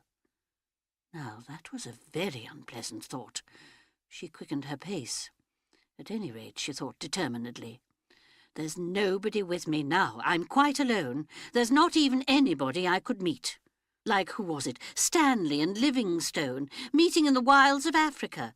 Dr. Livingstone, I presume. Nothing like that here. Only one person she could meet here, and that was Joan Scudamore. What a comic idea. Meet Joan Scudamore. Pleased to meet you, Mrs. Scudamore. Really, quite an interesting idea. Meet yourself. Meet yourself. Oh, God, she was frightened. She was horribly frightened. Her steps quickened into a run. She ran forward, stumbling a little. Her thoughts stumbled just like her feet did. I'm frightened. Oh, God, I'm so frightened. If only there was someone here, someone to be with. Blanche, she thought. I wish Blanche were here. Yes, Blanche was just the person she wanted. Nobody near and dear to her, none of her friends, just Blanche. Blanche, with her easy, warm-hearted kindness. Blanche was kind. You couldn't surprise Blanche or shock her. And anyway, Blanche thought she was nice. Blanche thought she had made a success of life. Blanche was fond of her. Nobody else was. That was it. That was the thought that had been with her all along. That was what the real Joan Scudamore knew, had always known. Lizards popping out of holes, truth, little bits of truth, popping out like lizards, saying, "Here I am, you know me quite well, don't pretend you don't." And she did know them. That was the awful part of it. She could recognise each of them, grinning at her, laughing at her, all the little bits and pieces of truth. They'd been showing themselves to her ever since she'd arrived here. All she needed to do was to piece them together. The whole story of her life, the real story of Joan Scudamore. It was here waiting for her. She had never needed to think about it before. It had been quite easy to fill her life with unimportant trivialities that left her no time for self-knowledge. What was it Blanche had said? If you'd nothing to think about but yourself for days on end, I wonder what you'd find out about yourself. And how superior, how smug, how stupid had been her answer. Would one find out anything one didn't know before? Sometimes, Mother, I don't think you know anything about anybody. That had been Tony. How right Tony had been. She hadn't known anything about her children, anything about Rodney. She had loved them, but she hadn't known. She should have known. If you loved people, you should know about them. You didn't know because it was so much easier to believe the pleasant, easy things that you would like to be true, and not distress yourself with the things that really were true. Like Avril and the pain that Avril had suffered. She hadn't wanted to recognise that Avril had suffered.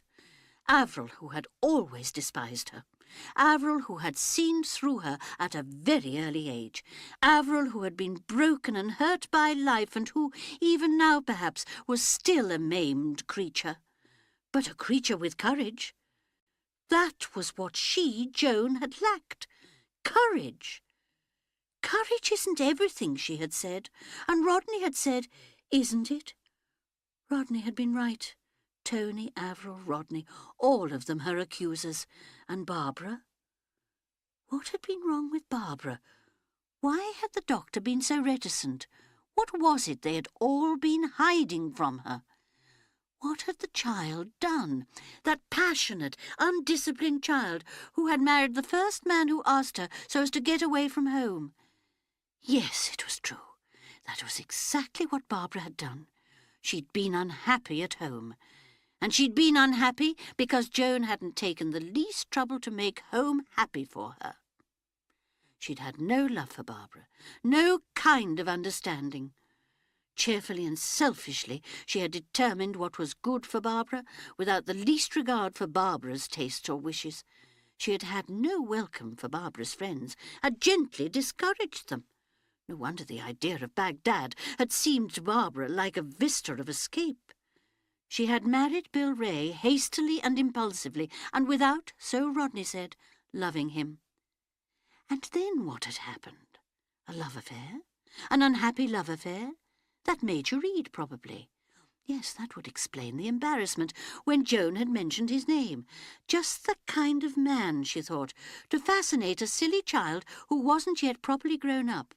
And then, in desperation, in one of those violent paroxysms of despair to which she had been prone from early childhood, those cataclysms when she lost all sense of proportion, she had tried, yes, that must be it, to take her own life. And she had been very, very ill. dangerously ill. Had Rodney known, Joan wondered? He had certainly tried to dissuade her from rushing out to Baghdad. No, surely Rodney couldn't have known. He would have told her. Well, no, perhaps he wouldn't have told her. He certainly had done his best to stop her going. But she had been absolutely determined. She had felt, she said, that she simply couldn't endure not to go out to the poor child. Surely that had been a creditable impulse. Only wasn't even that a part only of the truth? Hadn't she been attracted by the idea of the journey, the novelty, seeing a new part of the world? Hadn't she enjoyed the idea of playing the part of the devoted mother? Hadn't she seen herself as a charming, impulsive woman, being welcomed by her ill daughter and her distracted son-in-law? How good of you, they would say, to come rushing out like that. Really, of course, they hadn't been at all pleased to see her. They had been, quite frankly, dismayed. They had warned the doctor, guarded their tongues, done everything imaginable to prevent her from learning the truth. They didn't want her to know, because they didn't trust her. Barbara hadn't trusted her. Keep it from Mother. That had probably been her one idea. How relieved they had been when she had announced that she must go back. They had hidden it quite well, making polite protestations, suggesting that she might stay on for a while. But when she had just for a moment actually thought of doing so, how quick William had been to discourage her.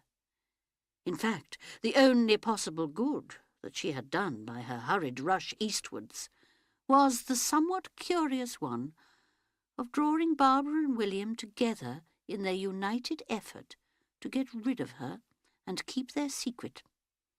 Odd if, after all, some positive good might come from her visit.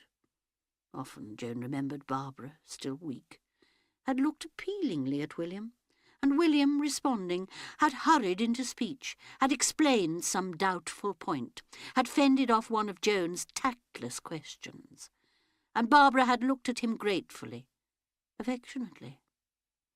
They had stood there on the platform, seeing her off, and Joan remembered how William had held Barbara's hand, and Barbara had leaned a little towards him. Courage, darling. That was what he had been meaning. It's nearly over. She's going. And after the train had gone, they would go back to their bungalow at Al Wire and play with Mopsy. For they both loved Mopsy, that adorable baby who was such a ridiculous caricature of William. And Barbara would say, "Thank goodness she's gone, and we've got the house to ourselves." Poor William, who loved Barbara so much, and who must have been so unhappy, and yet who had never faltered in his love and tenderness. "Don't worry about her," Blanche had said. "She'll be all right. There's the kid and everything." Kind Blanche, reassuring an anxiety that simply hadn't existed. All she, Joan, had had in her mind was a superior, disdainful pity for her old friend. "I thank thee, Lord, that I am not as this woman." Yes, she had even dared to pray. And now, at this moment, she would have given anything to have had Blanche with her.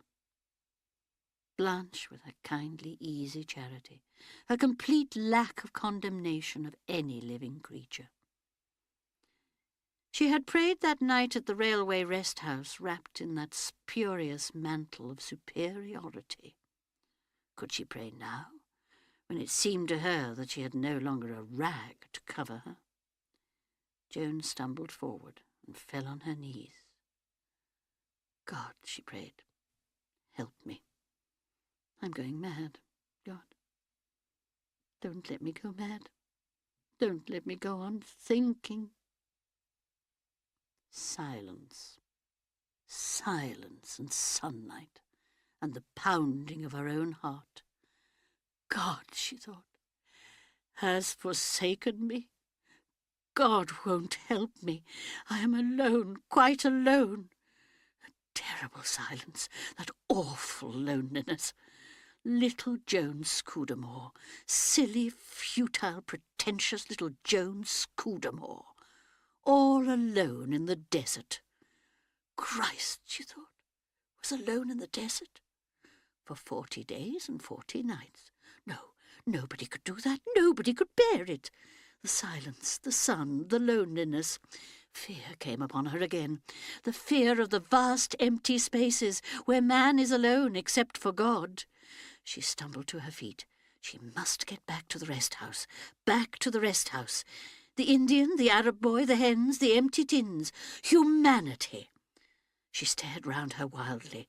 There was no sign of the rest house, no sign of the tiny cairn that was the station, no sign even of distant hills. She must have come farther than ever before, so far that all around her there was no discernible landmark. She didn't, horror upon horror, even know in which direction the rest house lay. The hills, surely those distant hills couldn't disappear, but all around on the horizon were low clouds. Hills, clouds, one couldn't tell. She was lost, completely lost. No, if she went north, that was right, north. Oh, the sun was directly overhead. There was no way of telling her direction from the sun. She was lost. She would never find the way back. Suddenly, frenziedly, she began to run. First in one direction, then, in sudden panic, back the other way. She ran to and fro, wildly, desperately, and she began to cry out, shouting, calling, "Help! Help!" They'll never hear me, she thought. I'm too far away. The desert caught up her voice, reduced it to a small, bleating cry. Like a sheep, she thought, like a sheep. He findeth his sheep, the Lord is my shepherd. Rodney, green pastures and the valley and the high street. Rodney, she called, help me, help me. But Rodney was going away up the platform, his shoulders squared, his head thrown back, enjoying the thought of a few weeks' freedom, feeling for the moment young again. He couldn't hear her. Avril, wouldn't Avril help her? I'm your mother, Avril. I've always done everything for you. No, Avril will go quietly out of the room, saying perhaps, there isn't anything I can do. Tony would help her. No, Tony couldn't help her. He was in South Africa, a long way away. Barbara was too ill. Barbara had got food poisoning. Leslie, she thought, Leslie would help me if she could. But Leslie's dead. She suffered and she died. It was no good. There was no one. She began to run again, despairingly, without idea or direction, just running. The sweat was running down her face, down her neck, down her whole body. She thought, this is the end. Christ, she thought, Christ. Christ would come to her in the desert. Christ would show her the way to the green valley, would lead her with the sheep, the lost sheep, the sinner that repented, through the valley of the shadow. No shadow, only sun. Lead, kindly light. The sun wasn't kindly. The green valley. She must find the green valley, opening out of the high street there in the middle of Greyminster, opening out of the desert, 40 days and 40 nights, only 3 days gone, so Christ would still be there. Christ, she prayed, help me. Christ, what was that? Over there, far to the right. That tiny blur upon the horizon. It was the rest house. She wasn't lost. She was saved. Saved. Her knees gave way. She crumpled down in a heap. Chapter 10. Joan regained consciousness slowly. She felt very sick and ill, and weak as a child. But she was saved. The rest house was there. Presently, when she felt a little better, she could get up and walk to it. In the meantime, she would just stay still and think things out. Think them out properly, not pretending any more. God, after all, had not forsaken her. She had no longer that terrible consciousness of being alone. But I must think, she said to herself. I must think. I must get things straight. That is why I'm here, to get things straight. She had got to know once and for all just what kind of a woman Joan Scudamore was. That was why she had to come here, to the desert.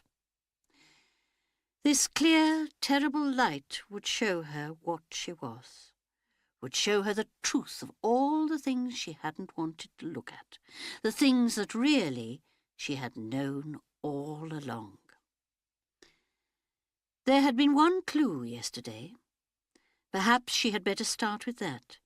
For it had been then, hadn't it, that first sense of blind panic had swept over her.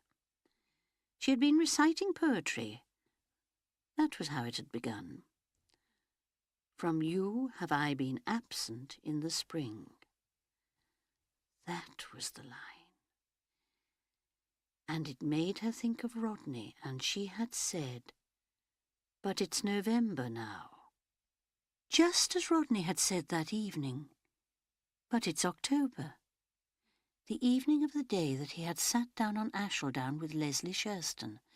The two of them sitting there in silence with 4 feet of space between them, and she had thought, hadn't she, that it wasn't very friendly. But she knew now, and of course she must really have known then, why they sat so far apart. It was because, wasn't it, they didn't dare to be nearer. Rodney and Leslie Shurston. Not Myrna Randolph, never Myrna Randolph. She had deliberately encouraged the Myrna Randolph myth in her own mind because she knew there was nothing in it. She had put up Myrna Randolph as a smokescreen so as to hide what was really there. And partly, be honest now, Joan, partly because it was easier for her to accept Myrna Randolph than Leslie Shurston.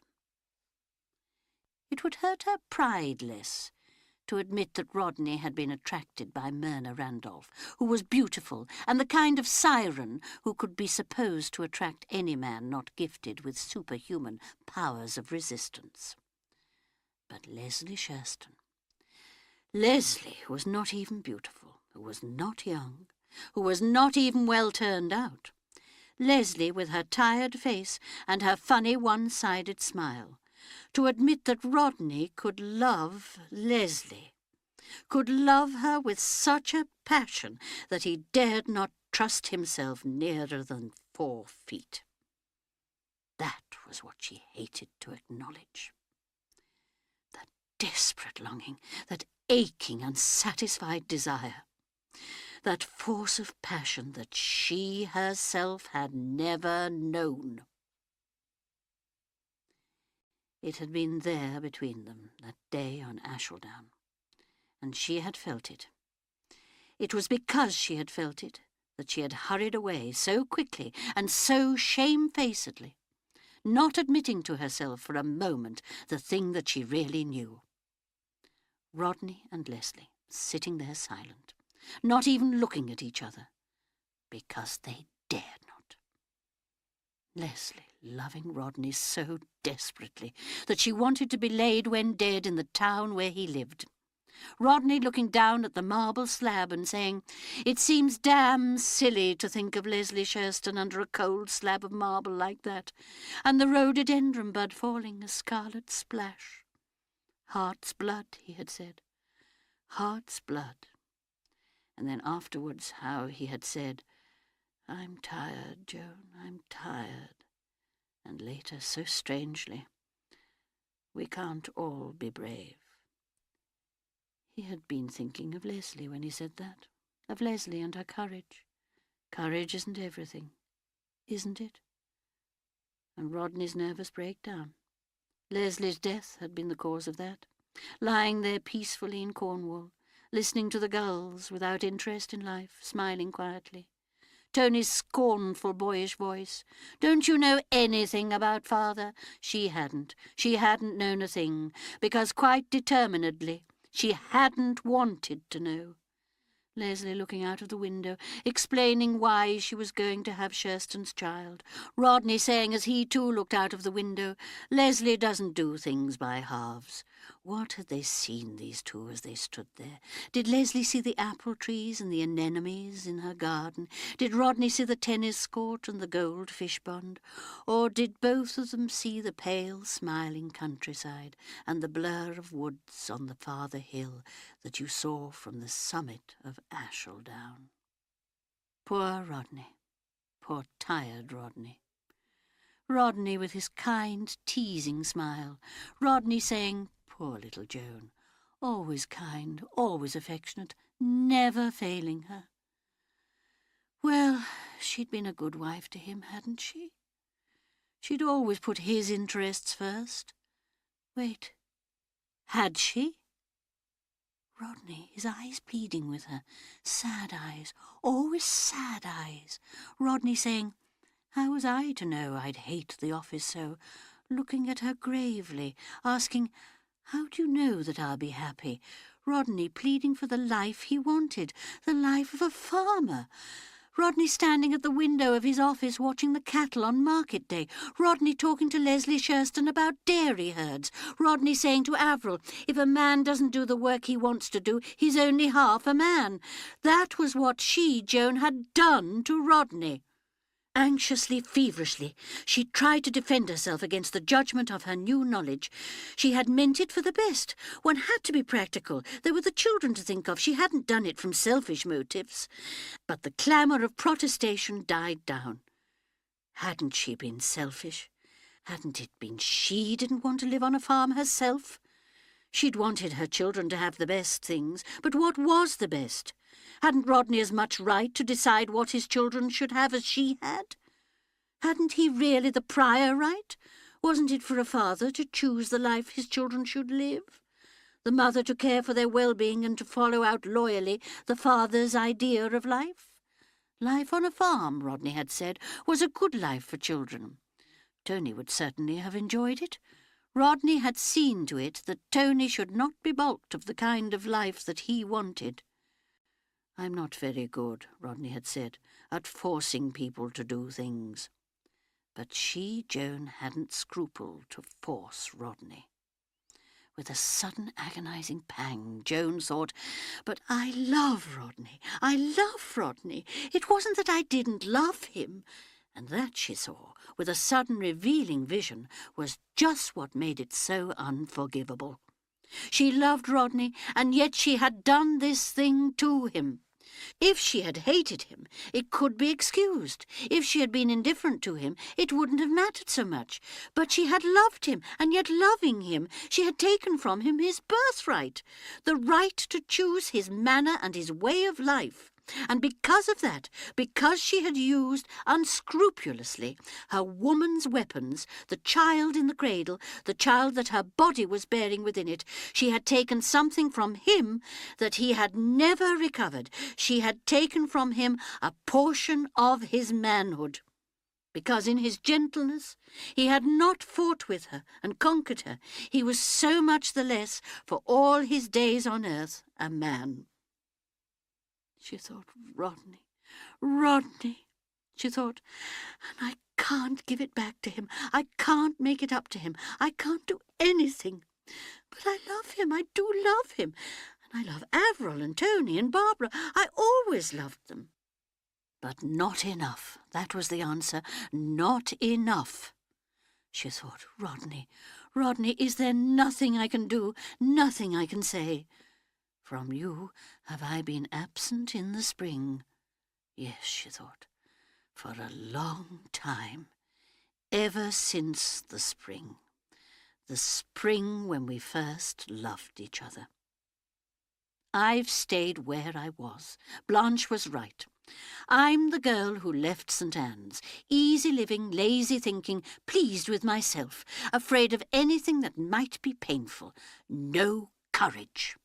What can I do, she thought. What can I do? And she thought, I can go to him. I can say, I'm sorry, forgive me. Yes, I can say that. I can say, forgive me. I didn't know. I simply didn't know. Joan got up. Her legs felt weak and rather silly. She walked slowly and painfully, like an old woman, walking, one foot, then the other. Rodney, she thought. Rodney. How ill she felt, how weak. It was a long way, a very long way. The Indian came running out from the rest house to meet her, his face wreathed in smiles. He waved, gesticulated. Good news, Mem Sahib, good news. She stared at him. You see, train come, train at station. You leave by train tonight. The train to take her to Rodney. Oh, forgive me, Rodney, forgive me.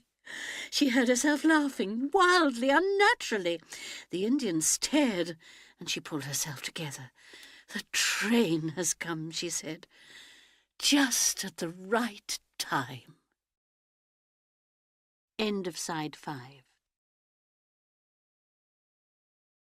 Side 6. Chapter 11. It was like a dream, Joan thought. Yes, it was like a dream. Walking through the convolutions of barbed wire, the Arab boy carrying her suitcases, and chattering shrilly in Turkish to a big, fat, suspicious-looking man who was the Turkish station master. And there, waiting for her, the familiar sleeping car, with the wagon-lit man in his chocolate uniform leaning out of a window. Alep, Stamboul, on the side of the coach. The link that bound this resting place in the desert to civilization. The polite greeting in French, her compartment thrown open, the bed already made with its sheets and its pillow.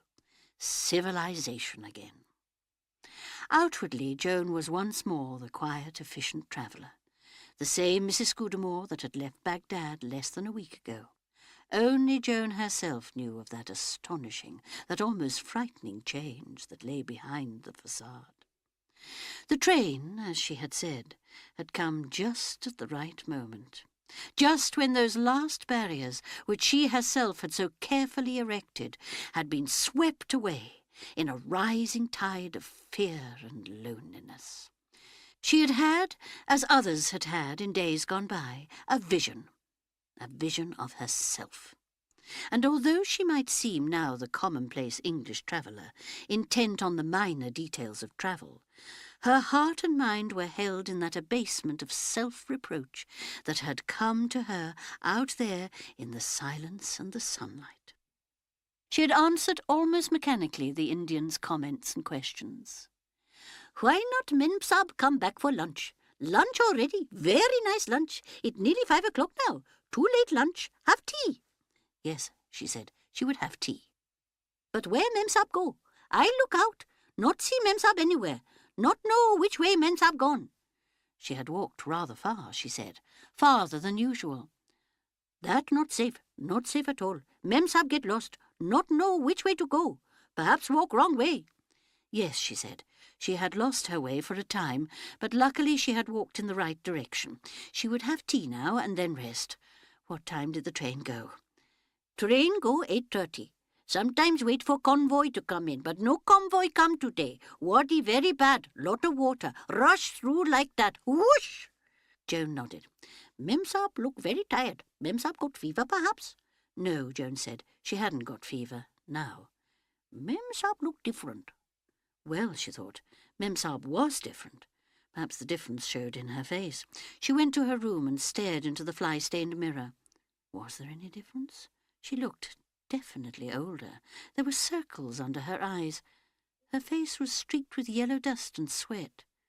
She washed her face, ran a comb through her hair, applied powder and lipstick, and looked again. Yes, there was definitely a difference. Something had gone from that face that stared so earnestly back at her. Something? Could it be smugness? What a horribly smug creature she had been. She felt still the keen disgust that had come to her out there, the self-loathing, the new humility of spirit. Rodney, she thought. Rodney. Just his name, repeated softly in her thoughts. She held to it as a symbol of her purpose, to tell him everything, not to spare herself. That, she felt, was all that mattered. They would make together, so far as was possible at this late date, a new life. She would say, "I'm a fool and a failure. Teach me, out of your wisdom, out of your gentleness, the way to live." That and forgiveness. For Rodney had a lot to forgive. And the wonderful thing about Rodney, she realized now, was that he had never hated her. No wonder that Rodney was loved so much, that his children adored him. Even Avril, she thought, behind her antagonism, had never stopped loving him. That the servants would do anything to please him, that he had friends everywhere. Rodney, she thought, has never been unkind to anyone in his life." She sighed. She was very tired, and her body ached all over. She drank her tea and then lay down on her bed until it was time to have dinner and start for the train. She felt no restlessness now, no fear, no longing for occupation or distraction. There were no more lizards to pop out of holes and frighten her. She had met herself and recognized herself. Now she only wanted to rest, to lie with an empty, peaceful mind, and with always at the back of that mind the dim picture of Rodney's kind, dark face. And now she was in the train, had listened to the conductor's voluble account of the accident on the line, had handed over to him her passport and her tickets, and had received his assurance that he would wire to Stamboul for fresh reservations on the Simplon Orient Express. She also entrusted him with a wire to be sent from Alep to Rodney. Journey delayed, all well, love Joan. Rodney would receive it before her original schedule had expired. So that was all arranged, and she had nothing more to do or to think about. She could relax like a tired child. 5 days' peace and quiet, whilst the Taurus and Orient Express rushed westwards, bringing her each day nearer to Rodney and forgiveness. They arrived at Alep early the following morning. Until then, Joan had been the only passenger, since communications with Iraq were interrupted. But now the train was filled to overflowing. There had been delays, cancellations, confusions in the booking of sleepers. There was a lot of hoarse, excited talking, protests, arguments, disputes, all taking place in different languages. Joan was travelling first class, and on the Taurus Express the first-class sleepers were the old double ones. The door slid back, and a tall woman in black came in. Behind her the conductor was reaching down through the window where porters were handing him up cases. The compartment seemed full of cases, expensive cases stamped with coronets. The tall woman talked to the attendant in French. She directed him where to put things. At last he withdrew. The woman turned and smiled at Joan, an experienced, cosmopolitan smile. "You are English," she said. She spoke with hardly a trace of accent. She had a long, pale, exquisitely mobile face, and rather strange, light grey eyes. She was, Joan thought, about 45. "I apologize for this early morning intrusion. It is an iniquitously uncivilized hour for a train to leave, and I disturb your repose. Also, these carriages are very old-fashioned. On the new ones the compartments are single, but still," she smiled, and it was a very sweet and almost childlike smile, "we shall not get too badly on each other's nerves. It is but 2 days to Stamboul, and I am not too difficult to live with. And if I smoke too much, you will tell me. But now I leave you to sleep. I go to the restaurant car that they put on at this moment." She swayed slightly as a bump indicated the truth of her words. "And wait there to have breakfast. Again I say how sorry I am you have been disturbed." "Oh, that's quite all right," Joan said. "One expects these things when travelling." "I see you are sympathetic. Good. We shall get on together famously." She went out, and as she drew the door to behind her, Joan heard her being greeted by her friends on the platform with cries of "Sasha! Sasha!" and a voluble burst of conversation in some language that Joan's ear did not recognise. Joan herself was by now thoroughly awake. She felt rested after her night's sleep. She always slept well in a train. She got up and proceeded to dress. The train drew out of Alep when she had nearly finished her toilet. When she was ready, she went out into the corridor, but first she took a quick look at the labels on her new companion's suitcases. Princess Hohenbach, Sam. In the restaurant car, she found her new acquaintance eating breakfast and conversing with great animation to a small, stout Frenchman. The princess waved a greeting to her and indicated the seat at her side. "But you are energetic," she exclaimed. "If it was me, I should still lie and sleep. But now, Monsieur Baudier, go on with what you are telling me. It is most interesting." The princess talked in French to Monsieur Baudier, in English to Joan, in fluent Turkish to the waiter, and occasionally across the aisle in equally fluent Italian to a rather melancholy-looking officer. Presently, the stout Frenchman finished his breakfast and withdrew, bowing politely. "What a good linguist you are," said Joan. The long, pale face smiled, a melancholy smile this time. "Yes, why not? I am Russian, you see. And I was married to a German, and I have lived much in Italy.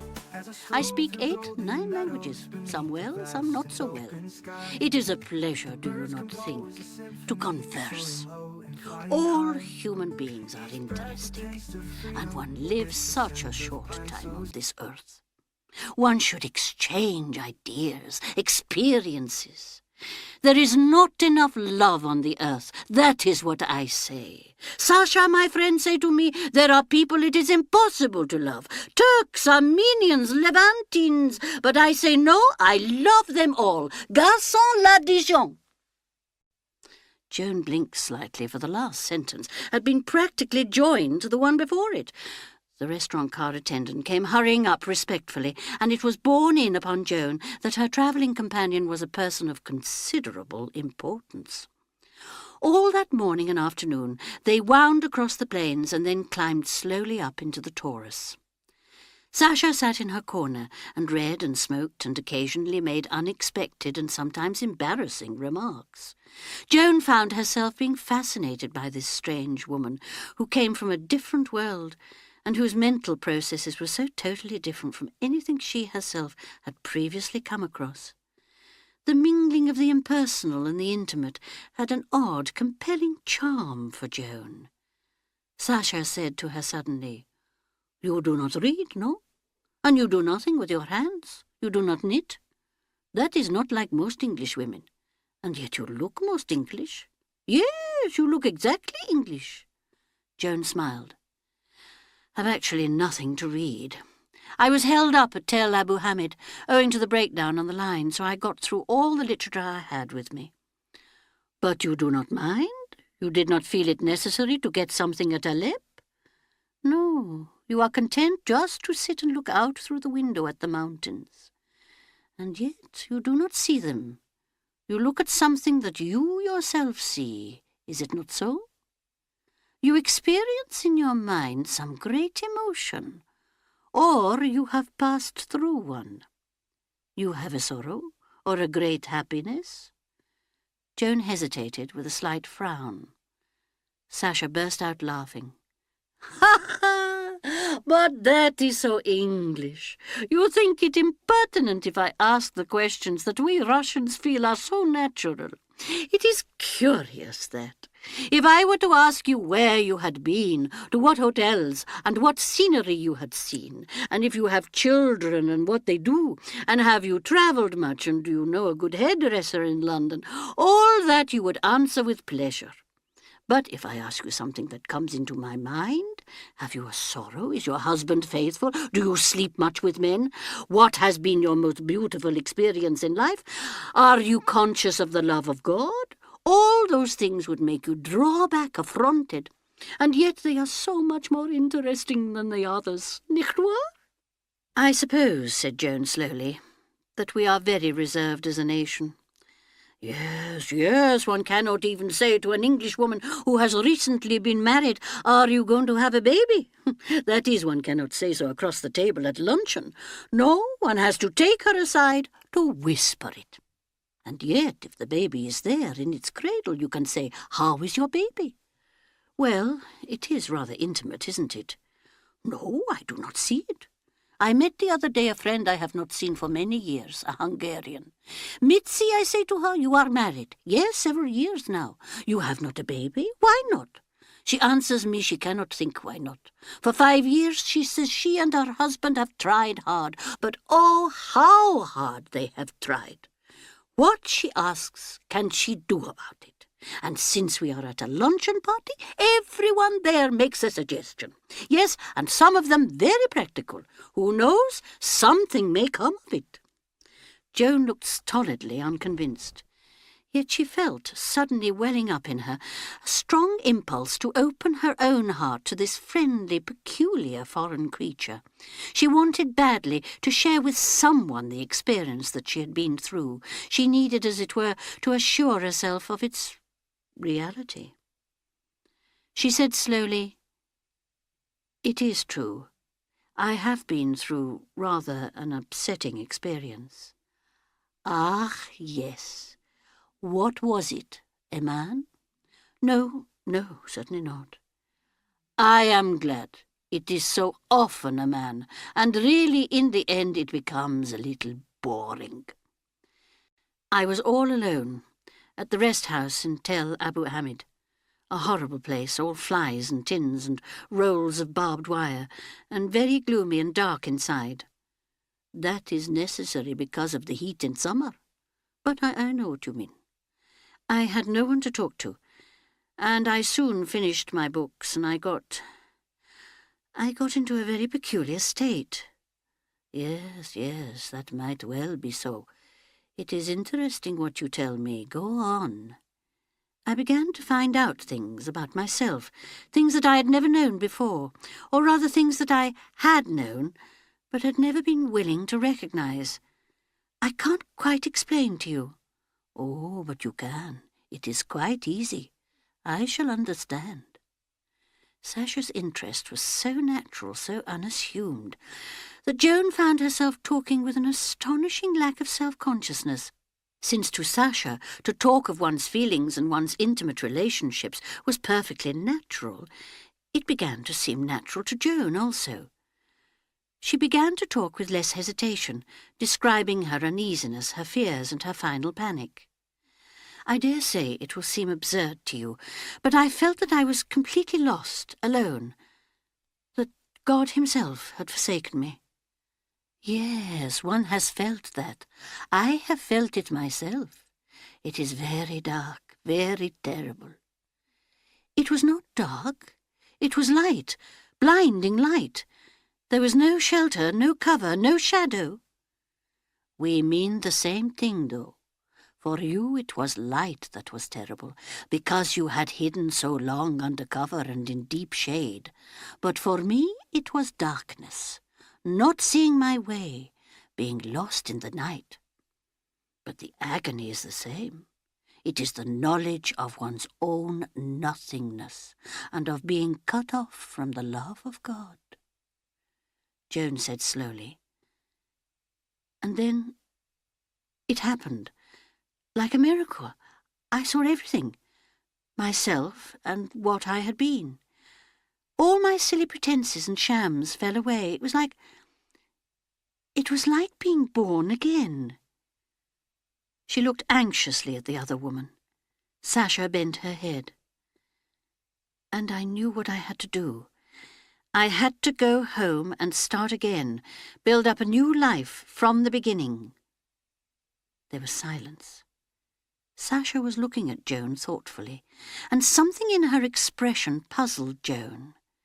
She said with a slight flush, "Oh, I dare say it sounds very melodramatic and far-fetched." Sasha interrupted her. No, you do not understand me. Your experience was real. It has happened to many, to St. Paul, to others of the saints of God, and to ordinary mortals and sinners. It is conversion, it is vision, it is the soul knowing its own bitterness. Yes, it is real, all that. It is as real as eating your dinner or brushing your teeth. But I wonder, all the same, I wonder. I feel I've been so unkind, done harm to someone I love. Yes, you have remorse. And I can hardly wait to get there, to get home. I mean, there's so much I want to say, to tell him. To tell whom? Your husband?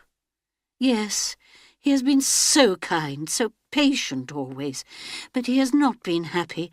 I have not made him happy. And you think you will be better able to make him happy now?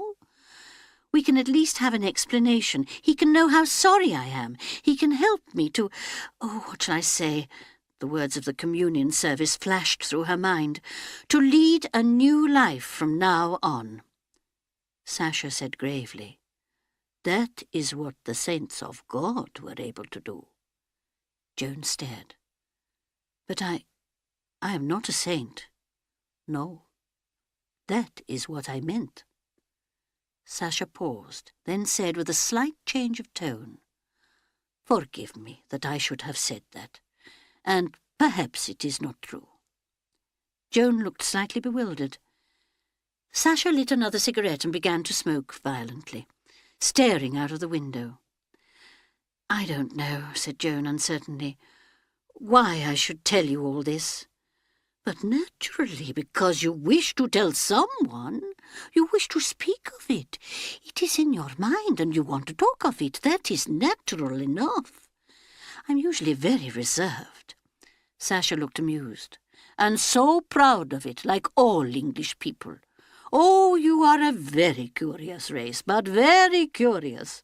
So shamefaced, so embarrassed by your virtues, so ready to admit, to boast of your deficiencies." "I think you are exaggerating slightly," said Joan stiffly. She felt suddenly very British, very far away from the exotic, pale-faced woman in the opposite corner of the carriage, the woman to whom, a minute or two previously, she had confided a most intimate personal experience. Joan said in a conventional voice, "Are you going through on the Simplon Orient?" "No, I stay a night in Istanbul, and then I go to Vienna," she added carelessly. "It is possible that I shall die there, but perhaps not." "Do you mean," Joan hesitated, bewildered, "that you've had a premonition?" "Oh, no," Sasha burst out laughing. "No, it is not like that. It is an operation I'm going to have there, a very serious operation. Not very often is it that it succeeds, but they are good surgeons in Vienna. This one to whom I am going, he is very clever, a Jew. I have always said it would be stupid to annihilate all the Jews in Europe. They are clever doctors and surgeons, yes, and they are very clever artistically too." "Oh dear," said Joan, "I'm so sorry." "Because I may be going to die? But what does it matter? One has to die sometime, and I may not die. I have the idea, if I live, that I would enter a convent I know of, a very strict order. One never speaks. It is perpetual meditation and prayer." Joan's imagination failed to conceive of a Sasha perpetually silent and meditating. Sasha went on gravely. "There will be much prayer needed soon, when the war comes." "War?" Joan stared. Sasha nodded her head. "But yes, certainly war is coming, next year or the year after." "Really," said Joan, "I think you are mistaken." No, I have friends who are very well informed, and they have told me so. It is all decided." "But war where? Against whom?" "War everywhere. Every nation will be drawn in. My friends think that Germany will win quite soon. But I do not agree, unless they can win very, very quickly indeed. You see, I know many English and Americans, and I know what they are like." "Surely," said Joan, "nobody really wants war." She spoke incredulously. "For what else does the Hitler Youth Movement exist?" Joan said earnestly, "But I have friends who have been in Germany a good deal, and they think there is a lot to be said for the Nazi movement." "Oh, la la!" cried Sasha. "See if they say that in 3 years' time." Then she leaned forward as the train drew slowly to a standstill. "See, we have come to the Sicilian gates. It is beautiful, is it not? Let us get out." They got out of the train and stood looking down through the great gap in the mountain chain to the blue, hazy plains beneath. It was close on sunset, and the air was exquisitely cool and still. Joan thought, how beautiful. She wished Rodney was here to see it with her. Chapter 12. Victoria. Joan felt her heart beating with sudden excitement. It was good to be home. She felt, just for a moment, as though she had never been away. England, her own country. Nice English porters. A not-so-nice but very English foggy day. Not romantic, not beautiful, just dear old Victoria Station, just the same as ever. Looking just the same, smelling just the same. Oh, thought Joan, I'm glad to be back. Such a long, weary journey across Turkey and Bulgaria and Yugoslavia and Italy and France, customs officers and passport examinations, all the different uniforms, all the different languages. She was tired, yes, definitely tired of foreigners. Even that extraordinary Russian woman who had travelled with her from Aleppo to Stamboul had got rather tiresome in the end. She had been interesting, indeed quite exciting, to begin with, simply because she was so different. But by the time they had been running down beside the Sea of Marmora to Haida Pasha, Joan had been definitely looking forward to their parting. For one thing, it was embarrassing to remember how freely she, Joan, had talked about her own private affairs to a complete stranger. And for another, well, it was difficult to put it into words, but something about her had made Joan feel definitely provincial. Not a very pleasant feeling. It had been no good to say to herself that she hoped she, Joan, was as good as anybody. She didn't really think so. She felt uneasily conscious that Sasha, for all her friendliness, was an aristocrat, while she herself was middle class, the unimportant wife of a country solicitor. Very stupid, of course, to feel like that. But anyway, all that was over now. She was home again, back on her native soil. There was no one to meet her, for she had sent no further wire to Rodney to tell him when she was arriving. She had had a strong feeling that she wanted to meet Rodney in their own house. She wanted to be able to start straight away on her confession without pause or delay. It would be easier so, she thought. You couldn't very well ask a surprised husband for forgiveness on the platform at Victoria. Certainly not on the arrival platform, with its hurrying mob of people and the customs sheds at the end. No, she would spend the night quietly at the Grosvenor, and go down to Crayminster tomorrow. Should she wondered, try and see Averil first? She could ring Averil up from the hotel. Yes, she decided, she might do that. She had only hand luggage with her, and as it had already been examined at Dover, she was able to go with her porter straight to the hotel. She had a bath and dressed, and then rang up Averil. Fortunately, Averil was at home. "Mother, I'd no idea you were back. I arrived this afternoon. Is father up in London?" "No, I didn't tell him when I was arriving. He might have come up to meet me, and that would be a pity if he's busy. Tiring for him." She thought that she heard a faint note of surprise in Averil's voice as she said, "Yes, I think you were right. He's been very busy lately. Have you seen much of him?" "No, he was up in London for the day about 3 weeks ago, and we had lunch together. What about this evening, Mother? Would you like to come out and have dinner somewhere?" "I'd rather you came here, darling, if you don't mind. I'm a little tired with travelling." "I expect you must be. All right, I'll come round. Won't Edward come with you? He's got a business dinner tonight." Joan put down the receiver. Her heart was beating a little faster than usual. She thought, Averil. My Averil. How cool and liquid Averil's voice was. Calm, detached, impersonal. Half an hour later, they telephoned up that Mrs. Harrison Wilmot was there, and Joan went down. Mother and daughter greeted each other with English reserve. Averil looked well, Joan thought. She was not quite so thin. Joan felt a faint thrill of pride as she went with her daughter into the dining room. Averil was really very lovely. so delicate and distinguished-looking. They sat down at a table, and Joan got a momentary shock as she met her daughter's eyes. They were so cool and uninterested. Averil, like Victoria Station, had not changed. It's I who have changed, thought Joan. But Averil doesn't know that. Averil asked about Barbara and about Baghdad. Joan recounted various incidents of her journey home. Somehow or other their talk was rather difficult. It did not seem to flow. Averil's inquiries after Barbara were almost perfunctory. It really seemed as though she had an inkling that more pertinent questions might be indiscreet. But Averil couldn't know anything of the truth. It was just her usual delicate, incurious attitude. The truth, Joan thought suddenly. How do I know it is the truth? Mightn't it, just possibly, be all imagination on her part? After all, there was no concrete evidence. She rejected the idea, but the mere passing of it through her head had given her a shock.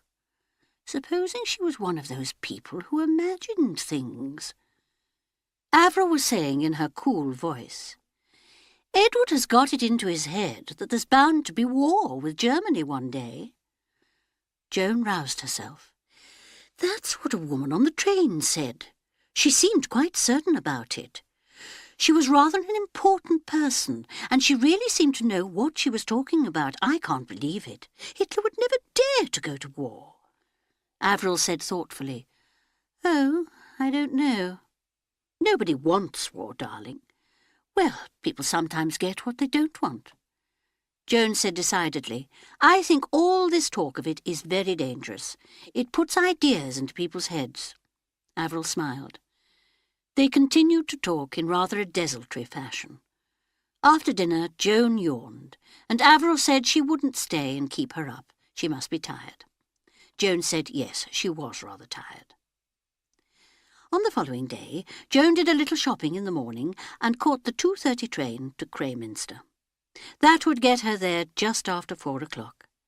She would be waiting for Rodney when he came home at tea-time from the office. She looked out of the carriage window with appreciation. Nothing much in the way of scenery to see this time of year. Bare trees, a faint, misty rain falling. But how natural, how homelike. Baghdad with its crowded bazaars, its brilliant blue-domed and golden mosques, was far away. Unreal. It might never have happened. That long, fantastic journey. The plains of Anatolia, the snows and mountain scenery of the Taurus, the high, bare plains, the long descent through mountain gorges to the Bosphorus, Stamboul with its minarets, the funny ox wagons of the Balkans, Italy with the blue Adriatic Sea glistening as they left Trieste, Switzerland and the Alps in the darkening light, a panorama of different sights and scenes, and all ending in this journey home through the quiet winter countryside. I might never have been away, thought Joan. I might never have been away. She felt confused, unable to coordinate her thoughts clearly. Seeing Averil last night had upset her. Averil's cool eyes looking at her, calm, incurious. Averil, she thought, hadn't seen any difference in her. Well, after all, why should Averil see a difference? It wasn't her physical appearance that had changed. She said very softly to herself, Rodney. The glow came back, the sorrow, the yearning for love and forgiveness. She thought, it's all true. I am beginning a new life. She took a taxi up from the station. Agnes opened the door and displayed a flattering surprise and pleasure. The master, Agnes said, would be pleased. Joan went up to her bedroom, took off her hat, and came down again. The room looked a little bare, but but that was because it had no flowers in it. I must cut some laurel tomorrow, she thought, and get some carnations from the shop at the corner.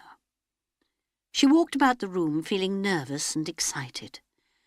Should she tell Rodney what she had guessed about Barbara?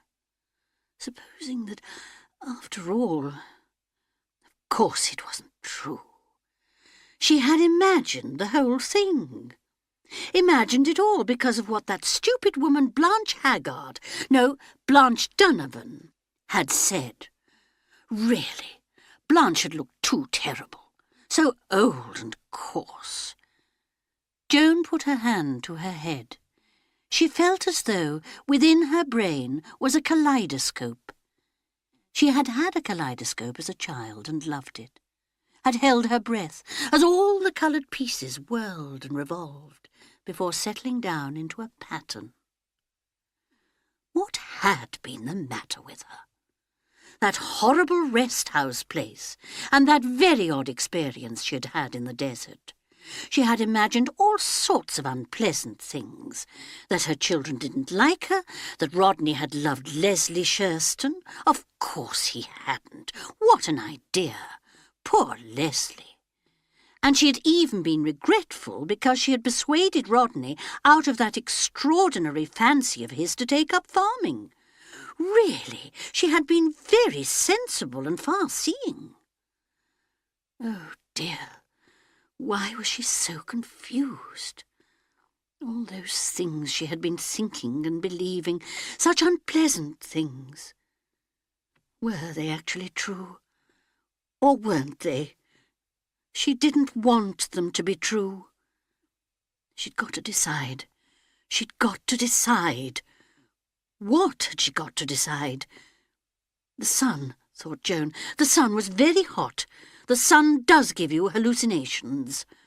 Running in the desert, falling on her hands and knees, praying. Was that real?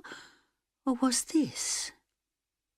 Madness, absolute madness, the things she had been believing.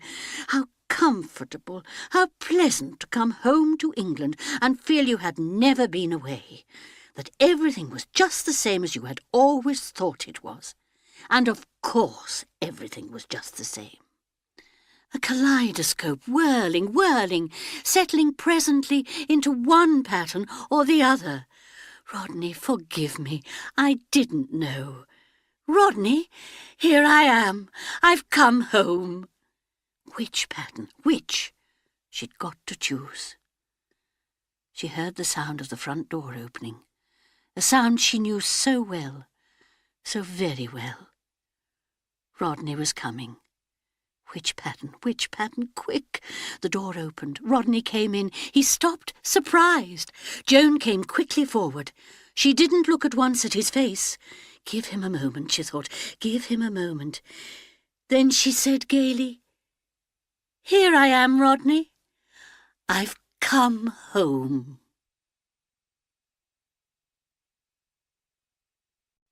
Epilogue. Rodney Scudamore sat in the small, low-backed chair while his wife poured out tea and clanked the teaspoons and chattered brightly about how nice it was to be home again and how delightful it was to find everything exactly the same and that Rodney wouldn't believe how wonderful it was to be back in England again and back in Crayminster and back in her own home. On the window-pane, a big bluebottle, deceived by the unusual warmth of the early November day, buzzed importantly up and down the glass. Buzz, buzz, buzz went the bluebottle. Tinkle, tinkle, tinkle went Jones Scudamore's voice. Rodney sat smiling and nodding his head. Noises, he thought, noises. Meaning everything to some people and nothing at all to others. He had been mistaken, he decided, in thinking that there was something wrong with Joan when she first arrived. There was nothing wrong with Joan. She was just the same as usual. Everything was just the same as usual. Presently Joan went upstairs to see to her unpacking, and Rodney went across the hall to his study, where he had brought some work home from the office. But first he unlocked the small top right-hand drawer of his desk and took out Barbara's letter. It had come by airmail and had been sent off a few days before Joan's departure from Baghdad. It was a long, closely written letter, and he knew it now almost by heart. Nevertheless, he read it through again, dwelling a little on the last page. So now I have told you everything, darling Dads. I dare say you guessed most of it already. You needn't worry about me. I do realise just what a criminal, wicked little fool I have been. Remember, Mother knows nothing. It wasn't too easy keeping it all from her. But Dr. McQueen played up like a trump, and William was wonderful.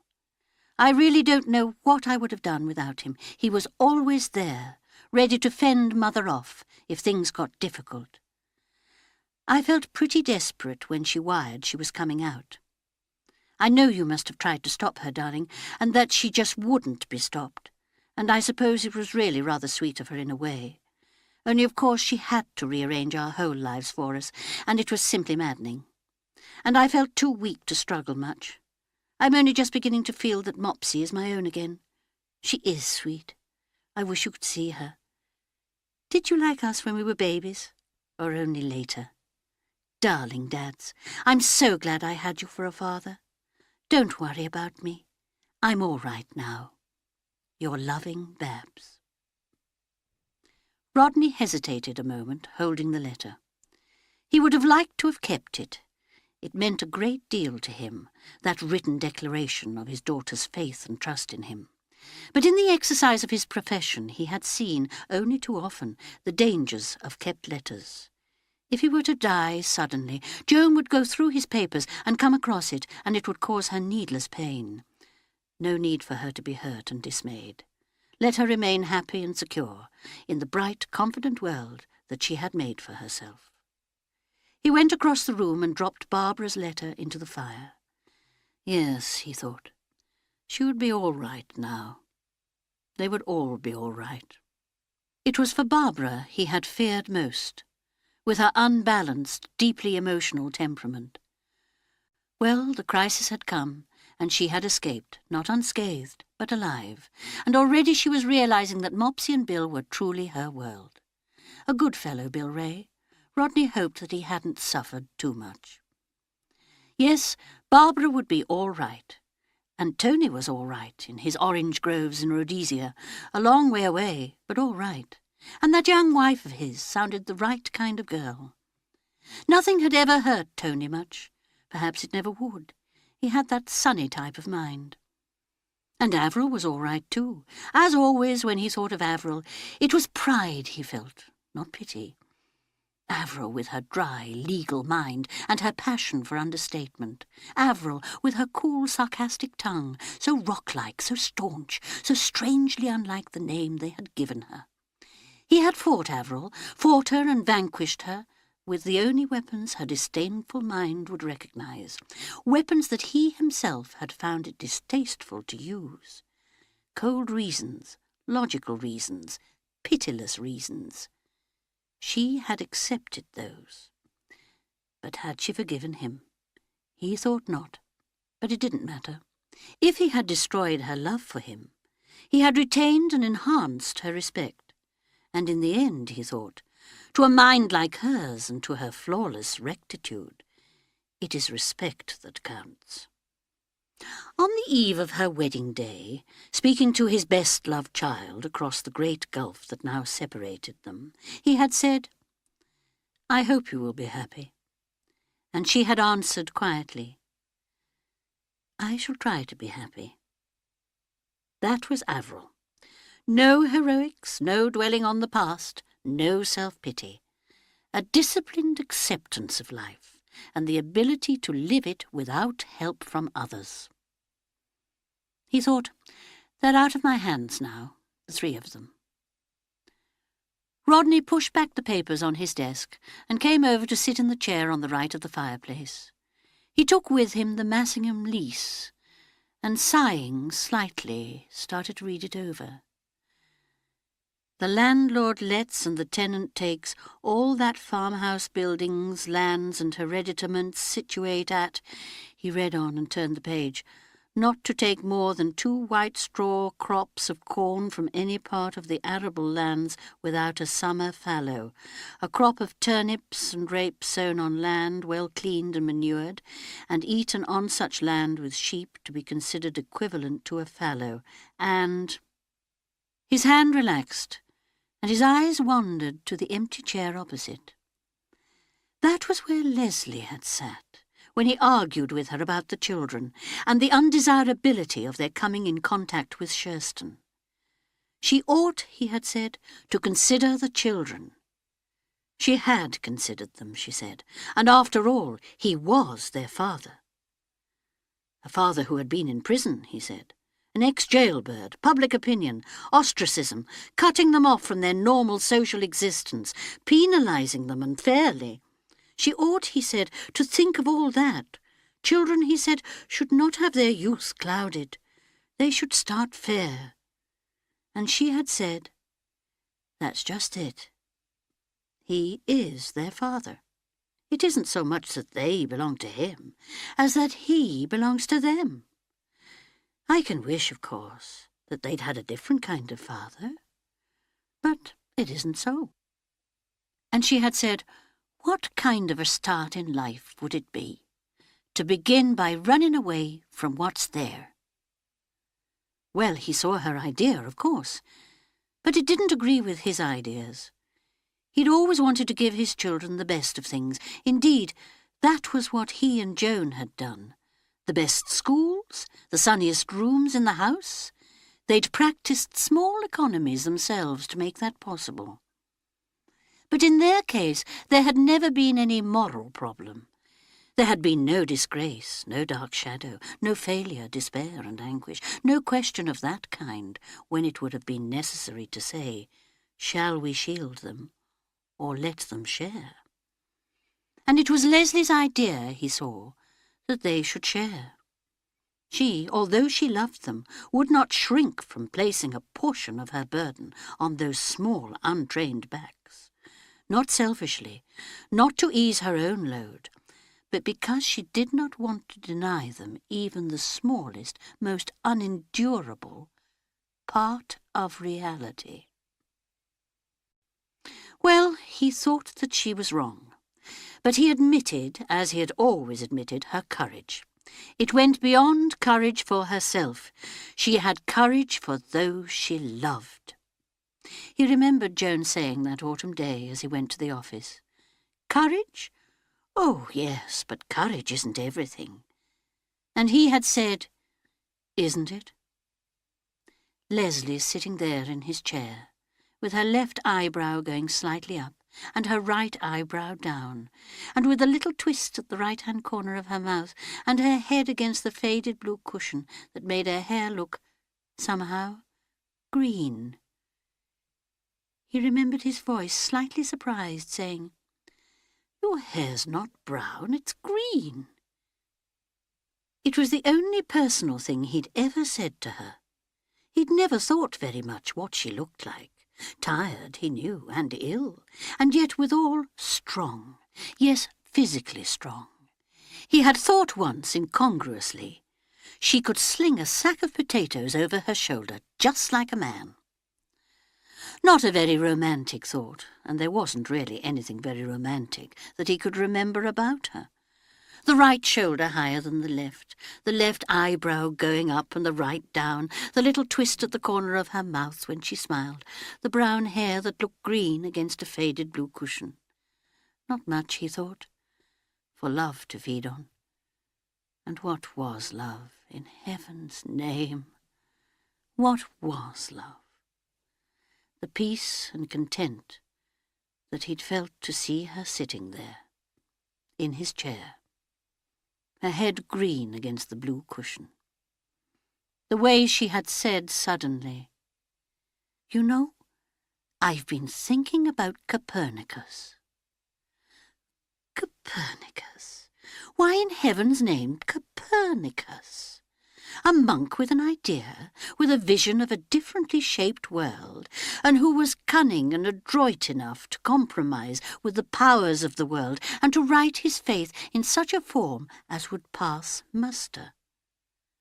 Why should Leslie, with her husband in prison and her living to earn and her children to worry about, sit there running a hand through her hair and say, "I've been thinking about Copernicus"? Yet because of that, for always, at the mention of Copernicus, his own heart would miss a beat, and up there on the wall he had hung an old engraving of the monk to say to him, "Leslie." He thought, I should at least have told her that I loved her. I might have said so, once. But had there been any need? That day on Ashwelldown, sitting there in the October sunlight, he and she together and apart, the agony and the desperate longing, 4 feet of space between them, 4 feet because there couldn't safely be less. She had understood that. She must have understood that. He thought confusedly, that space between us, like an electric field, charged with longing. They had not looked at each other. He had looked down over the ploughland and the farm, with the distant faint sound of the tractor and the pale purple of the upturned earth, and Leslie had looked beyond the farmland to the woods. Like 2 people gazing at a promised land to which they could not enter in, he thought, I should have told her that I loved her then. But neither of them had said anything, except just that once when Leslie had murmured, "And thy eternal summer shall not fade." Just that. One hackneyed line of quotation, and he didn't even know what she had meant by it. Or perhaps he did. Yes, perhaps he did. The chair cushion had faded, and Leslie's face. He couldn't remember her face clearly, only that queer twist of the mouth. And yet for the last 6 weeks she had sat there every day and talked to him. Just fantasy, of course. He had invented a pseudo-Leslie and put her there in the chair and put words into her mouth. He had made her say what he wanted her to say, and she had been obedient. But her mouth had curved upwards at the side, as though she had laughed at what he was doing to her. It had been, he thought, a very happy 6 weeks. He'd been able to see Watkins and Mills, and there had been that jolly evening with Hargrave Taylor, just a few friends and not too many of them, that pleasant tramp across the hills on Sunday. The servants had given him very good meals, and he'd eaten them as slowly as he liked, with a book propped up against the soda-water siphon. Some work to finish sometimes after dinner, and then a pipe, and finally, just in case he might feel lonely, false Leslie arranged in her chair to keep him company.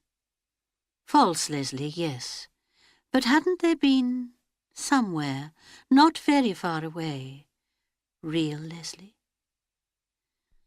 And thy eternal summer shall not fade. He looked down again at the lease. And shall in all respects cultivate the said farm in due and regular course of good husbandry. He thought wonderingly, I'm really quite a good lawyer. And then, without wonder, and without much interest, I'm successful. Farming, he thought, was a difficult, heart-breaking business. My God, though, he thought, I'm tired. He hadn't felt so tired for a long time. The door opened and Joan came in. Oh, Rodney, you can't read that without the light on. She rustled across behind him and turned the light on. He smiled and thanked her. You're so stupid, darling, to sit here ruining your eyes, when all you've got to do is just turn a switch. She added affectionately as she sat down, I don't know what you do without me. Get into all sorts of bad habits. His smile was teasing, kindly.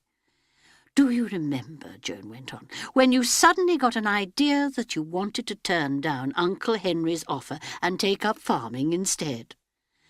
Yes, I remember. Aren't you glad now I wouldn't let you?" He looked at her, admiring her eager competence, the youthful poise of her neck, her smooth, pretty, unlined face, cheerful, confident, affectionate.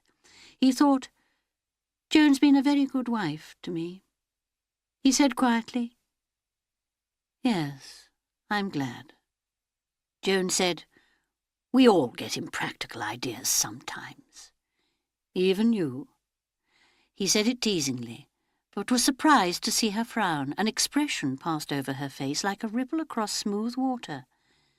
"One gets nervy sometimes, morbid." He was still more surprised. He could not imagine Joan nervy or morbid. Changing the subject, he said, "You know, I quite envy you your journey out east." "Yes, it was interesting, but I shouldn't like to have to live in a place like Baghdad." Rodney said thoughtfully, "I'd like to know what the desert is like. It must be rather wonderful, emptiness and a clear, strong light. It's the idea of the light that fascinates me. To see clearly." Joan interrupted him. She said vehemently, "It's hateful, hateful, just arid nothingness." She looked round the room with a sharp, nervous glance, rather, he thought, like an animal that wants to escape. Her brow cleared. She said, "That cushion's dreadfully old and faded. I must get a new one for that chair." He made a sharp, instinctive gesture, then checked himself. After all, why not? A cushion was faded. Leslie Adeline Shurston was in the churchyard under a marble slab. The firm of Alderman, Scudamore and Whitney was forging ahead. Farmer Hoddesdon was trying to raise another mortgage. Joan was walking round the room, testing a ledge for dust, replacing a book in the bookshelf, moving the ornaments on the mantelpiece. It was true that in the last 6 weeks the room had acquired an untidy, shabby appearance. Rodney murmured to himself softly, "The holidays are over." "What?" She whirled round on him. "What did you say?" He blinked at her disarmingly. "Did I say anything? I thought you said the holidays are over. You must have dropped off and been dreaming about the children going back to school." "Yes," said Rodney, "I must have been dreaming." She stood looking at him doubtfully. Then she straightened a picture on the wall. "What's this? It's new, isn't it?" "Yes, I picked it up at Hartley's sale." "Oh," Joan eyed it doubtfully. "Copernicus? Is it valuable?" "I've no idea," said Rodney. He repeated thoughtfully, "I've no idea at all." What was valuable, what was not? Was there such a thing as remembrance? "You know, I've been thinking about Copernicus." Leslie with her shifty jailbird of a husband. Drunkenness, poverty, illness, death. Poor Mrs. Shurston, such a sad life. But, he thought, Leslie wasn't sad. She walked through disillusionment and poverty and illness like a man walks through bogs and over plough and across rivers, cheerfully and impatiently, to get to wherever it is he is going. He looked thoughtfully at his wife out of tired but kindly eyes. So bright and efficient and busy, so pleased and successful. He thought, she doesn't look a day over 28. And suddenly a vast upwelling rush of pity swept over him. He said with intense feeling, "Poor little Joan." She stared at him. She said, "Why poor? And I'm not little." He said in his old teasing voice, "Here am I, little jumping Joan. If nobody's with me, I'm all alone." She came to him with a sudden rush. Almost breathlessly she said, "I'm not alone. I'm not alone. I've got you." "Yes," said Rodney, "you've got me." But he knew as he said it that it wasn't true. He thought, "You are alone, and you always will be. But please God, you'll never know it."